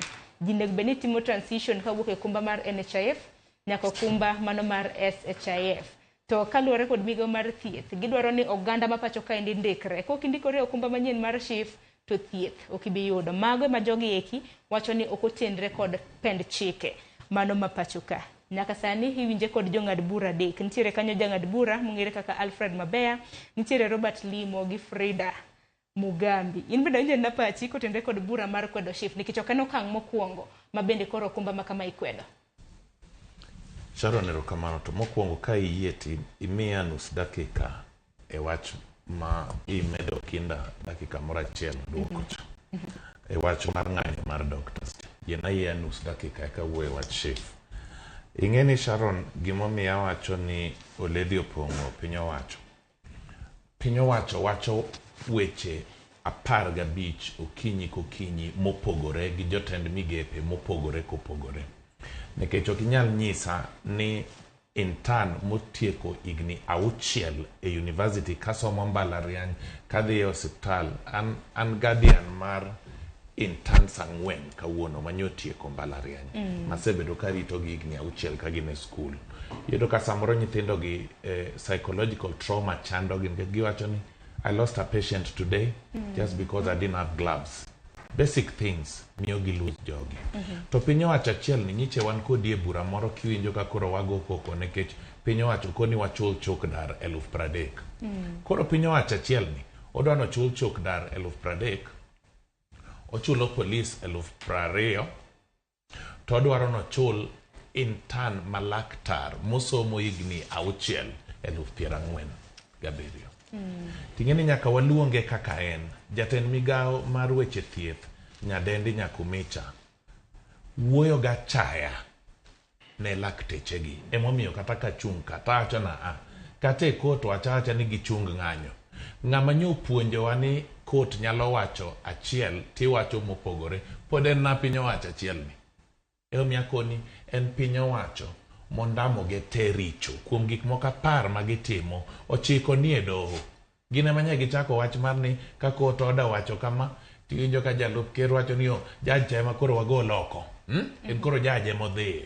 Koro ka piny owacho nyodonje apis gi miriambo mang'eny mane gichiko jopiny katidok mane weche affordable housing ne gikoni affordable housing dhi biro wan wadhi golo pesa e diaspora bonds wan wadhi golo pesa e pension nok giwacho suru makawuono gibiro goni. Sani nyaka e kinyozi nyoro nyadhi lielo wiya ka penjo til michulo go cha to gikona ore namba ni jo usuru olowa gidhi nyaka usuru nyaka kinyozi e oledhi me wacho cho mi oleth piny owacho ni en oledhi ma ji teneno kaduoge wach SHIF pod en na oledhi achiel cha kidok sani iyudo ka NHIF cha contribution ne nyiche ni kanyo gidhi gibukore giwacho na ni kuo sedonje mang'eny koro gigo ma piny gikelo SHIF ni idwa ni kata ka koro ichule kaluwore gi kaka nyithindi nitie ichule kaluwore gi kaka mondi nitie ting'eni payslip to pod mana machacha.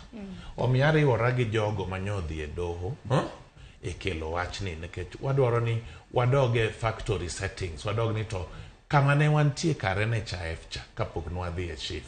NHIF ni en ere yom manche ne en go monego bed ni kane wabedo piny to wacho ni mae yom mobede NHIF. Doni winjo se ko tenre kod weche mag mibadhi NHIF. Mamiyo ni kore kete chief nikech chief kore wacho ni bro bedo ka tiyo gi yor lony manyasani. Sharon, nying mibadhi ni onge kama onge piny owacho wa makawuono ni nying mibadhi. In fact, one giwachna ni piny owacho ni nyinge moro en piny owacho mar mibadhi. Pero kama ahinya. Awinjo na pachi mana mapiyo wakili kotende kod twak makamaindi. Ahinya nyaka luwore kod sekta mar thieth. Sani chal ka gima oganda ma pacho ka wadhi e doho wacho ni kete tema. Bang'e waneno ka bura makama iduoko kata mana e od bura kadhe ochal ka gima ikwede tichaki kete tem. Chief ne osekwedi ochako kete tem moriwo nyaka housing wach mar udi maningo gi ogonyore bende nosekwedi sani dong kore ne tem. En bende wabiro bedo kwa losi ka nitiere moko kuom oganda ma pacho ka mosedhi e doho mar mondo mi dini mar mondo mi kikete tem. Ing'e ni kidwa loso chik e piny kae tiluwo yo moro amora mopogore gi yo ma chik dwani. Ing'e ni loso chik be nyaka iluw chik kiloso chik. Ma kiluwo yo mopogore gi mano to ibiro rado gi gimiluongo ni petition. Nikech sani constitution oyienewa ni chik moro amora mokadhe yo mok ber to nyaka wakwed kabisa ma watamre wach chikno.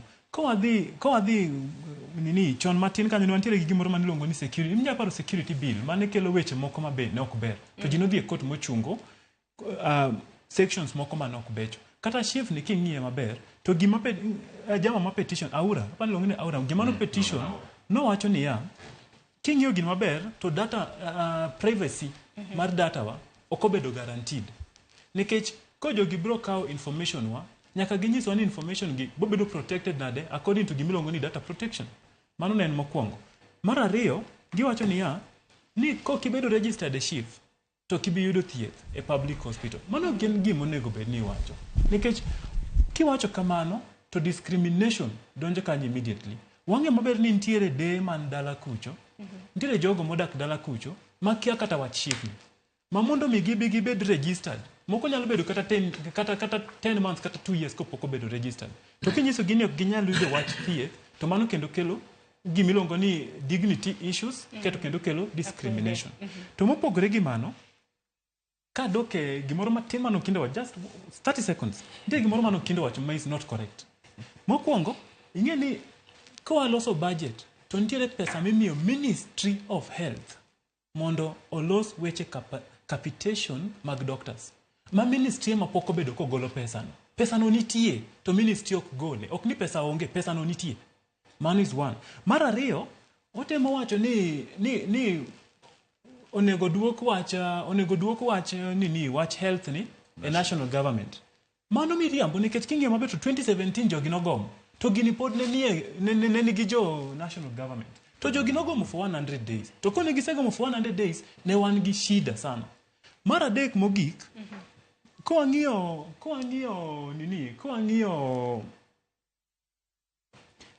national government dhi ko reduce pesa mimiyo counties. Ok inyal bedo ni on one hand inyiso counties ni doctors meku. Ket on the other hand kochopo wach samido miyo counties pesa ti ing'ado pesano.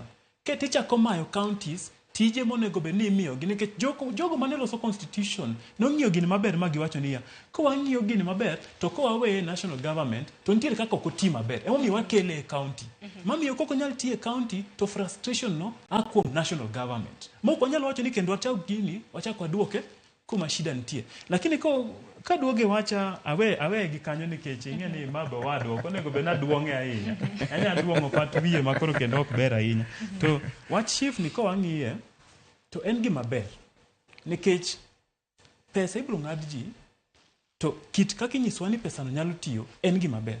Shida en niya ni ok gidwa nyisowa ni kose ng'ad pesani to ere kaka pesano biro tiyo nikech nyocha waneno ka ng'ane wacho jama ma head NHIF ni wiya wil gi nyinge kono wacho ni community achiel emopong'o NHIF to boko luor ko wacho gino to boko wach kako timo mondo obed ni 42 kata 44 tribes ma wan go e Kenya ni NHIF maromre.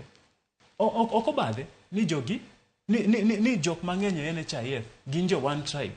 Koro momiyo kata kineno ko jo Kenya ng'iyo wach shift ni to gitemo ng'iye gi NHIF. Ko gocho ni corruption tema osebedo ko an NHIF makidhi tithiedhi sani osiptende ma private wacho ni ok gidwa tiyo gi NHIF nikech ok chulgi to ok ni ok chulgi pesa mar NHIF wachulo pile.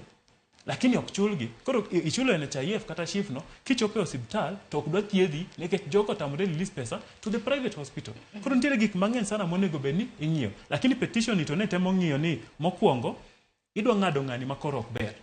Onyalo koso pesa. Nikech wacho ni sani kata mna cap rate onge nikech motelo na nebedo capped nyaka 5,000. Sani mana nukta 2.75. Ok obed cap. To sheria onego bed ga ni en very clear mawacho ni mae kaka wadwa time.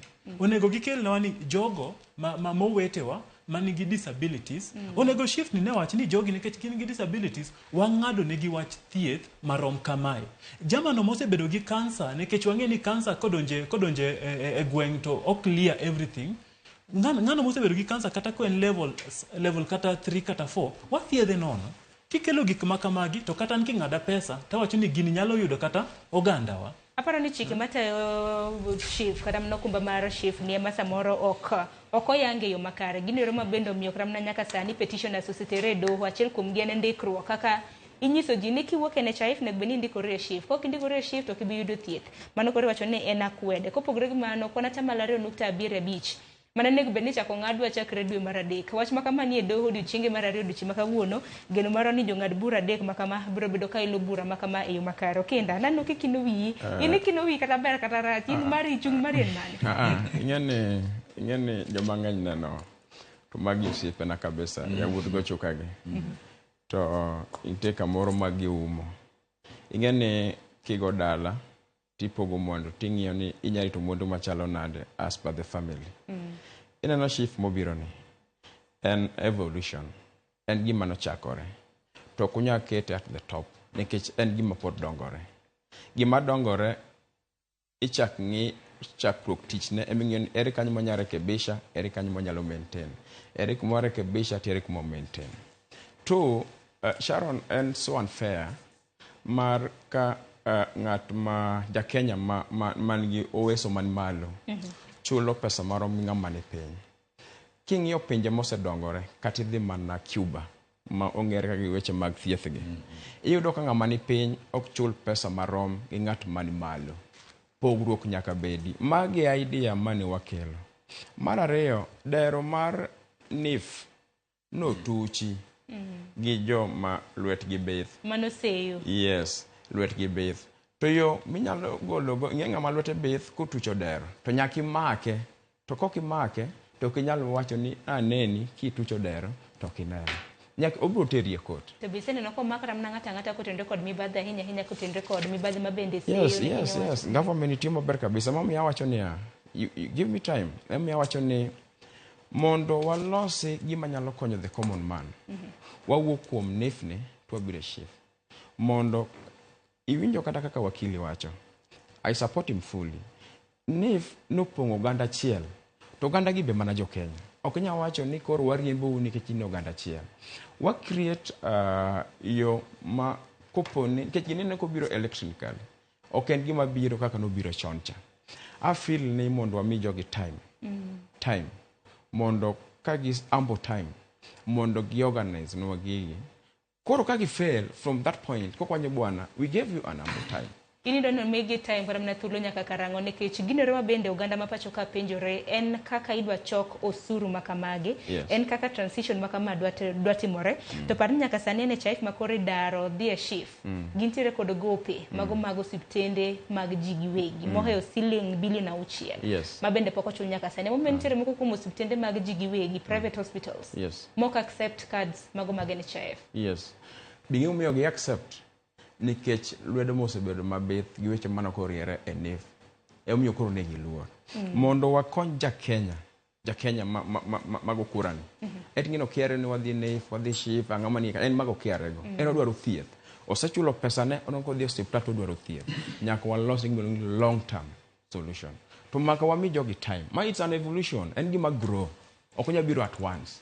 Yes. Mana ka japiny bende nyalo penjore ne okumba makamagi lokruoge makamagi kaneno king'ada kwanata malaria nukta abiriyo abich od thieth madhiye bende nitiere gi lakteche moromo od thieth madhiye bende nitiere kod yedhe moromo to bende nitiere kod facilities madwarore mago e penjo maduong'. Ang'eni weche motenore kod ng'anyo mag lakteche sekta mar thieth en wach noero ma bende pod kelo midhiero e pacho ka. Mago gin moko kuom weche ma bende pod waluwo ka bende odiochieng' ma kawuono odiochieng' mar ariyo ka bende wach makamano mar kwedo bura mar Chief Nyakorongo Jwang pod nitiere doho kendo ibiro bed kiwinje kanyo gi jogand bura adek. Dakika na biro tok saa 4 mar okinyi. Wakaw yo matin kwa biro waduogo ne gi thor weche mopogore motenre koda mamoko. Wawere gi mar thieth. Mar thieth ni wabiro bedo kwa ng'iyo kaka rombe mopogore opogore biro bedo katimre odiochieng' ma kawuono.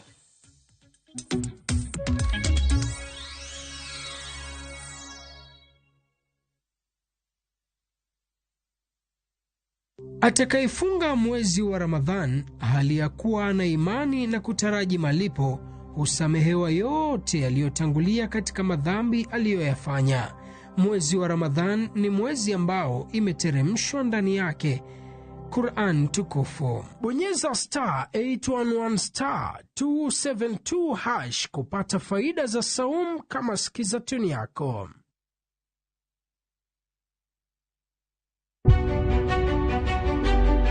Chakre kinde mosekalo nyaka e chuny ngima ma pile ka pile. Tiprosa dawa iwacho ne riambo marach kendo idwa hewe kendo riambo moingo dawi. Wuoth kodwa sama wanono sigendni mabeyo mag gwengewa. Ng'e ber kod rach, mor kod kuyo ma ng'ato nyalo yudo e wuodh ngima. Asai mama. Nasikwiri ni okan mama ukiche kilunga gi nying noero. Mama nyisi. Riuri kodwa mondo wane sinema mabeyo ahinya ma uwinjore wawinj kendo wamorgo. Kendo ng'eno wono sipi mabeyo lakini nitie kuma kete mami. Winam Cinema. Jumapil saa 2:15 otieno kod saa 4 otieno. Kik bai.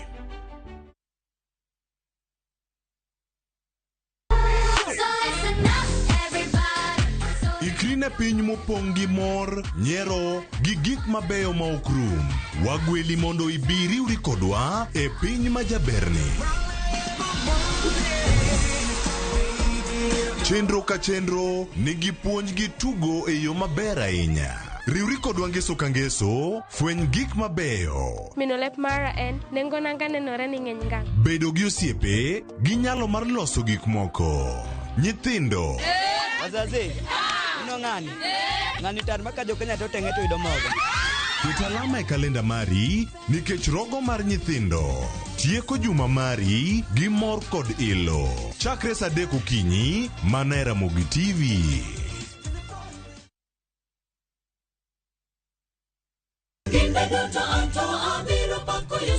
Ging'wono mar Nyasaye manyisore e ngimawa kinde ka kinde. Ber ka waduoko ne erokamano kod pak. Ma watimo sabato ka sabato chakre saa 2 mar okinyi. Kod injili mapuonjo, gwedho kendo loko ngima. Koa kuom jotich Nyasaye mowal makelo weche mag geno. Nyasaye wuoyo kodi kendo wuoyo koda ni kik iluor gimoro nikech an kodi. E injili ngima, ngeso ka ngeso, chakre saa 2 okinyi e RamogiTV.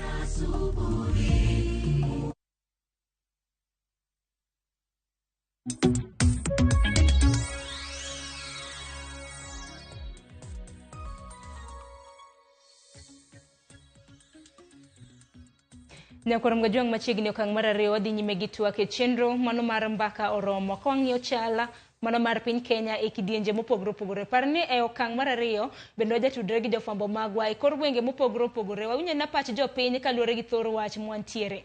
Gisani Nyakorongo Jwang yiena mar mondo mi adhi e kaunti ma Kisumu wantiere gi jafwambo marwa Millicent Adhiambo. Millicent, nyisa ni ntiere gwenge mago mag Kondele. Millicent, amosi ni misawa, jo Kondele wachanga nyenya kaluwore kod thor wach maru kiny makawuono kaluwore kod chal mar piny Kenya.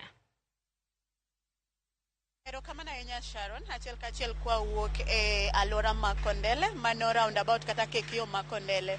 An kaendi gi jodak kod jopiny kachiel kod johala e alwora ni mabende wadwa ni wagogo mbaka kotenore kod chal mar piny Kenya. Ahinya to thoro weche mopogore kaka weche mag ng'anyo mag lakteche e piny kaendi kata pacho kaendi. Kotenore kod mano bende wan kod manyiwa kata mbolea mabandia manyoma kiegwenge mag Kakamega, Bege, Ofuke 700. Kopogore gi mano bende sani wan kod ng'ur manyien manochwal e doho machungo gedo mag ute ma nengogi ogonyore pacho kaendi. Wadwa ni wawinjane kokalo kuom jopiny, to gin kaka jopiny ka ging'iyo ka chal mar piny Kenya dhi. Ang'o ma ginyalo wacho ewi gigo, to kopogore gi mano bende gigo ma ginyalo medo e chal mar piny Kenya ewi ochumi ma pacho kaendi. Machiegni abo chako kodi king'iyo kamera mondo ichagi nyingi. Santo to pachi chalo nado ewi gigo maselero sani e wach ng'anyo mag lakteche pacho kaendi. Kopogore gi mano, ofuke mag mbolea manyoma mabandi e gwenge mag Kakamega, kendo ng'ur manyien mabende nochwal e doho machungo gedo mag ute mane ogonyore mong'ere kaka affordable house. Okay, kwa majina nikiongea hapa naitwa John Atuoto, kwa mkazi wa Kisumu hapa Kondele. Mimi ningetaka kusema hii mambo ya daktari kugoma. Daktari is the second god to us kwa sisi raia. Na kumicha, hii kazi si kazi ya kupetipeti. Lipa madaktari, kaeni chini muandike. Watu wanasafa hospitali hapa Russia hapa. People are very suffering very much sana. Sasa kaeni chini muandikiane, muagree, madaktari warudi kazini. Lipeni madaktari, hamu kuja kwa government kufikiri ni mcheza utoto. Hii ni kazi mlikuja kutufanyia. Tunataka mtufanyie kazi. Pay the doctors to go back to job. Because now people are suffering. Ukienda kwa hizo hospitali zote, watu wamejaa kabisa. Wanangoja huduma ya madaktari. Na daktari pia hawezi fanya kazi bure. Alienda kwa shule more than 5 years kusoma udaktari. So, nakumicha bana, hii si kazi ile baba yako ya IBC. We rudi huko. Ongea na madaktari, mkae chini, madaktari warudi kazi. Hii si kazi ya utoto. Nikiongea mambo ya fertilizer Kakamega, this was the first time Kenya kuleta fertilizer fake. Hii ni serikali koba, serikali fake. Everything is fake. Na sisi wanatukimbiza hapa kunywa pombe na wanaleta vitu fake. Mbona wasianze na mbolea zao fake kwanza ndo wakuja kutufukuza mali kwa joint zetu. So serikali, kama unazaunda mbolea fake, pesa ndio kuunda pombe fake, tunyonge hii watu wote wakufe waende huko. Affordable houses nikiongelea kama mimi mkazi hapa Manyata, siwezi enda kupanda kurenti nyumba huko usijui wapi niwache shamba yenye babangu alinipea atinaenda kuishi kwa affordable house. How affordable is it? If it is affordable, kuja nijengee yangu kwetu, niishi vizuri pia mimi nijienjoy. Utanitoa mimi naishi slum, wao niende nilipe nyumba kwa shilingi 7,000 na mimi naishi bure. So affordable houses wewe jijengee na ujengee watu wa kwenyu. Si hatutaki hiyo vitu hiyo. Anigejenge lokal lokasogwar. Gimanya lo wacho mar gomo mar jopu daktache. Ena diram kenen ni daktari en Nyasaye mar ariyo. Kendo kata kanwa miyo sirikal ni telo, sirikal no wacho ni Kenya mbele. To sani waneno ka en gima timre na badiera wakene na kara Kenya ok mbele, tumbo ndio iko mbele. Koro wakwayo maber niya sirikal odonje okonja daktache, mondo daktache oyud kaka doketich mondo jopiny owe hinyre. Sani kidonjo kana Russia kae yudo ka ng'ato yano ninde bench mothonya ke bench kanyo nikech okoso chier. Koro wakwayo kwa sirikal odonje wachno mondo mi wangi kaka jopiny yudo konyruok. Wach fertilizer momak mabande tapara Kenya moninde pache. Japuja tende agriculture ma Kenya ada piny to seche manje fertilizers gidonjo. Beno thibitisha kose na mia na teniki go county ter. Ere kaka kuwe nyalo miwan fertilizer. Binge da wuoro sana niki inyiso wanu kuwe fertilizer. Kuwe nyalo cheko ado duma kanye. Mano to ginan manu gimoka yen fertilizer nyodonjo mafek. Ukinona ne wach fertilizer ni kate to manya ninga manyo wor mondo losane wach fertilizer ni maber. To wach ng'ur manyien petition manyien no chwal machungo gedo mag affordable house. Affordable house ng'ato kanya nyalo wacho ruoth ka ruoth gitende. Kona na ati ni affordable house nyalo konyo jo Kenya. To ng'i jo Kenya madhier kaka dhierni. To konyal kawo ja middle class ne modo mloso ne affordable house ng'ama nyalo chopo mager ode moro kamoro nyalo nyolo mager kata od ma 10 million ne miloso keto na tena affordable house idhi mi ken affordable house to mi a common man mwananchi mauso kitungu mauso sukuma mauso magongware ni mokawo mi affordable house no to kawo ng'ato anano nchumo no chungi no ben keje wadozi makawo gigo. Ero kama na nyanga machielo mana mapio chagi nyingi. Kwa majina naitwa Abdul na mimi ni Kwa majina naitwa Abdul. Mimi ni mfanyikazi hapa Kondele. Anko kwa mnyinga ilungoni Abdul atio ndarakae ma 44 anmkaji makondele ka. Awato ni wach mar fertilizer mabandi ane. Okber nikech mondi fertilizer ketho cham. Fertilizer makoba munumi wano oseketho nwa cham. Onge kata gima konyowa. Ingapendo ni ngama manager mar farm obedo nango. Gigo nodonjo nango kin kure. Mano nyasago moni serikal ongi wachno maber. Wach ng'anyo malakech an kamine nani mondi an gi dhako to dhako ni ach dhako neno hospital dakteche onge Russia kae dakteche onge madang tolna dhako tuna dhako dhaka ter kata kam kerwa pesa be onge dakteche ogomo jopiny serikal wakwayo ni ung'ino weche dakteche ji tuo e hospital ji tuo manoma kata kudhi ng'e Russia kacha jotuo ng'eny mondi an dhako chiega yach e hospital akia kaka botimore akwani Ruto lose wachno. Affordable housing anayeno ochung' nikech an mondi anadak e slum anadak e ot mabati mar 2,000 onge kaka dang' abukra ni adhi adak e ot mar siling 50,000 per month mana chulo atiyo ne ng'aya wadhi uturo aya amiyo landlord ero kamano. An ilonga ni Washington Ochieng. An aja kaji makondele kae. Atie route 44 kae. An dekteje okonengo ng'any. Kech ka ging'anyo to wahinyre. Kwanza an nigi jatuo malich. An nigi jotuo an nigi jotuo. Minwa tuo. Nyathiwa tuo. Yani an nigi jotuo. Yani awuotho gi buk. Achoko malich. Awuotho gi buk mondo dikta. Okaduoka dekteche onge. Dekteche onge an aol gi wuotho gi buk. Koro loka mana na jakwecho. Ter mana ni thagruok ma athagre go malichdi. Fertilizer anta ywak. Kata an puotha hinyre. An puotha hinyre malich. Puotha hinyre ma kaka japith malichni. Cham winjo matek man kaka dang' atima. Kadwa kata na wach mang'eny. Kech achwanyra. Ng'ama chielo mana mapiyo piyo wawuoye chal mar piny Kenya. Mana mapiyo watieko ng'ama chielo.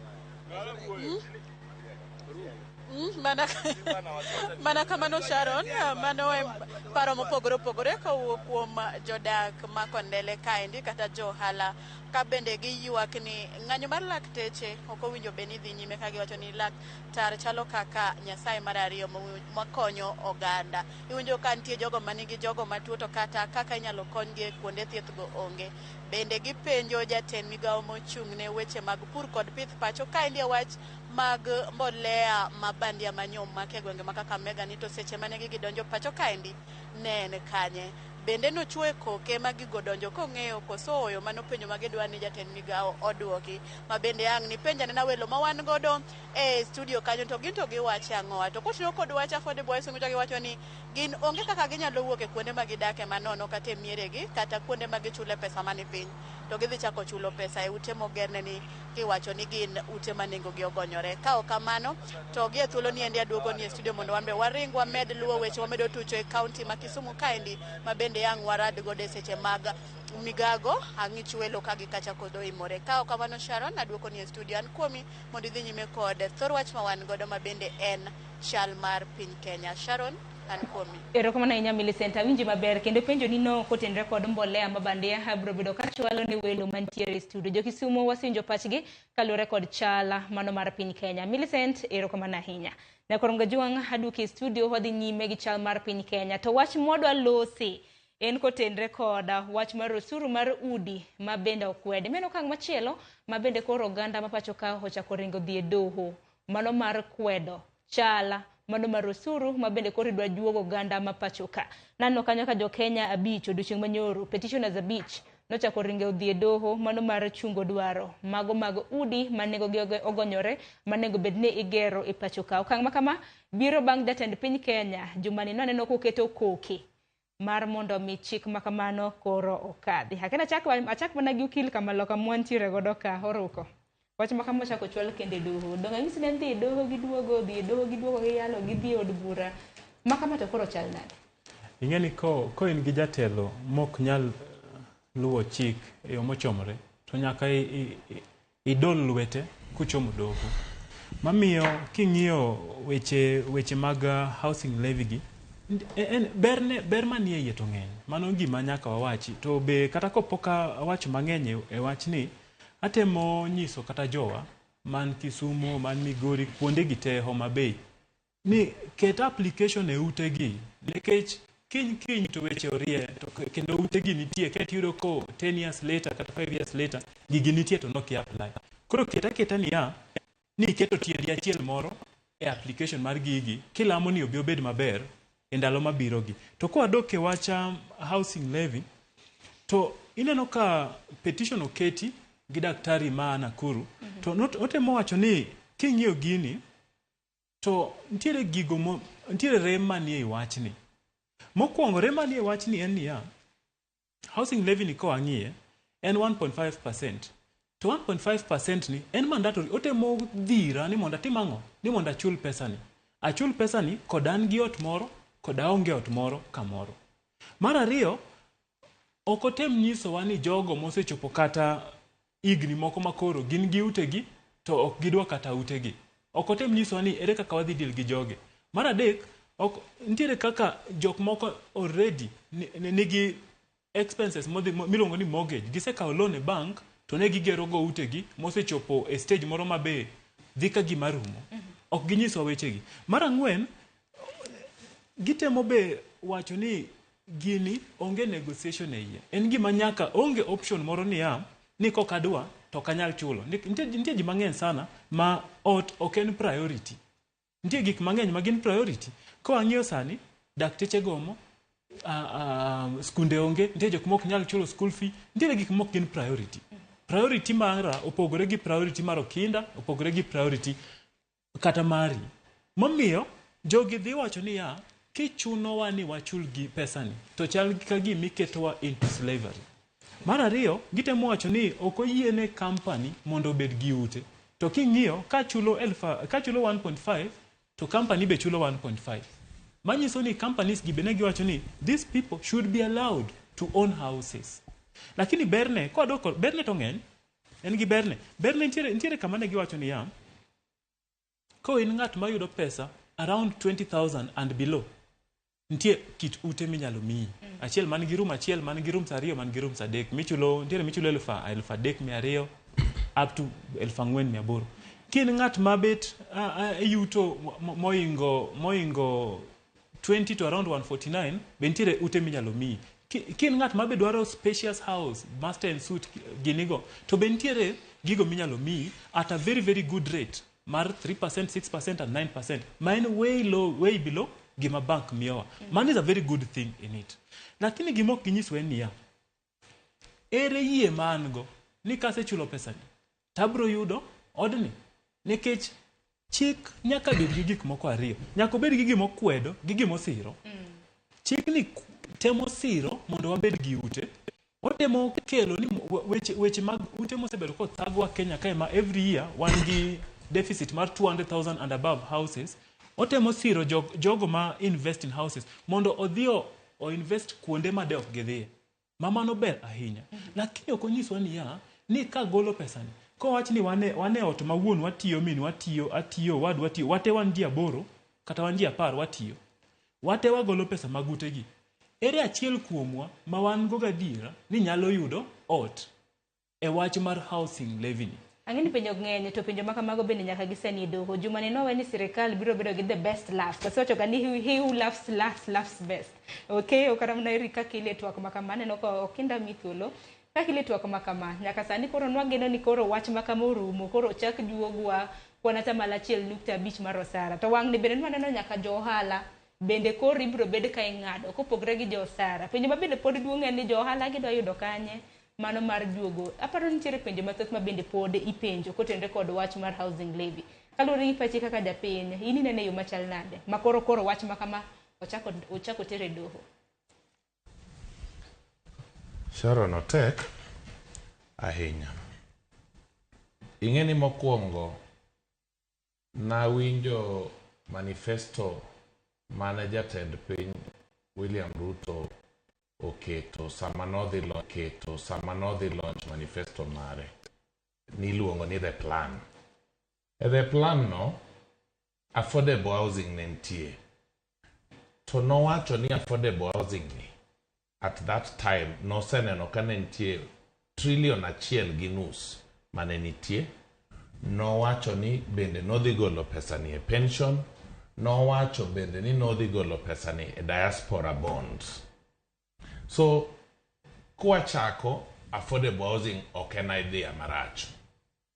But execution ne otamo jogi kiwacha dier. Nyasachiel otamogi nikech ok tongi bi ni kore wacho niya ni nyaka ng'ama ok dwar ot kan nyaka imi ot. Kechan nyadhi e bank akawo loan mar bank gi base lending rate mar central bank mantie cha. Mortgage na achiel nitieko. Kamoro kacha aseyude pap moro be aywaye gira moro matin. Ok inyalo wacho ni in affordable nini. In ji te dware nyaka ng'ame chulo loan nyaka chudi. Ting'e ni mane e tabu na an man go gigini to gibedo ni kete ni en osuru. Nikech kako rikete ni en osuru. Payslip poko medi. Payslip ni idwa ng'ade e gimora mora. Payslip ni idwa ng'ade e gimora mora. Mae wame nya wacho kamoro ni sirkal ni nyinge more na eno ledhi. Nikech okinya negi bere we campaign. Koro gidonje pis, koro gini otamogi. Nikech okinya wacho ni ng'ato ka ng'ato nyaka chuli pesa ni.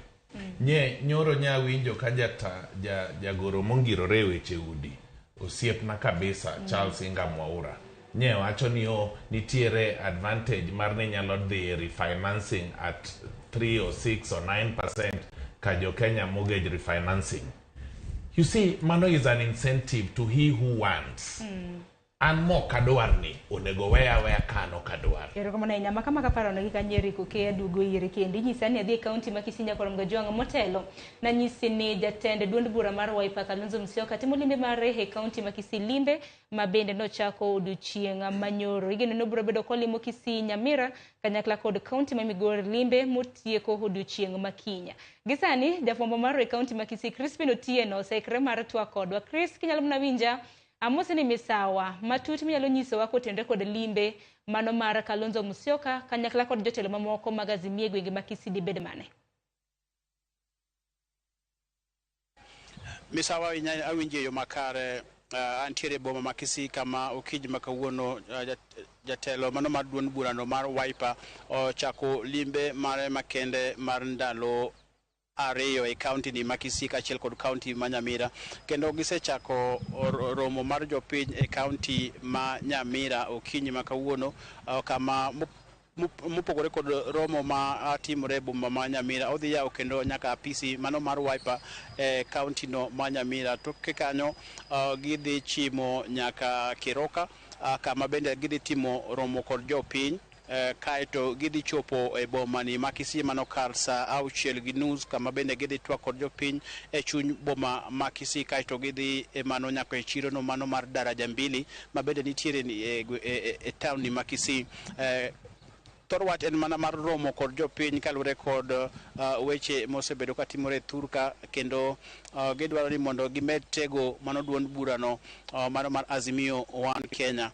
Inyalo paro Kalonzo nochako limbe mare gwenge mag Nyanza mandala de kochako kod mano county no ma Migori odiochieng' manyoro kama ne gintiere gwenge ma Kuria kuma bende ne giyango ne jogwenge go ni gitimo kar magi nyalo mar neno ni Kuria bende obedo kod county margi omiyo romo makawuono bende timore kinde manyoro kane Kalonzo chopo kaachiel kod jotelo mopogore opogore moting'o nyaka mano jatelo no mar duond burano mar DAPK mano Eugene Wamalwa notimo romo makende kod mano governor ma county ni Makisi midhiambo manyoro Simba Arati kendo wageno ni jotelo mopogore opogore mawuok e county ni Makisi ang' ne riwre kod Kalonzo Musyoka limbe mare ma odhi timo boma ni Makisi kendo kiny pod entiere county Makisi kama ochano timo romo kod jotelo mopogore opogore mawuok e county ni Makisi mondo mi ging'i kaka ginyalo tego duond burano kinde ni makoro jatelo maduong' mano mar Azimio One Kenya Raila Odinga igeno ni dhi yudo nafas makare mar telo ne riwruok mano mar pinje mag Afrika. Omiyo ka ang' ochopo e boma ni ma Kisii, ang' ne watudre kodu kendo wanyis jowinjo magwa mag Ramogi TV gino ma Kalonzo wacho, kendo limbe no odwaro ni mondo ang'o ma jopiny otim, kendo bende josiasa kata jotim nonro mar siasa wacho ni mano limbe ma Kalonzo mosechako e kaunti duto ma pacho ka na moko kuom mise moketo maneno ni kinde ma Raila bro yudo kom mano mar riwruok mar Afrika, mano duond burano mar Azimio One Kenya bro bedo kod thuolo makare, kata bro Raila bro bedo ka odich e gwenge mano e pinyno mar Addis Ababa. Gibro dhi nyime kod telo mar Azimio One Kenya, kendo gigeno mar kawo lochno e kinde ma yiero biro timore mano higa mar 2027. Miyo ang' wawegi kanyo warito Kalonzo mondo chopi, kendo ang' watudre kodu kendo mondo wanyisu gino ma Kalonzo wacho kaluwore kod limbe mare mar ndalo 2 e gwengegi mag Gusii. Erokamano nya Crispin Otieno, wawinjero e yo makare kuom chiwonwa ler kotenore kod limbe mano mar Kalonzo Musyoka mano jatend duond bura mar Wiper e kaunti ma Kisii. Ne korom ga jong winjo kanyo kaka Crispin owacho, Kalonzo odiochieng' ma kawuono kentiere Kisii obiro bedo kolimo keroka Kisii town daraja 2 e kind bombe mamoko mantiere e kaunti ma Kisii. Mana mapiyo piyo koduoge twak marwa okinyi ma kawuono dakika 33 tok saa 4. Asenno ote magi med mana oro ote kaluwore kod thor weche mopogore opogore ma bende walose. Abro bedo kasomoge kwa dhi nyime gi twak makama. Erika Guni mosna ng'adi kane dhi nyime gi twak kotenore kod osuru mano mar udi. Kinyalo mana dhi nyime bang'e Okinda alafu wadhi e thor wach machielo. Erokamano atie kinde to wadwa Okinda kadwa ni wiye wil gi goyo piny na jogigi. Awacho Sharon ni akwedo osuru ni ahinya, bedo ni okochiw thuolo monde ng'ato oyier ni adwaro ot marom kama, koso an kang'iyo kaka family mara obet gi ng'wono ma Nyasaye osemiya e yor tich kata e yor ohala, ok adwar udigi. Onego bed ni obedo voluntary scheme, ok onyal bedo mandatory scheme, ji te ok dwar udi. To bende Sharon, adwaro ni ng'e ni piny tek sani kabisa ne ng'ato obed ja ohala bila wan kama, obed jalno mondiki, piny tek. Koro kidhi Kibera katidhi Mathare, katidhi Kawangware kae tipenjo ng'ato ni koro waketie ot koso wamany ni gimichamo, gipenyi na miya gimoro acham, nya nindo kech gi nyithindo, ayie dak otieno mabati ni pod bro umo na koth kata chieng' tayud gima nyalo chamo. Omiyo atieke gi dho Kisungu kawacho ni this government is synonymous with wrong priority, very very wrong. And my I know awawacho ni wan wasiro lakteche ka nikech ka neno supplementary budget ng'ia ne pesa moketi ni wirogo rangi kar jot mar ker bilion 3 kia 4 ni mano do wirogo rangi oket kamoro makogo picha gi jooko to koth ok goye to lakteche to kwayo pesa moromo mondo thiedhgi. Mane priority marach mineno wacho cha moko ni dwa nyiewo matokni minyiewogi ringo dhi kure gone mana jikok e ndara golo ji e ndeche. So priority karach to gimoro amora rach. Jaluo nowacho ni rech togi e wich. Koro rech osetop e wich e piny owacho ka. Erokamano nyamana ka Shifa Ozinglevi bende koro duoke doho Okinda. Yes. Kalure kaka in kaka japiny wach mar osuru mar udi ne kinyiswa pachi kalure kode. Sharon ipenjo maber kabisa. Mokwongo osiepena gi onego ng'e ni gi joma nene wasani ni ma en world practice. Kidhi China gik matimore kage osetimore China. En jukumu mar japiny mar sirkal ng'eyo yuto mar japiny, kendo sirkal ong'e yuto mar japiny. Eric, gima nyaka ing'e ni onge japiny mok dwar ot. Japiny nyalo buok ni ono samoro nyalo tamo mana chulo, lakini japiny moro amora mutho gi tiende nitie gima geng'o ne chieng' kata gima geng'o ne koth. Either nyalo bedo mabati kata nyalo bedo od kidi. Kien od kidi japiny biro wacho ni mano ot, kien od mabati japiny biro wacho ni mano ot. Ok nyalo nyise ni dak e od mabati. Gima nyalo buogo japiny ni jowa the top leadership both sirikal kod Azimio ok ng'is japiny gima dhi mbele. Sirikal owacho ni ka yuto ni piny ichamo pesa 20,000 kadok piny tinyalo mi ot machulore gi pesa nino. Let me tell you, my good sister, ineno samu kudikane kata ng'ama odak Kibra, odak Kawangware, odak Madhare kod Oruma, ibo yudo ka the minimum ochulo from 1,500, 3,500 nyaka 5,000 nyaka 10,000. Ng'ani kochamo okaw 3,500 to chulo go ot, to odno in future nyalo bedo kata ode. What's wrong with that? Two, project mar housing ni ineno idhi Kisumo kacha, ineno ka jatoko dera mwaka Kakamega cha thuo oganda wagi sirikal na akian bolea akian ang'o to wacho Kiswahili. Wach mbolea ne bwadonje. Koro joka ng'isi ne achielo cha winjo kwacho wuotho gi buk makoro hol. Aelewa kijana no nikech piny tek nikech job thin. Housing ne project ne en achiel kuom yo makelogo employment ne oganda wa kada jo matindo manie stage kaka bila mwaneno Kisumo ka. Nikech neno gima kijana cha wacho wuotho gi buk olecha. The next ikegi monyalo timo. I'm telling you, nikech at long run he has to pay bills. Koro iyudo ka project mana sirkal okelo ni ko ekete thoro mang'eny kabisa gi wach gi moke mach en gi gik mabeyo kuome kabisa as job creation. Iwinjo gini iyudo ka ng'ama ni piny mongi mosomo tigi monya timo kanyo, itika foreman tigi monyalo timo kanyo, engineers tigi monya timo kanyo, at the same time o provide shelter to all Kenyans. Thothne kata mna kan iwinjo kaka Eric gi wakili bende no loso. Yes. Giwacho ni funde mage beyo. En mana ni moko beyo ema samoro mar mondo mi orango ng'i. Nikech policies go iwacho ni 3/4 mar beyo, 1/4 ni moko ber ma samoro nyalo hinyo japiny. Mane mok lose. Koro okalo average to 75%. Means no longer quarter. Man gi madongo lo ni evolution process. Kidhi China, ineno kidwa ng'eyo ni piny dongore. One of the projects manyalo keto piny economy mar piny dongore, can strengthen the Kenyan economy. En achiel kuom projects kaka mar housing. Can you go to China? China nen piny manong'ere kaka nodhier kabisa. Kidwa ng'eyo the biggest piny man gi loan maduong' ma China in United States. How old is United States compared to China? Ng'isi ni kodwa wadwan wadongre Sharon. To nyaka wabed jok ma support gik manyalo ko oganda jopiny. It will reshape the people's lives economically.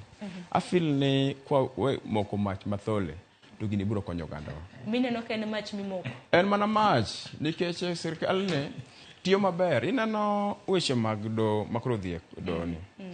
Akwayo ni joma nyicho tele previous regime, joma nyicho tele, top leadership mar previous regime. Giwe onjelo wuon got nyuti. Kech wang'eyo gik magitimo.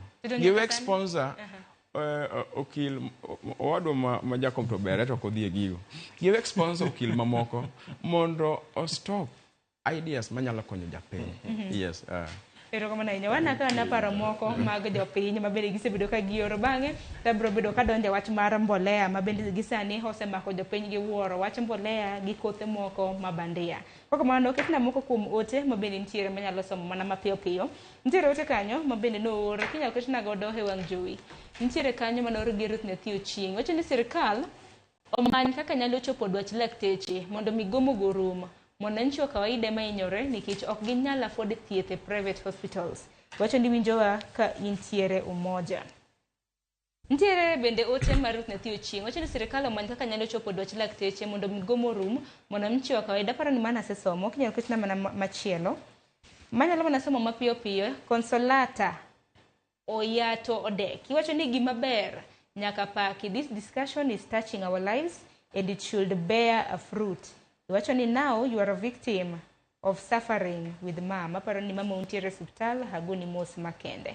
Katika maana nyakora mgejuang haneno ka dakika en prangwen kodachela. Sumu gik mar engineer Lazaro Kanyambok.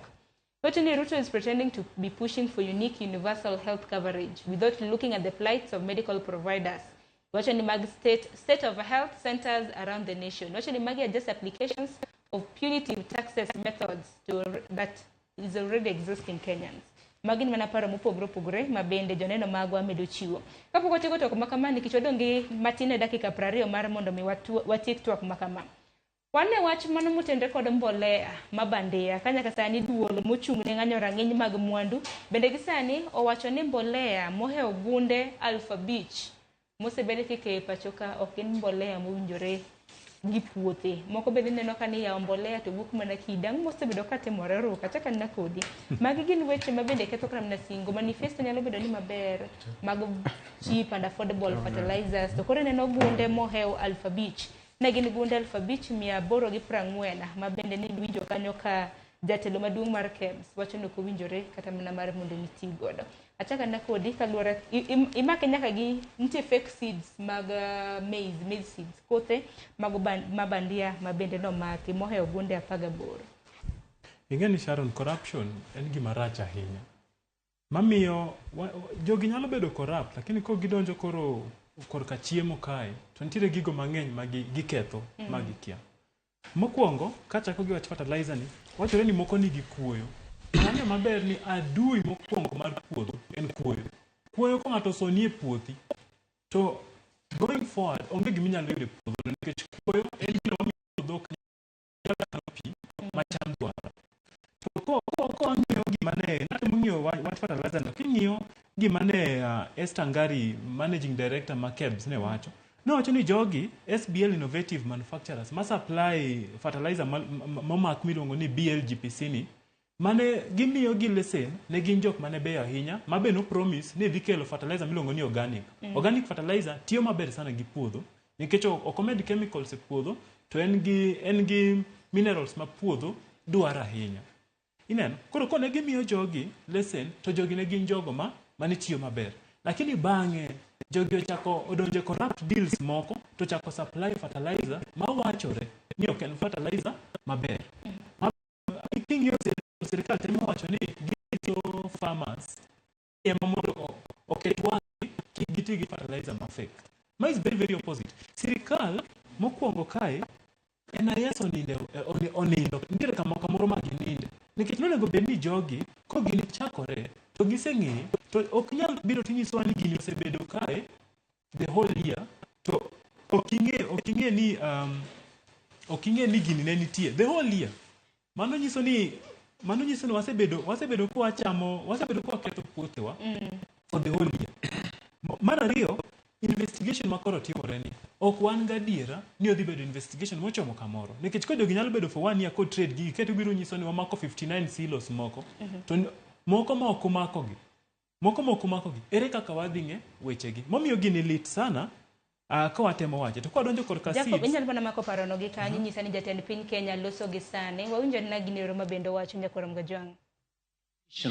This year as part of our program to improve agricultural yields, and we are doing this at an affordable price this year of 2,500 per 50 kilogram bag. I know the Minister for Agriculture and his team are working round the clock. We've had challenges with the war in Europe. We've had to divert ships bringing our fertilizer away from the Red Sea into other routes round to South Africa, causing some delay. But I want to assure the farming community in the country that we are well on course on making sure that we will have sufficient planting fertilizer in the next couple of weeks. We've also digitized 15,000 government services to enhance service delivery and to ensure that Kenyans can access government services from the comfort of their phones in whatever place they may be. Also undertaking the construction already of 103,000 affordable housing units countrywide.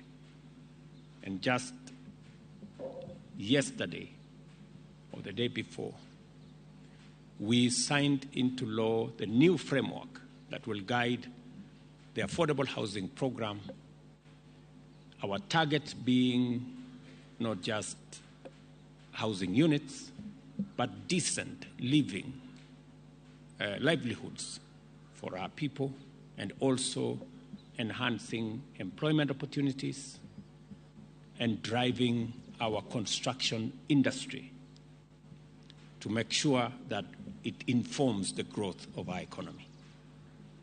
Formulation and implementation of the new funding model for our tertiary education is also underway to address the needs of students, especially those from vulnerable backgrounds. The model has been used to provide financial support for first-year students joining tertiary institutions, both in 2023, and is the model that is informing what we are going to do this year.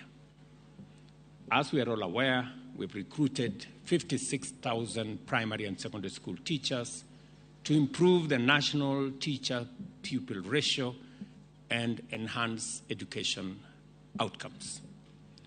We've also operationalized the National Open University Concert Technopolis, and I'm proud to say that we have over 1,000 students already enrolled. As we're all aware, we've enacted the Social Health Insurance Act 2023, which establishes the Primary Health Care Fund, Emergency and Chronic Illness Fund, and Social Health Insurance Fund to facilitate universal health coverage, as well as the rollout of primary health care networks and deployment of 100,000 community health promoters working in concert and together with our county governments.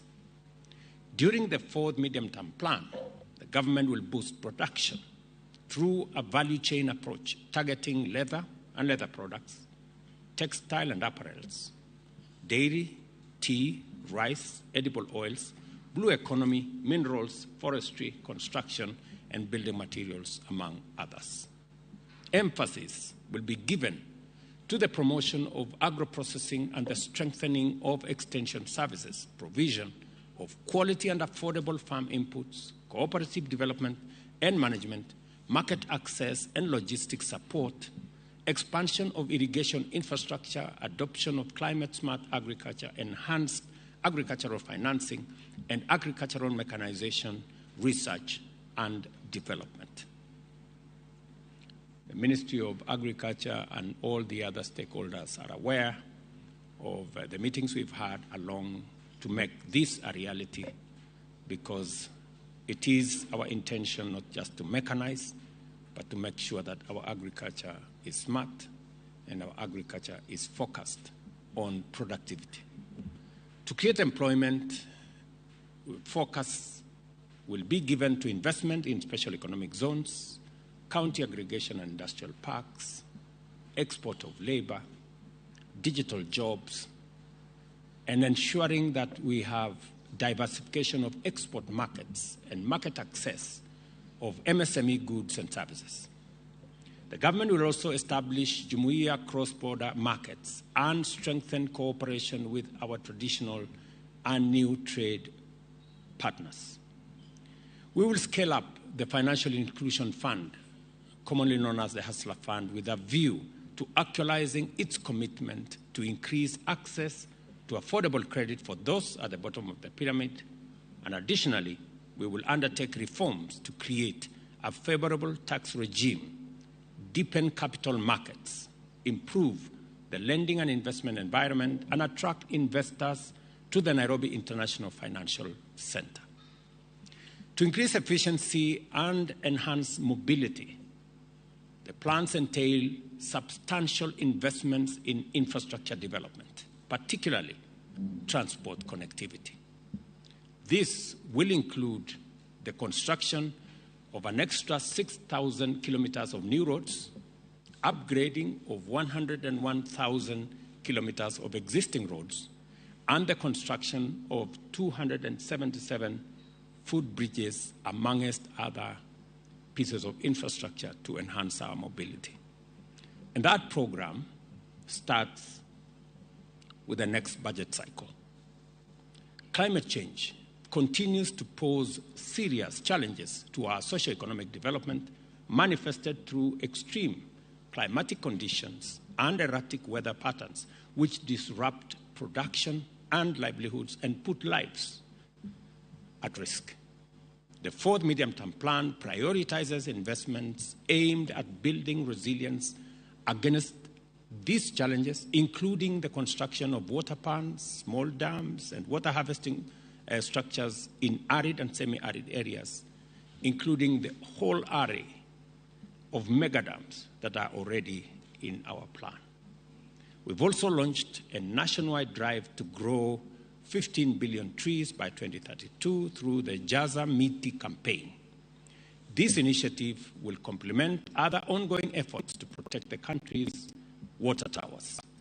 In this plan, we will implement robust initiatives to promote sustainable waste management practices and enhance pollution control measures.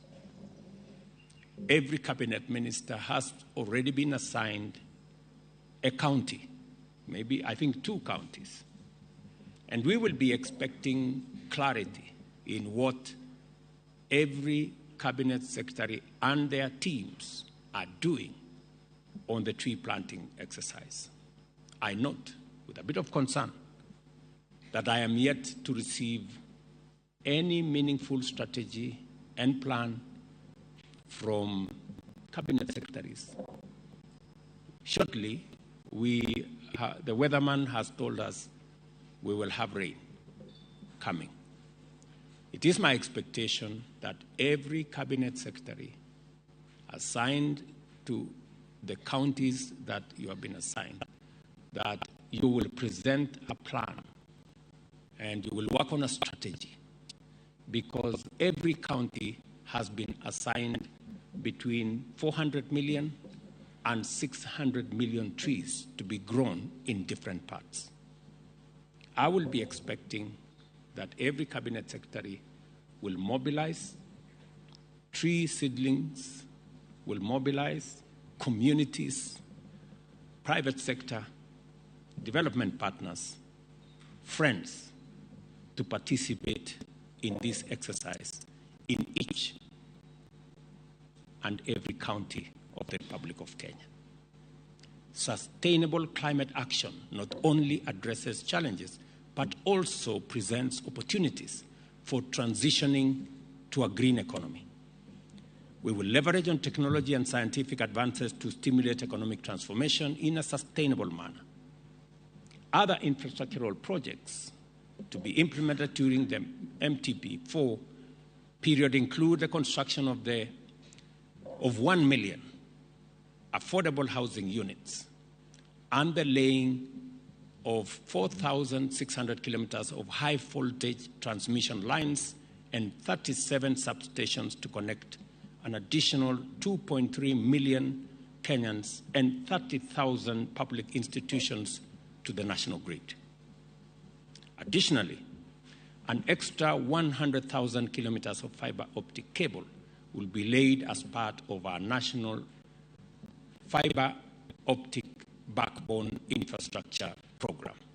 Already, the different actors in this space, from ICTA to Kenya Power to the Ministry of ICT, have been aligned, and we intend to deliver this.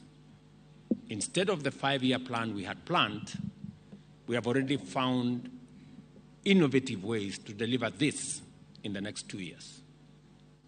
Access to quality and affordable health care remains a key priority of the government and will therefore expand the social health insurance scheme focus on the Afya Bora Mashinani model targeting 10.8 million households.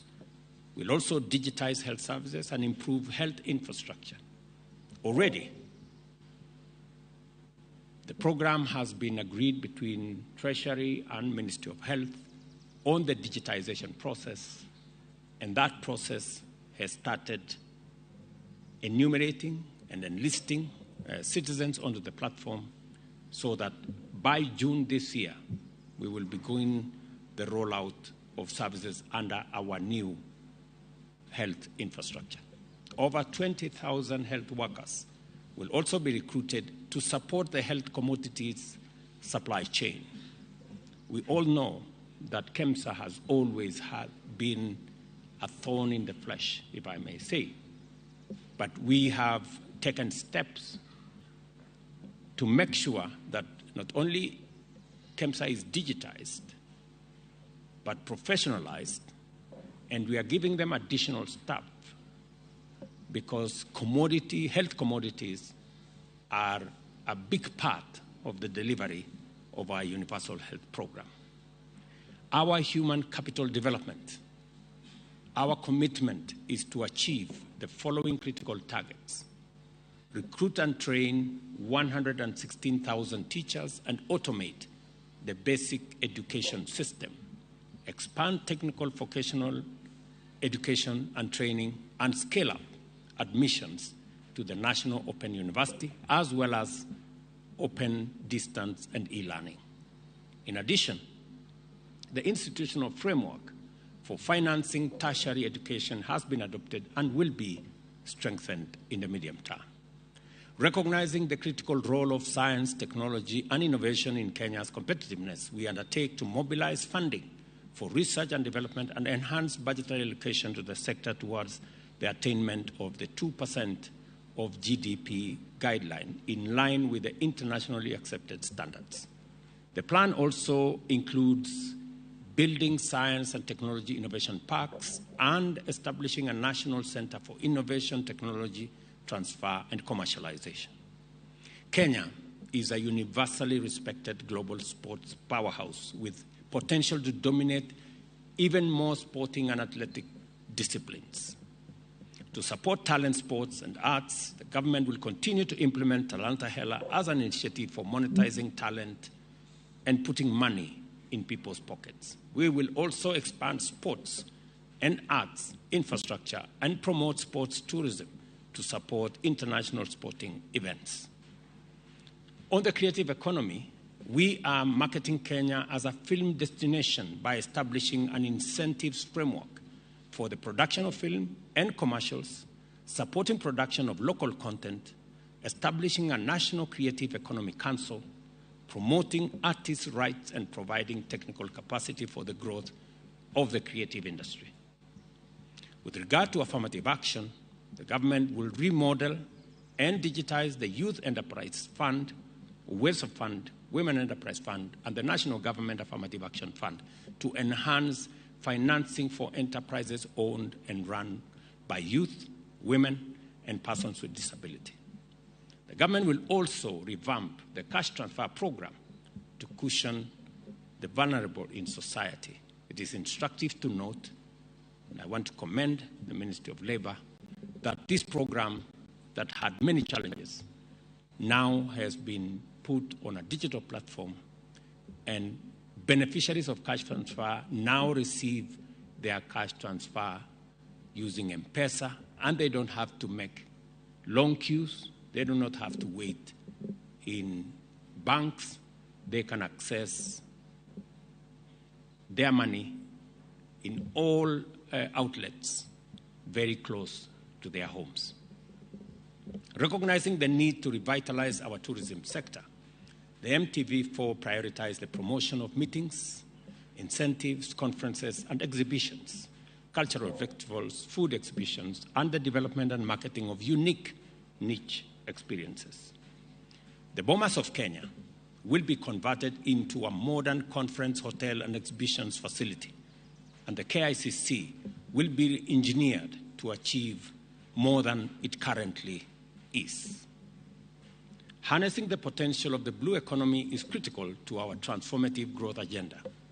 During the MTP4 period, we will focus on establishing requisite infrastructure, enhancing skills and development, and ensuring maritime safety and security. I am seized of what Mvurya and team are doing in this space, and we are making tremendous progress on unlocking the potential in that sector. I hold the firm conviction that by upholding the rule of law and efficient justice systems, the government of Kenya will create a conducive environment for economic and social transformation. For this reason, we will enhance support for the justice, law, and order sector by recruiting additional policemen, prison officers, national government administrative officers, officers for the Office of the Attorney General, officers for the Office of the EACC, officers for the Office of the ODP, Office of the Director of Public Prosecutions, and making sure that we have all arms to deal with the challenge of corruption and impunity. I am very clear in my mind that we have what it takes to take Kenya to the next level. We have the requisite resources, if properly applied, if properly used with integrity, to move our country to the next level. What we witness every time, in some instances, corruption is budgeted into our budget cycle. People budget things that they know will not go to the people of Kenya. I will be spending time tomorrow with our treasury to make sure that with a tooth comb, we eliminate anything that will not go to benefit the people of Kenya in our budget. And that our budget is going to be an instrument for the delivery of our plan for the benefit of the people of Kenya and to provide inclusive growth.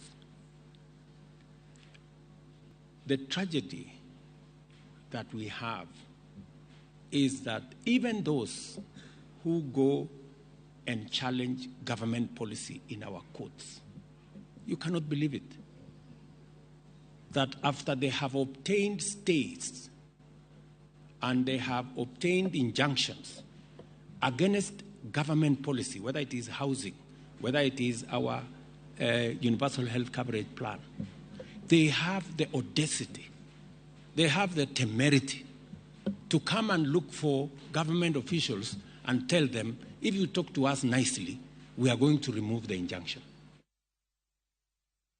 Na kuram gajuang mano tuak majaten pin Kenya achel kachiel mane kardiot majaten pin manu State House mana kaluore kod chenro mabende sirikand Kenya Kwanza nitiere godo gi moko mabende gisechwal. Winjo kanyo mko kuom dongruoge mabende jaten pin Kenya to ni sirikand Kenya Kwanza osechwal. Achiel kuomgi en ndiko e tich jopuonje maromo kanyo 56,000. Bende ocho kanyo ni mbalariany mano mong'ere kaka National Open University mantiere kod jopuonjre moheo 100. Bende en ginero mabende osechako tich pachoka. Ekin mamoko mabende noloso kotende kod campaign mabende sirikand Kenya Kwanza nitiere godo mong'ere kaka Jaza Miti campaign, dwaro mar piny owacho mano mar medo kwan mag bunge mag yiende kata na bunge pachoka ka bende duchi makawuono bende ng'eni piny ngima hingo odiochieng bungu. Bende loso kotende kod weche mag thieth mano mar SHIF.